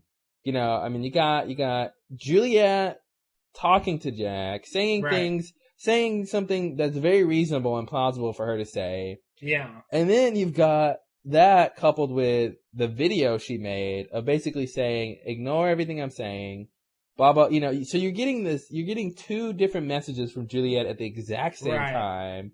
And then you got this sort of drama with, Jack knows that Ben is potentially watching, so he's got to pretend like nothing crazy's going on, and just the idea that Juliet is in this situation, you sort of feel for her because she's putting herself out there. She's trusting Jack. Because he could say, Juliet, what are you talking about? What is this video you made of you telling me, he could out her too, Right. So the dynamics of this scene is awesome. This is why we watch Lost, for scenes like this. Gotta love it. So, is that enough of a recap? It really shocked me when the thing came up, and then, I agree. It's almost like, it almost reminds me of those songs where they have 2 things going on at once, because you can sort of listen to both and sort of pay attention. Like, if you listen to what she's saying, it's interesting, contrasted with what's going on in the thing. It is a really good scene. I agree. Very, very well 5. done. I'm not ready for top 5, but it's up there. Top I think it would 10 at least at make least. my top 10. Top 10 at least. It was very. It was very well done, and when she cuts the TV on and it's her saying, ignore everything I'm saying, my heart skipped a beat. I was like, holy crap, what is going on? It's just like the force field that I thought I saw. Oh, God. Or the multiple islands that I thought. But this time it was real. I didn't make it up. Oh, right. The Twin Islands. The Twin Islands. Wow. This time it was a real thing. Yeah, I agree. I didn't know what to do. So I actually wrote down the whole thing. I'm so glad you did, because I was going to say, this is probably one of the most important times to have a transcript. Yeah. But I'm glad you wrote it down. I took the time to transcribe it, because it's pretty short, and I'm like, I feel like we might need to look at what she's saying here. Yeah. Okay, so I'll just read it. Ignore everything I'm saying. Ben is a liar, and he is very dangerous. Some of us want a change, but it has to look like an accident. It has to look like we tried to save him. And that's up to you, Jack. It's a complicated surgery. No one would ever know, and I would protect you. Now tell me to turn off the movie. Wow, that was long. That's a lot of stuff. Seems like she could have condensed it if she wanted to. Interesting. Yeah, no, it was very... like we said, the greatest thing was that it's totally different than what she's saying. Right. And what's cool is she's saying the same kind of things we've heard before from the others. Right. He's a good man. This is the right thing to do. And it basically highlights the fact that that's not what they really believe, or at least some of them. Right. That whole rhetoric that they've been spewing this whole time is literally rhetoric. It's not what they sort of all truly believe. It's just what they are told to say, and that's where they come from with that stuff. So I thought that was really cool to actually get that obviously out there, that her whole speech, was fake, Right. Now, as great as this wouldn't be lost, unless it had the room to be more than what it seems to be. Right. So do you think that there's more going on than her really wanting Ben out of the picture, and creating this video to let Jack know that's what she wants and that some of them want? Or do you think that... Okay, here's the first question, I guess. Do you think that Ben knows she's doing this? I don't. I take this at face value. Okay, I do too. I think there's a possibility, but just like with the funeral thing, everything being a con gets very irritating. I agree. Now, but here's the question though. Do you think that, not necessarily that Ben... Okay, I agree. I don't think Ben knows about this. I think it doesn't seem like a con. I want to believe it at the very least. But do you think that she's setting Jack up for more than what it seems to be? She's saying this to him, and then the video is telling him the opposite, and this other thing, basically, kill Ben, I'll protect you. Mm-hmm. Do you think that she's setting him up for anything else in particular, or do you take that at face value too? What would she be setting him up for? Oh, don't ask me that. Okay, I have no idea. It would be easier for me to answer if I had an idea. I mean, maybe she's really not gonna protect Jack. Maybe, if Jack goes through with it and he kills Ben, and Jack is like, oh no, I accidentally cut the whatever and blah blah blah, or he lost too much blood, and Juliet, who's there potentially helping, could be like, oh Jack, no, you did this on purpose, blah blah blah, and just totally betray him. I mean, do you think she's planning to betray him, or do you think she's sincerely gonna help him? I think that's a possibility. There was that thing with Sawyer saying, she would have shot Kate or whatever. She would have shot your ass. Yeah. I think that. But from the very first time we see Juliet, she seems to be at odds with Ben. That whole book club scene where, she's like, free will exists on this island anymore, and Ben wouldn't read that book, and well, whatever, who cares what Ben thinks, and and all the scenes between them, since then, and have that weird tension, and I feel like she is genuinely against Ben. Yeah, I agree.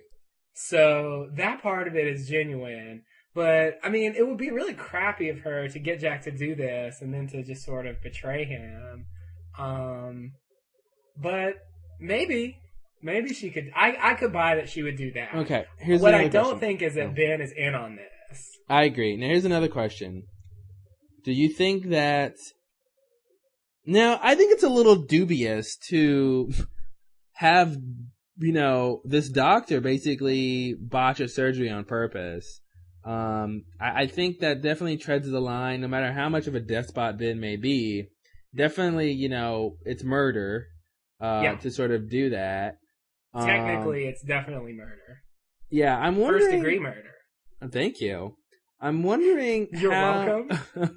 I'm wondering how many people really want Ben out of the picture, And if Ben is out, if Ben is out of the picture, does that mean Juliet's in charge? You know? Right. And then why do they have to do what Ben tells them to do?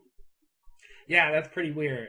I mean, if you don't do what Ben says, does he physically harm you, or does? I mean, I guess really. I mean, any person's real power is in their sort of physical, force. So if he's got, half or 60 or 70% of the others with him, then he's got the power. You know what I mean? Yeah. So if Juliet's like, no, we don't want to do this thing, and then Ben is like, well, then you gotta go in the cage, he's got the manpower to back it up if he's got people who follow him. And that's really where his power must come from. Unless he's got supernatural powers. But maybe it's like, oh man, I just got another great theory. Maybe it's like Phenomenon. Remember that movie? With John Travolta? Yeah, well, he got special powers when he had the tumor.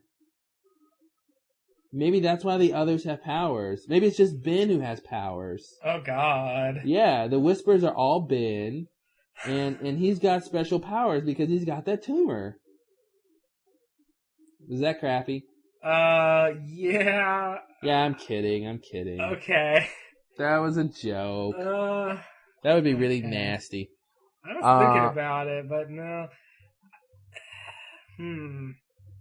And I do want to also... I just want to quickly mention that I guess since Ben has had that tumor for a while, that the island didn't necessarily heal... Since he's from the island, too. Right. It didn't heal him at all. Right, yeah. A lot of people have brought that up.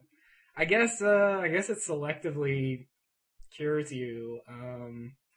If you're good. Yeah, maybe. Not if you're bad. Or maybe it was Smokey that did it, and he doesn't like the others. Well, he's a good boy. Let me think. Okay, so it seems like she says some of us want to change. So assuming she's telling the truth, there's a group of the others who don't want Ben in charge anymore. Yeah. Okay. But some people do want him in charge. Like you said, if no one wanted him in charge, he wouldn't be in charge. Yeah, exactly. They could just say, how about we not do what you say, and what are you going to do? I like them apples. Yeah, exactly. He doesn't seem like he's powerful enough to dominate however many of them there are.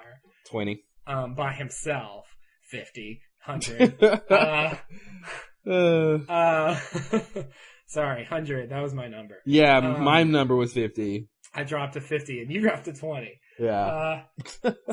So basically it has to look like an accident so that the people who are following Ben don't get upset. A coup. Yeah. And they sort of accept it. Oh, well, he died. Well, that sucks, but it wasn't sort of an intentional act. Yeah. So I don't know who's supposed to become in charge. I mean, I feel like in a utopian society, you don't necessarily need someone to take. It seems like you could sort of, as ideally, everyone should be sharing and caring and helping each. I mean, I think to a certain degree, and I was just thinking about that. They really should have some sort of what am I trying to say? Electoral? No. Election. Some, they should elect who they want to be in charge. I mean, I think democracy. Yeah, I think with any sort of big group. There's certain decisions that need to be made, and you can't make everything on a group decision, I think most things you can, especially if you're trying to do this utopia thing. Right. I can see the need for a leader and with some decision, to make certain decisions. But the fact that, they don't seem to elect their leaders, that whoever sort of has whatever can lead. I don't know why Ben's in charge. He just got the audacity to be in charge, I guess. I don't know. But, yeah, I don't know. I was just saying, it seems like they should be electing who they want to be in charge. And they wouldn't have this problem. Right. Yeah. Yeah, I mean, that then makes you wonder, how did Ben get in charge? What did he do? Just say, I'm in charge. And a lot of people were like, okay. And, yeah. What gets me is that I feel like he has been recently he just became in charge. That's what it seems like to me. What do you mean by recently? I mean, he was in charge. He certainly seemed to be in charge at the time of the crash. Exactly, but I feel like that, that whole thing with, when we see him at the very beginning, it's just after whatever, it seemed very recent after whatever happened with him and Juliet. And I always thought that part of their dislike for each other, whatever, happened when, he became in charge. Okay, yeah. Because she makes all those comments about free will not existing and Ben, blah, blah, blah. Mm-hmm. And I feel like it's been recent that he's got in charge. I mean, maybe in the last, I would say no more than maybe a year, but I would say more like a couple months, And I feel like, and here's my wild guess, but I feel like the person who used to be in charge was like Juliet's husband or something.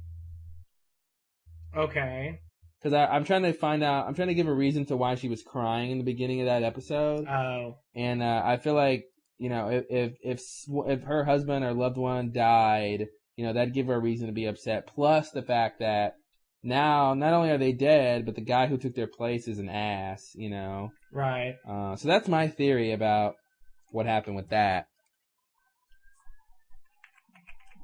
That's certainly possible. I mean, we haven't seen anything to lead us to believe she had a husband who, what do you think, he died or something? Yeah, he died or like Ben killed him or, and maybe not even like obviously killed him, but, maybe she sort of suspects that Ben killed him or something. Or maybe she found out that Ben killed him, but nobody else knows or something. And I don't know. Don't ask me. It's going to get to a lot of other questions. But, okay, but we were talking about something else, though. Let's go back to the original idea, which was what?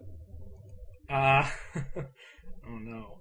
I don't know. Well, the whole video thing. Oh, okay. Yeah, I'm gonna take it all as face value right now.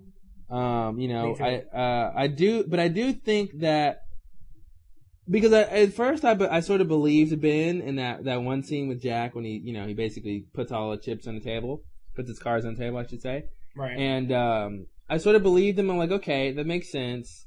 It's pretty crappy that you only wanted him here to do the surgery, but it's understandable. Why you want Kate and Sawyer? I don't know. How does that fit in? I don't know. Oh, that reminds me.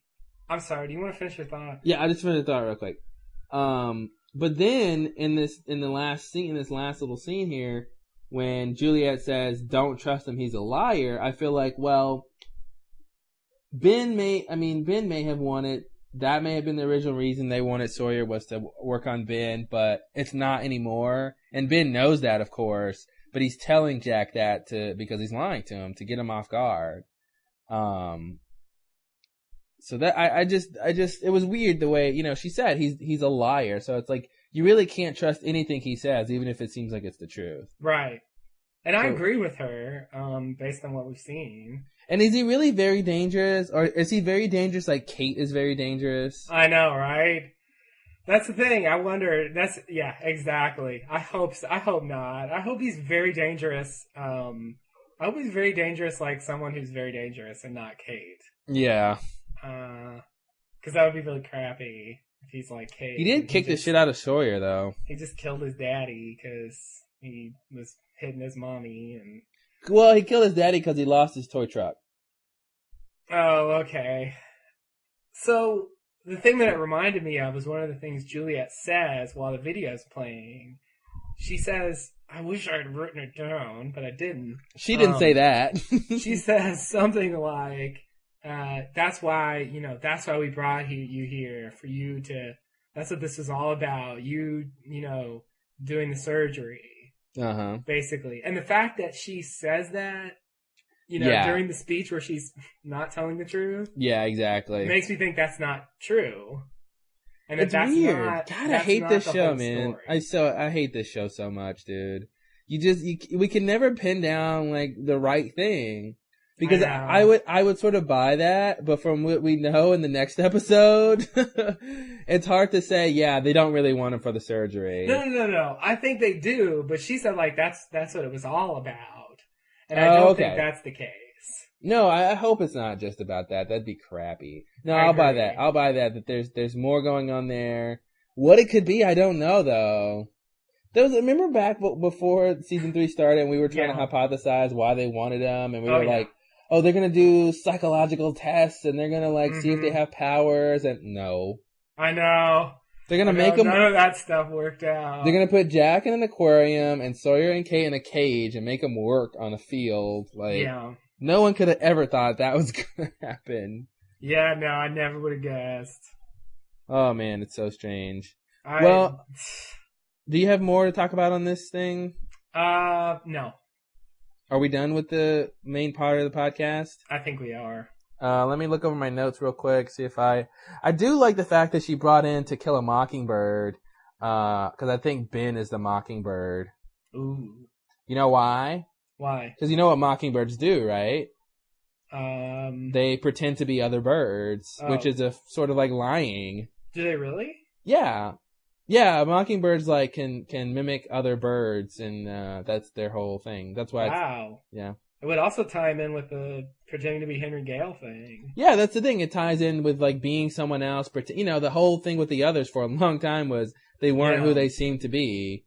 So I think To Kill a Mockingbird is very apt movie for this. Nice catch there. Hey, well, I gotta bring something to the table. Wow.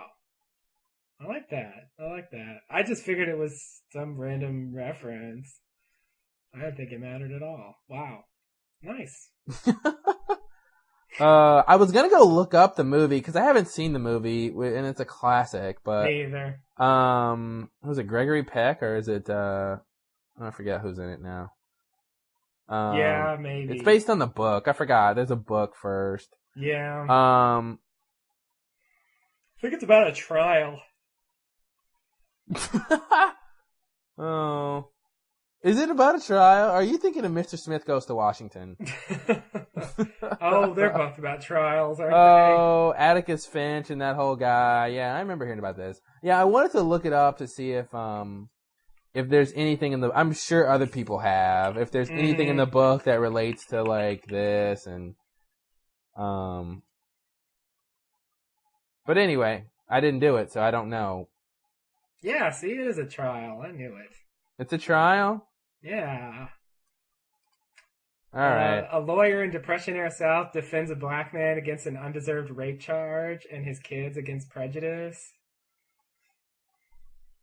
That sounds like a lot to do in one book. Man, you got your work cut out for you, buddy. Okay. Let me see what else I wanted to mention about this epi. Yeah, I think the title ties in more than the movie. Yeah, I agree. Or the book.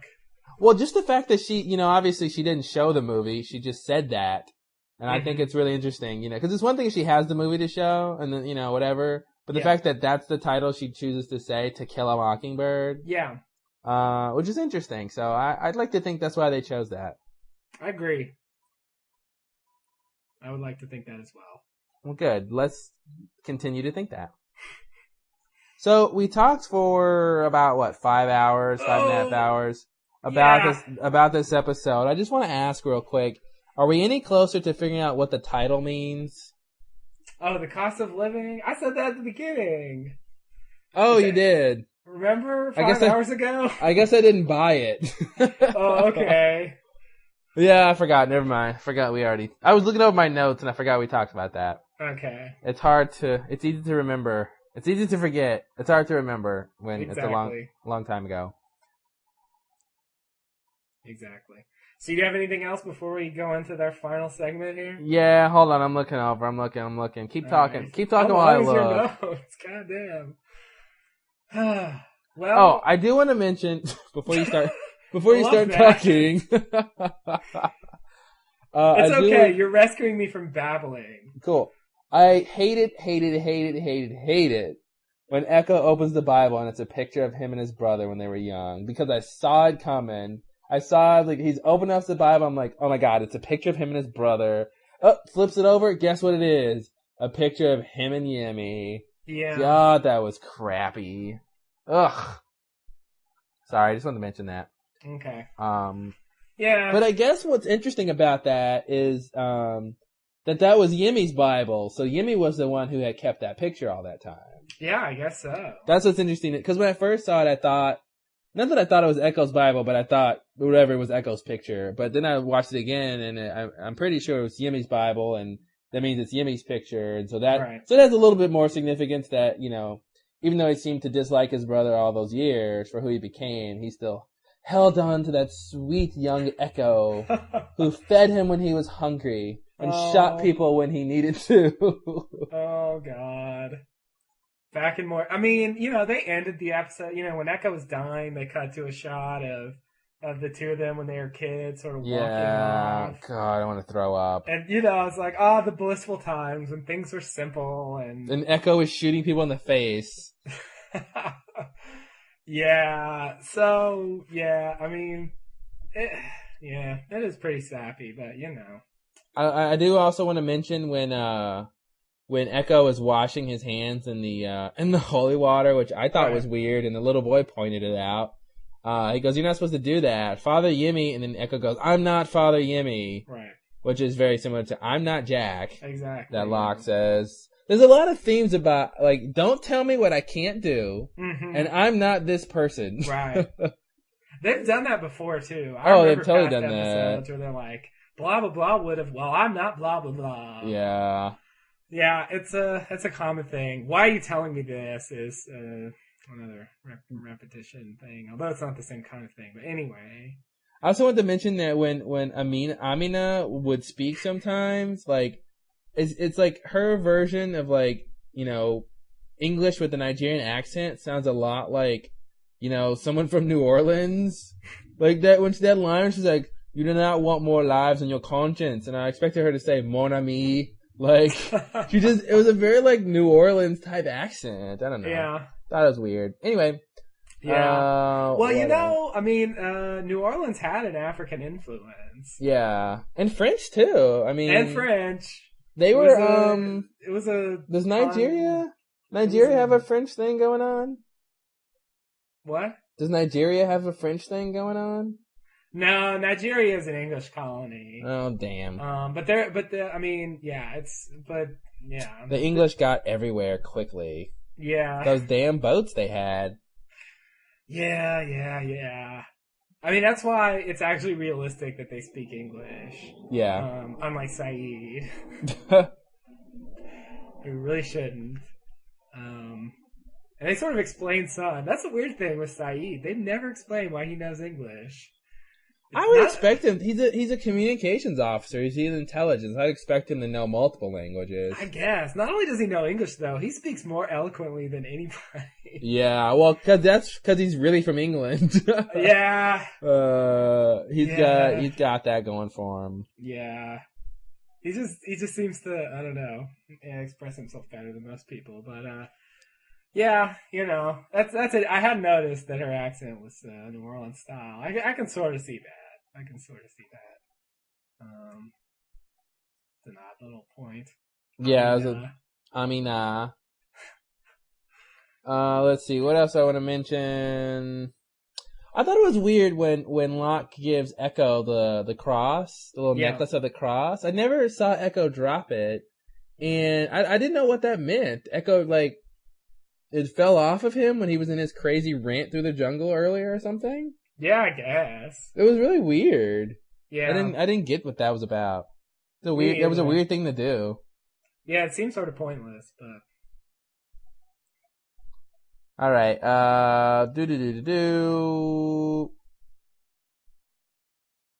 The toilet still works. God, I hate that guy. Yeah, I know. That's like a Hurley line. That's something Hurley would have said. Yeah.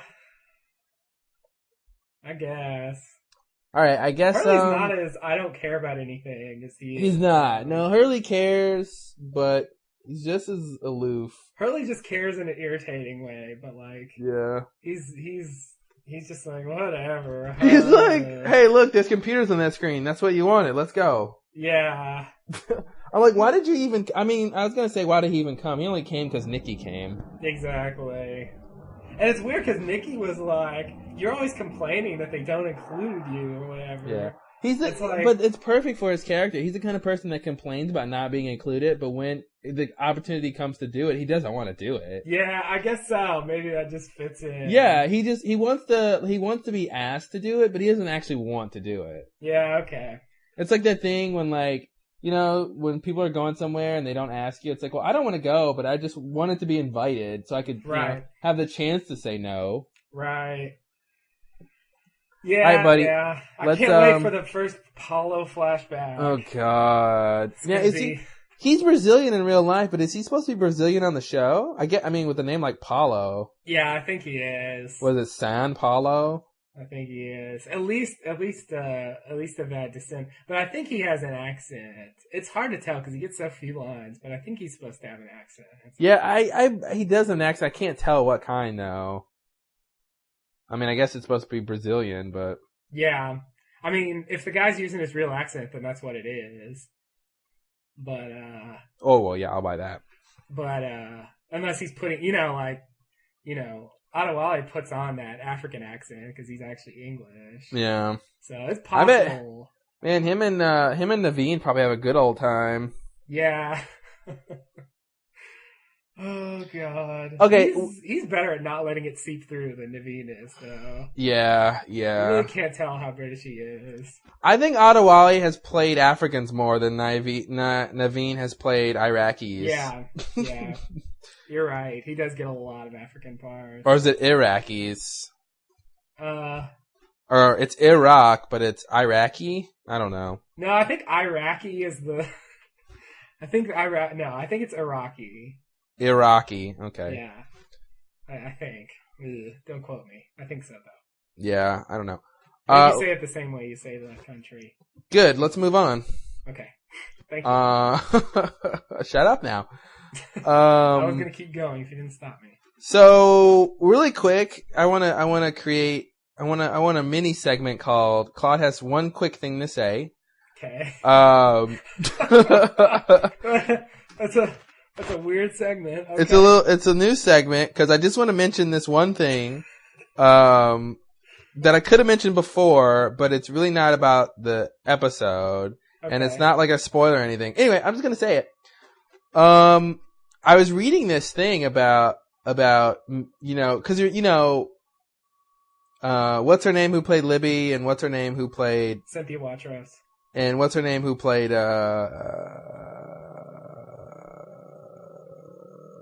what's her name? I'm totally spacing on her name. Say something about the character. She's co-leader of the army. Oh, Ana Lucia. Yeah, she's the Michelle Rodriguez. Second colonel. Yes. It was rumored that they were, written off the show because of their incidents with the law. Right. And apparently Adewale had a similar incident with the law. Yeah. Which I thought was really interesting. This was more minor. He wasn't arrested for DUI. Yeah. But he was arrested though, right? He was arrested, but the charges were dropped. Yeah. I think he was driving without a license. Yeah, which is weird.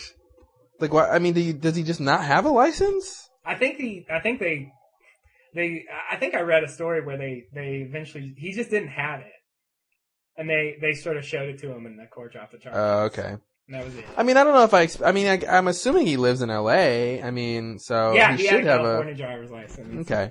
I just thought that was weird. Not that I think they write people off the show for what happens in real life, but I thought that was weird. Apparently, and I read and I hadn't heard this before, and I guess it's true because I read it on the internet. Everything on the internet's true. Apparently Ian Somerhalder had an incident too, with the law, and, but apparently so has the guy who plays Charlie, and so has, and so has, one of the other characters had an incident too. So it's not like a hard, fast rule, but it's so funny how half of the cast members have had run-ins with the law. Yeah. And maybe it's the Hawaiian police are just very strict. I'm suspicious about Ana Lucia and Libby, but I think Adewale's things were minor enough that wasn't the reason. I think actually I've read that he sort of wanted off the show. Yeah. And, well, they all say that when they're about to get ridden off. Well, yeah, you're right. But he, but I read that he wanted to go direct and direct. Yeah, he doesn't want to act anymore and blah blah. Wow. Yeah, so he's supposedly going to direct this movie, and so anyway, supposedly he asked them to nobody that I've read is saying he wanted that from the beginning. It seemed like this was like a recent thing. Yeah. You know, unlike with Michelle Rodriguez, where it was planned all along. Which I buy. I buy it with her, but I don't know. I don't though. I don't know.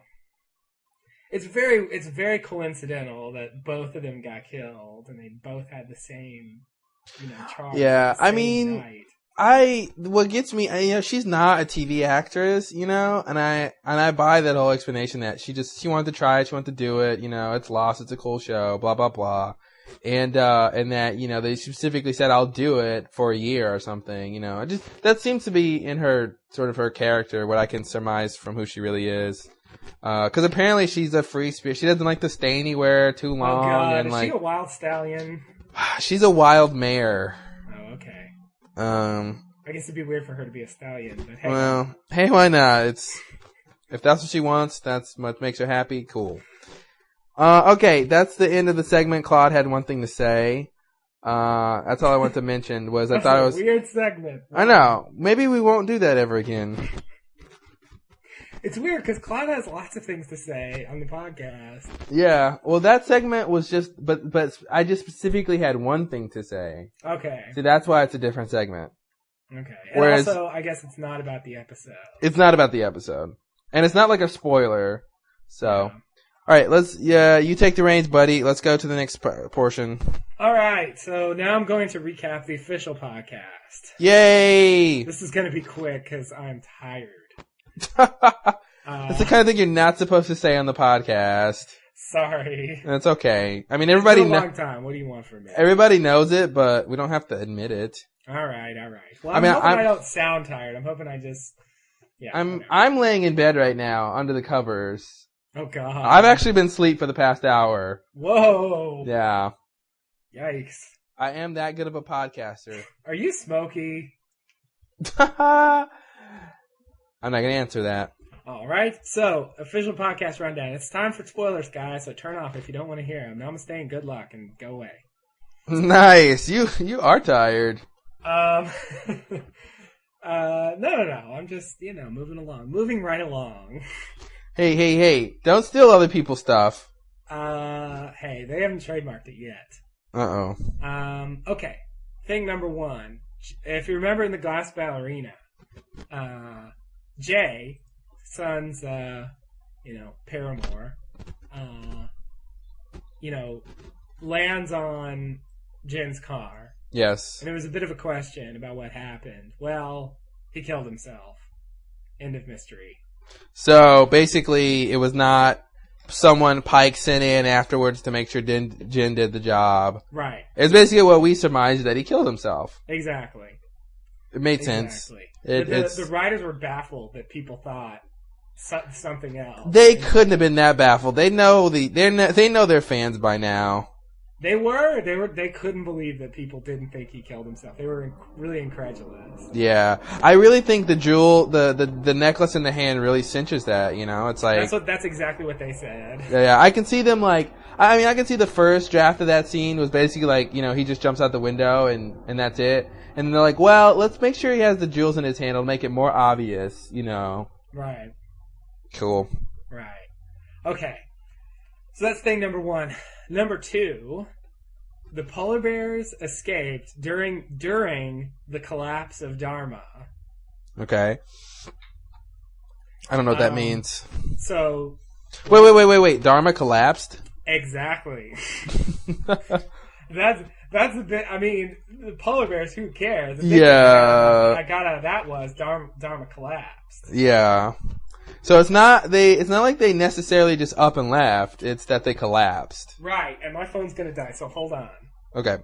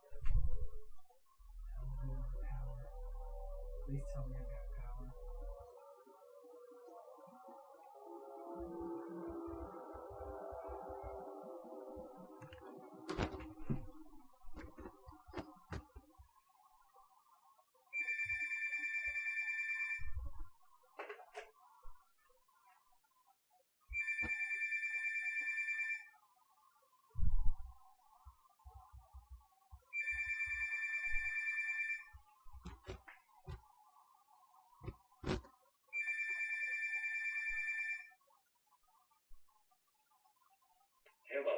Please leave a message after the tone. I guess you can't pick up because your phone's not working. Look at that. I wonder if you have that other phone that Jenny was using still. Maybe you do. Maybe you're trying to hook it up right now. Maybe that's you calling me. Hello? Hello? What are you calling me Yes, from? It was me. What are you calling me from? My cell phone. Okay, call me back. Well, because I don't know how to hang up. Oh, shit. Hold on. I'm trying to figure out how to hang up your other one. Okay, hold on, okay? Okay. Hello? Oh, this is maybe you on your answering machine. Oh, you just hung me up. Good.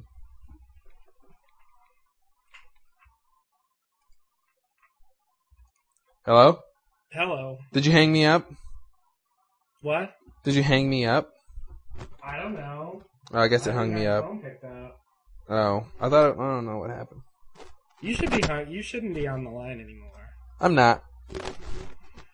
Because you were just on my answering machine, and it hangs you up after. Did you hear me talking? Yeah. Nice. Yeah, my phone died, and anyway. I knew that was going to happen if we were on long enough. Wow, I can't believe we've talked long enough for your phone to die. Yeah, I remember the last time we did that. It was the season 2. Season 2? You know, I really want to end this really quickly. I mean, once this gets edited, you know, it won't be 6 hours. I don't want this to beat our 6-hour one. It won't be 6 hours. Yeah, it won't be. Because like 30 minutes of this is when you were talking to your sister. Yeah, that's true. So it'll be cut down considerably. Yeah. But it'll be 5. It'll be a little bit. All right. So whenever you want.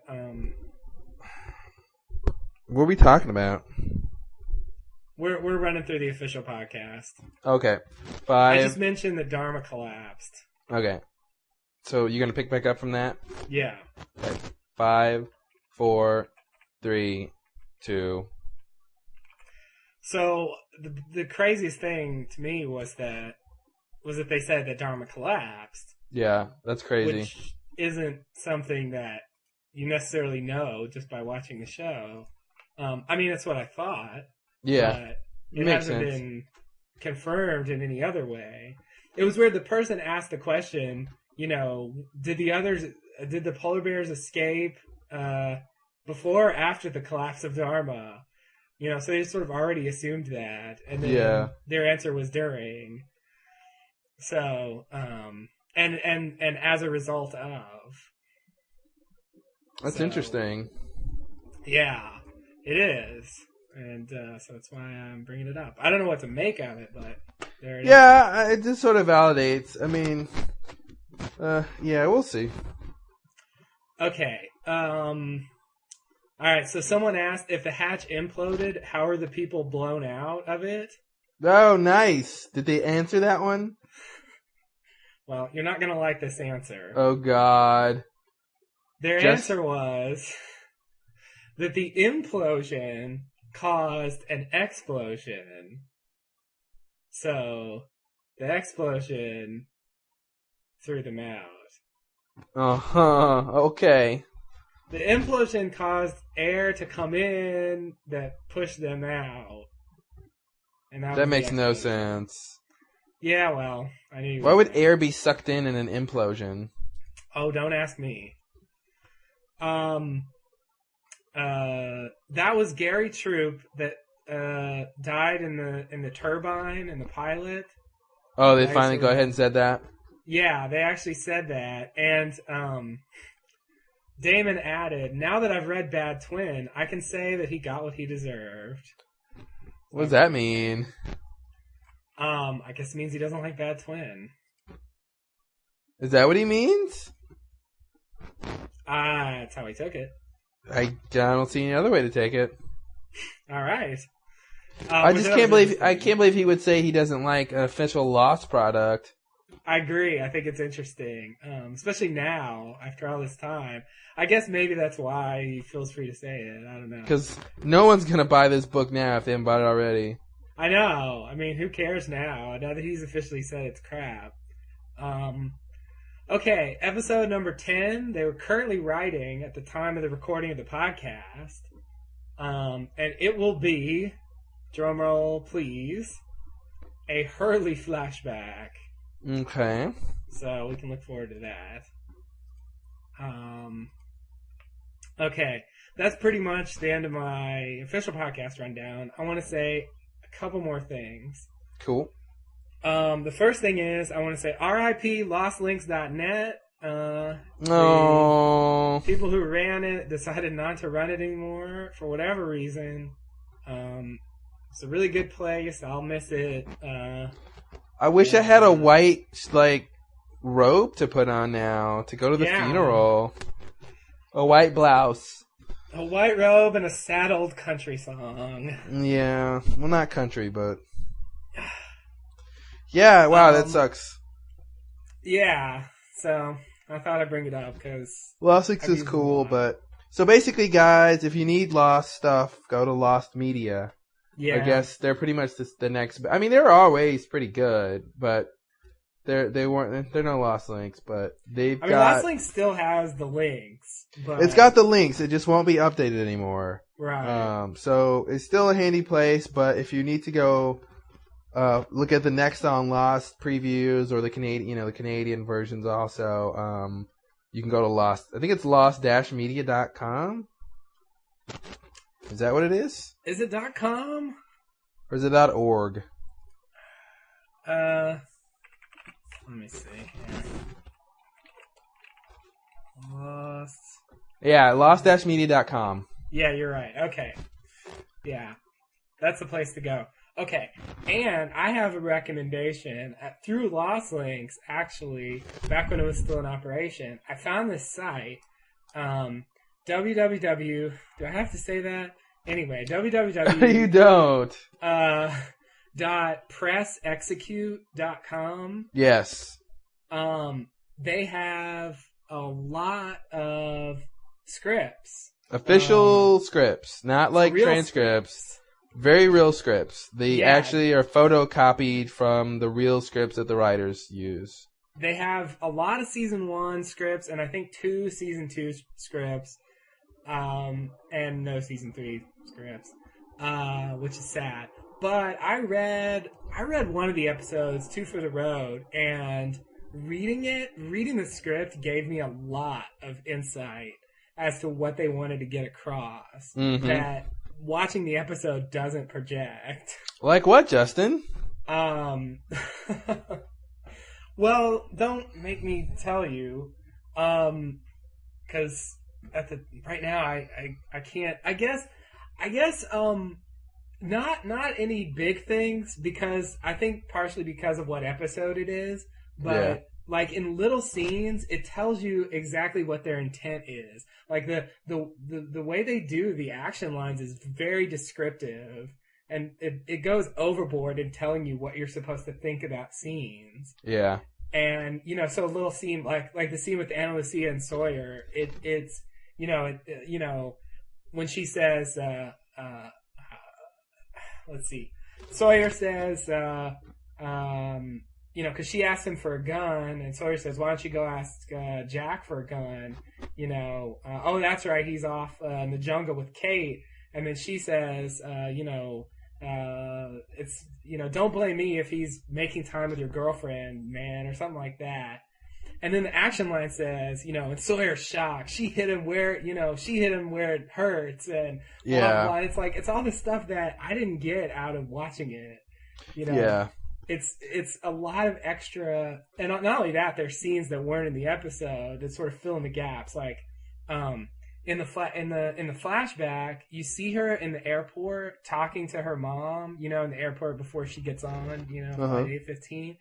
In the script, they make it clear that, we saw the scene in the season 1 finale where she's talking to Jack in the bar, and like the phone rings and she leaves. And in the script, they show you that the call that she got was that call. Oh, that makes a lot of sense. Exactly. I never put those two together. Yeah. So, but they cut that out. They cut out the part where they showed that. So it just seemed like she just took that call and they didn't, You never got the sense of when that was supposed to have happened. Yeah, because I always felt like she called her mother, to tell her she was coming home or whatever. It wasn't like her mom called her. Right. Yeah, that's the thing. It's not clear. And then when the way they had it originally, we were gonna see that scene again, and then they were gonna follow her out. So and they just decided to cut it for obvious reasons, I guess, because we've already seen it, so they didn't feel the need to play it again. But it really fills in the gaps, and there's a lot of stuff. Sorry. Are you sure? Wait. This is okay. I thought she was wearing different clothes. Well, she might have been, but that's a continuity error. Because I thought she was wearing like a business suit when we first see her with Jack. Yeah. And then because the scene you're talking about is when after she has the whole thing with Christian, right? And she's about to go back home. Yeah. And she's about to get on the plane. She's talking to her mother. I thought she had like a leather jacket on at that point. Yeah, the clothes might not have matched. That might have been, But you're saying that's supposed to be the same thing. Yeah. Okay, I'll buy that. I mean, it's the same day, They're both about to get on the plane. Yeah. So she really should have been wearing the same thing. I could have sworn she was wearing like a bluish colored like business suit when we first see her. That's really funny. That's weird. Yeah, she seemed very different. And actually, I remember the action lines they said, now that we watch this scene again, we understand what's going on beneath the surface and what she's really saying and blah, blah, blah. And she has no idea that this guy he's talking about is who she came to Australia with. And, they add all this extra stuff that we're supposed to see in that scene. And, It's interesting that some of that stuff should be obvious. Yeah. They state a lot of the obvious. There's also I think some extra stuff when Jack's dad goes to visit that woman. I think. Oh. I think they went into a little more detail during that scene. And there was more. There was actually a scene where Ana Lucia said, "Why did you bring me here? It doesn't seem like you needed any protection. What was that all about?" And unfortunately, I can't remember everything I read, but nice. Yeah, I got a lot more out of reading the script than I did watching the episode. Wow. There was a lot during the scene where Henry tells Locke that he came to get him. That was that episode. There was some more stuff in there. Real quick, what episode is it where we first see Ana Lucia? What episode is it? What? When we first see Ana Lucia? That's the pilot of season 1. I mean, not the pilot. I was gonna say the finale of season 1. I'm like, wow, that's really early. Pilot finale, Which one? Part 2 or part 1? Oh, dear. Do you remember? I don't know. Okay. I can't remember. I would guess part 2. It's in the scene where they show everyone's flashback at the airport, and I think that's part 2. Yeah, I think that is part 2. Okay, keep talking. So I just I intend to go back and read some. I was also reading Raised by Another to see sort of what they said about Ethan and all that stuff that happens in that episode. The dream, for instance, there was more in the dream too than they showed in the episode. Yeah, so it was to me it was very insightful because it really lets you get in the writer's head. They have this style of writing it's very descriptive, very in your face too. There's a lot of like bam and holy shit and a lot of TV writing is like that. It sort of has to be. I actually I had the misfortune of actually buying several law scripts before I found Press Execute, and they had exactly what I bought for $10 each. Yeah, so don't make my mistake, folks. But I mean, the place that I bought it, which is Script City, which is a really awesome place to buy scripts, because they'll send it to you PDF, so you don't have to, unless you want a hard copy, they'll send you a hard copy. But Anyway, I don't want to run an ad for them because they're not paying us, but they obviously have other scripts that Press Execute doesn't have. But they do. Do they have lost scripts that aren't on the Press Execute site? Yeah, they do. They have more season 2 stuff. Because I'd be really. There's certain episodes I'd really like to read the script for. Yeah, like I bought Raised by Another. I bought All the Best Cowboys Have Daddy Issues, and I bought Con Man and all those season 1 things that I think Press Execute already has. Oh. But oh well. Yeah, what can you do? Because I think like maternity leave or some really interesting episode. I really like to see what they say because there's so much that gets put in there that just doesn't make it into the episode. Yeah. I mean, because I can imagine maternity leave. They have some line of action that says Claire is really woozy from the drugs they gave her. You know? Exactly. That's what I expect to see, and that would sort of make it.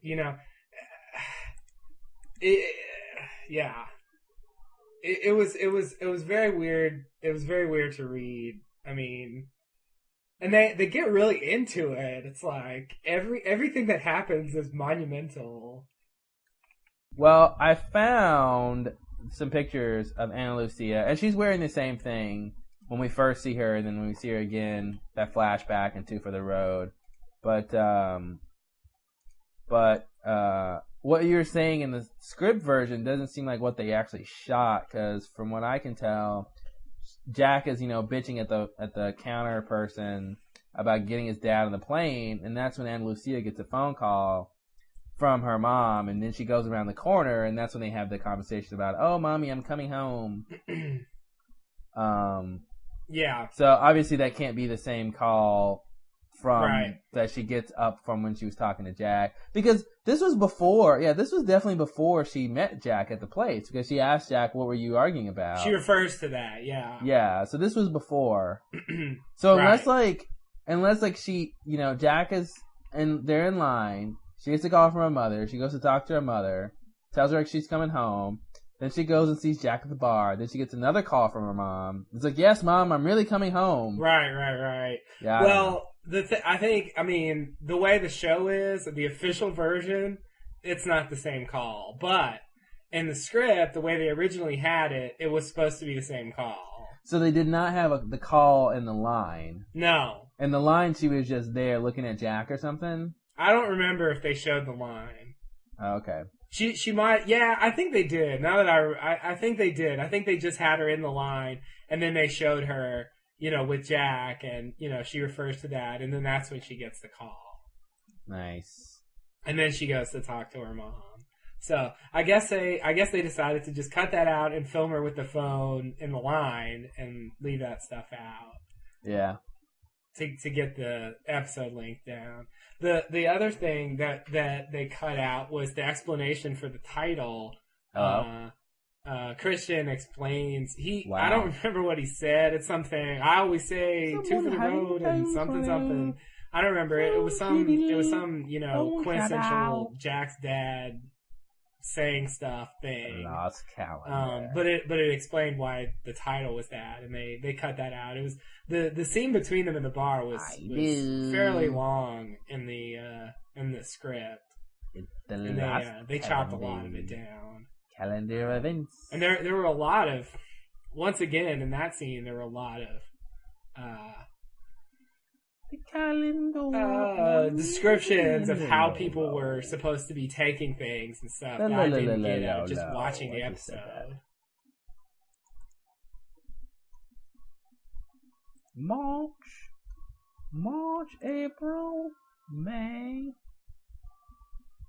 Lost news topics. Ugh.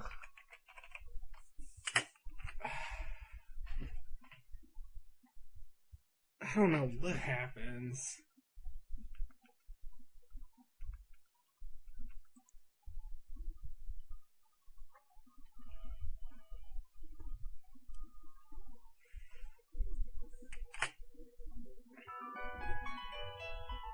Hello. Oh shit. Hello? Hello. So I don't know what button I thought I pressed. Thought I would have opened it. I don't know what's happening. It's like my phone just gives up. I was talking for a while. Were you really? Oh no. Yeah. I wanted to believe you were still there, so I kept going. Oh. I'm about done. Let's end this goddamn thing.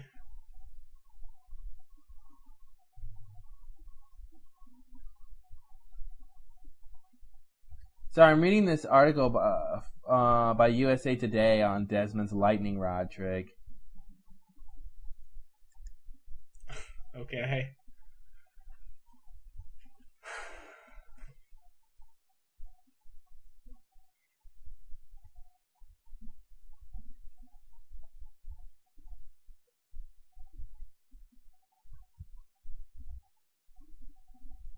Wow. Apparently, a lightning rod or any other type of metal does not actually attract lightning. Apparently, lightning doesn't prefer one type of material over another. It tends to strike the tallest isolated object.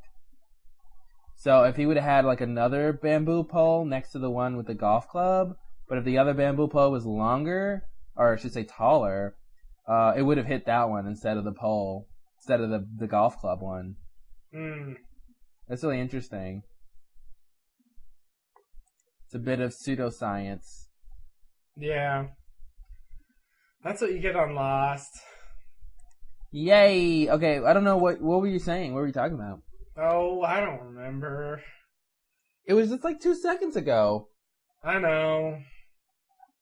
Well, I'm tired. I don't remember the last thing we were talking about. It's probably something off topic. Wait, you brought up something. I know. I was explaining. Yeah, I remember what I was saying. Okay, go. I guess I'll 5, just say it again. 4, 3, 2. Also, in the script, they explain where the title 2 for the Road came from. Oh, nice. Which was, well, I don't remember exactly what it was, but it was some, I think it was some saying that Jack's dad had. You know, I always say 2 for the road and 1 to grow on, or I don't remember what it was, but it was some saying that included 2 for the road, and it explained why the title was that. But they cut that part out, so then, then we just sort of wonder. Which makes me think maybe in Echo's episode, there was some scene where they were like, this is the cost of living, or what is the cost of living? Or, Oh, God. This is the cost of living, Echo. Yeah, and it just got cut out. And whenever there's a title that they don't directly address in the script, in the episode, that means it was in script and it got cut. That's all. I just can't wait for the next episode. I do. Yeah, I know. Someone's getting married. So I mentioned earlier that I know what that means. This is going to be a Kate-centric episode, and it's going to be at least partially about the time when she was married. So, oh, God. That's why it's called that. No big mystery. Also, maybe the guy with the missing the eye is her husband. Yeah, wouldn't that be a slap on the knee? I also wanted to mention regarding that guy, Greg Nation strikes again. Greg talks about Gag?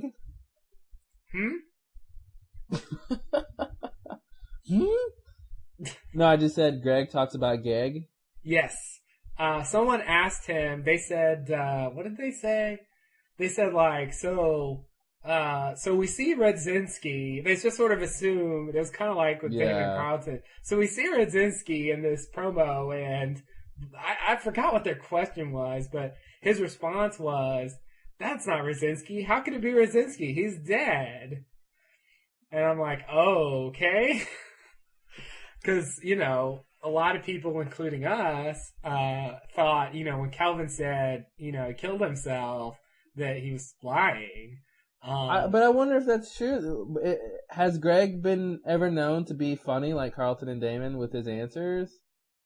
Because that's the kind of thing that it's like, how could that be Radzinski? Radzinski's dead. That's what they said on the show. But he's really just kidding.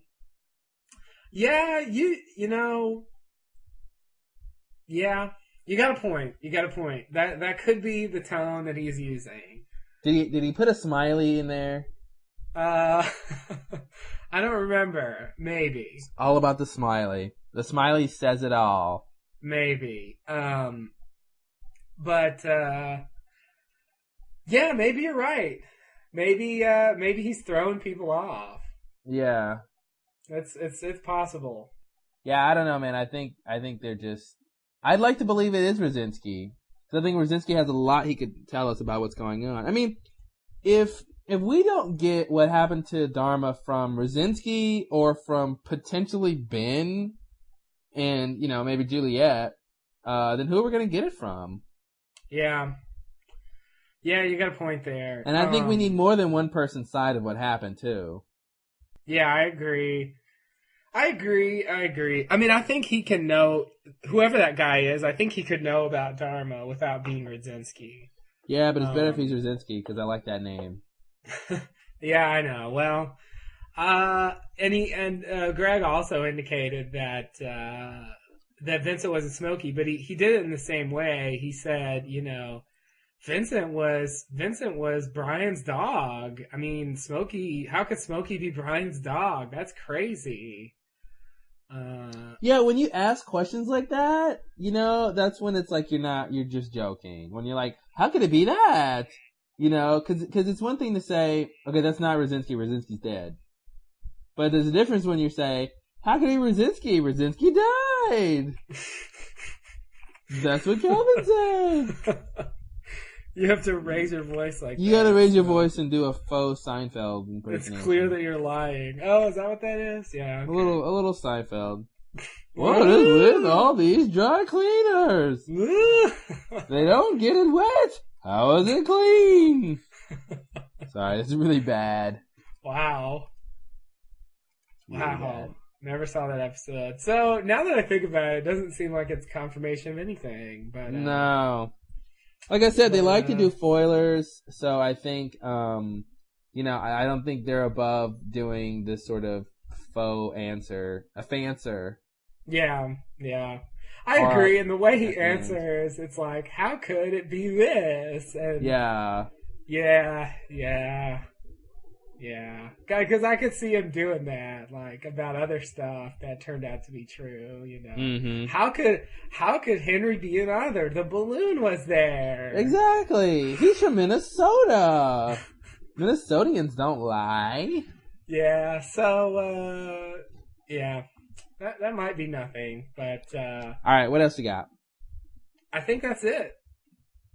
Nice. I cannot believe we're done with this podcast. Hey. Hopefully it'll be under 6 hours. Yes, I do. I have a lot I want to say. I have so much that I want to say that I think I'm just going to save it because it's too much. It's too much for the world to handle. No, I wanted to say thanks to all of the people who've been of late posting on our website, thelostlowdown.blogspot.com. In particular, 420 Brownie, Joe, I don't Vargas. know what that's a reference to. Yeah, 420 Brownie, I have no idea what that means. I think he likes to eat desserts in the afternoon or something. I don't know. Yeah, probably. April's his favorite brownie month. I don't know. Mm-hmm. Who else did I say? Vargas, who I believe her name is Victoria. And who else was posting recently? Rebel, and we got an anonymous. And, Joe. I said Joe. Oh. Good old Joe. Joe's been posting a lot. Joe has some good comments. But what I wanted to say that I thought was really interesting, and let me find it, and I'll just keep rambling, is that someone said something really cool. Nice stalling technique there. You really know how to filter. I think it was Joe. He said something I thought was really funny. He was commenting on the cost of living, and he said he thought it was a really great episode. And he goes, 5 episodes in, and I think we're moving at a pretty decent clip. at this point last season, we were enthralled by the mystery of Sun losing her wedding ring. So I think we're ahead of that pace by a whole lot. I thought that was really funny because he's right. It was all about Sun and her damn wedding ring, and we're like, this is supposed to be drama. Yeah. Like, ugh. So I think he hit the nail on the head. This is this season is a little strange because it's in 2 parts. Right. And so, they have to put a lot of good stuff in the beginning to make sure people come back for the end. Exactly. So, but nevertheless, why they're doing it, it is still very good. Yeah. And, with the exception of further instructions, every episode has been pretty damn good. Yeah. I agree. That was an anomaly. But, anyway, I just want to thank those people for posting. We definitely love your comments. And those of you who've emailed us, we appreciate that too. It's really nice to hear from you guys and what you think. I guess, we should tell people, cause we didn't last time, did we? I don't think it was out last time. We've got a review up at, the about.com site. Was it at lost.about.com, I believe? Yeah. Bonnie, who is the official law, sort of guru or whatever for about Lost. That's weird. Lost About. There you go. Weird, even more. She reviewed our site, and out of 5 stars, we got 2, which I thought was a little low. Oh, 2.5. Sorry. God, that half star really saves us. And, which was funny because, we sort of thought her review didn't really correlate to how many stars she gave us.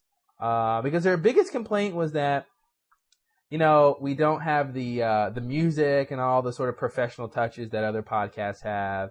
And, we sort of like that we don't have that. I mean, Justin and I have talked a lot about this. I mean, we can go get music. He and I are actually both musicians. And we record stuff all the time, and we could go record, a Lost Lowdown theme song and bumper music and all this stuff and make it really cool and interesting. But for us, that's not what we want this podcast to be about. We ramble on a lot, and we hopefully come up with interesting things along the way, and that's what we like. We like that it's us. You guys get to hear us talk. It's like, 2 of your friends talking about Lost, and that's what we want. We don't want it to seem like a production. We don't want it to seem like, like a radio show or something like that. And I think, I think it works. We don't have, 80,000 listeners or something like that. And that's cool with us. We really love all of the people who are our fans and, have been with us the whole way, and people who are new and who can sit through a 2 or 3 or 4 or 5 or even 6 hour podcast. I mean, that's dedication. That's cool. We couldn't ask for better. I mean, so, I guess my point is, we may lose some people for not having the sort of quote professional touches or whatever, but the people who we have that like us for who we are and what we do, I appreciate a lot more. I think that's my point. And, the other thing she sort of, derided us for was, we don't have listener call-in sections, which I think, and Justin, if you want to mention, your disdain for those. I don't like when, it's cool. That's the thing. First and foremost, I think, you need to have diversity in pretty much like anything, in any sort of arena. It's good to have diversity. And if we were like Lost Cast, if we were like Generally Speaking, what would be the point? If we were like Jay and Jack, it's like, what's the point? Go listen to them, And I think the fact that we give something different is important. And if you want to hear people call in, random people call in and give their thoughts about whatever, then, there's other podcasts you can go listen to, and you probably do. I don't think there's one podcast that fits, that necessarily fits what everybody wants, this one doesn't have to be. I know a lot of people listen to multiple podcasts, and I think that's probably the best way to do it because you're going to get different things from different podcasts.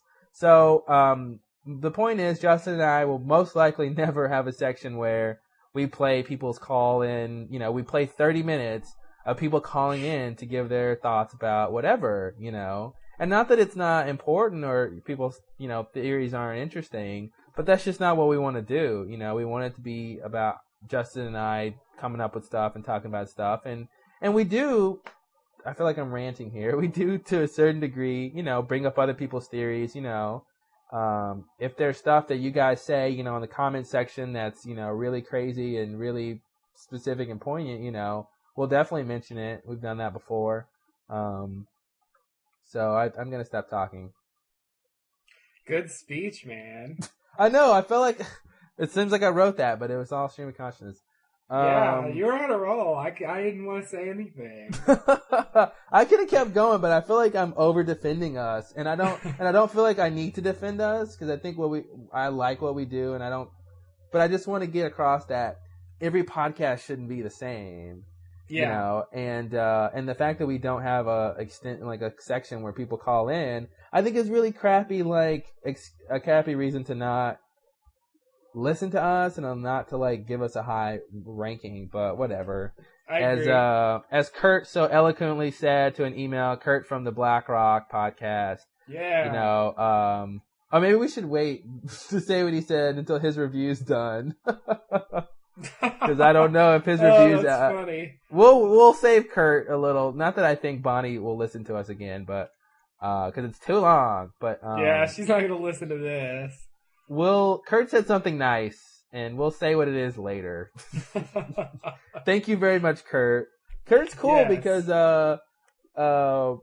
if I'm not mistaken, Kurt only came across us because he thought our podcast was really long. Right. And he decided to sit through our 5-hour podcast. Right. And I think he actually enjoyed it. I think so too. I agree. Kurt was the first person that I know of to mention us in their own podcast, and I really appreciate that. Yeah. It's nice to get noticed by somebody. Like a fellow podcaster, Yeah, exactly. It was nice to, because we bring up other podcasts. I mean, not all the time, but, yeah.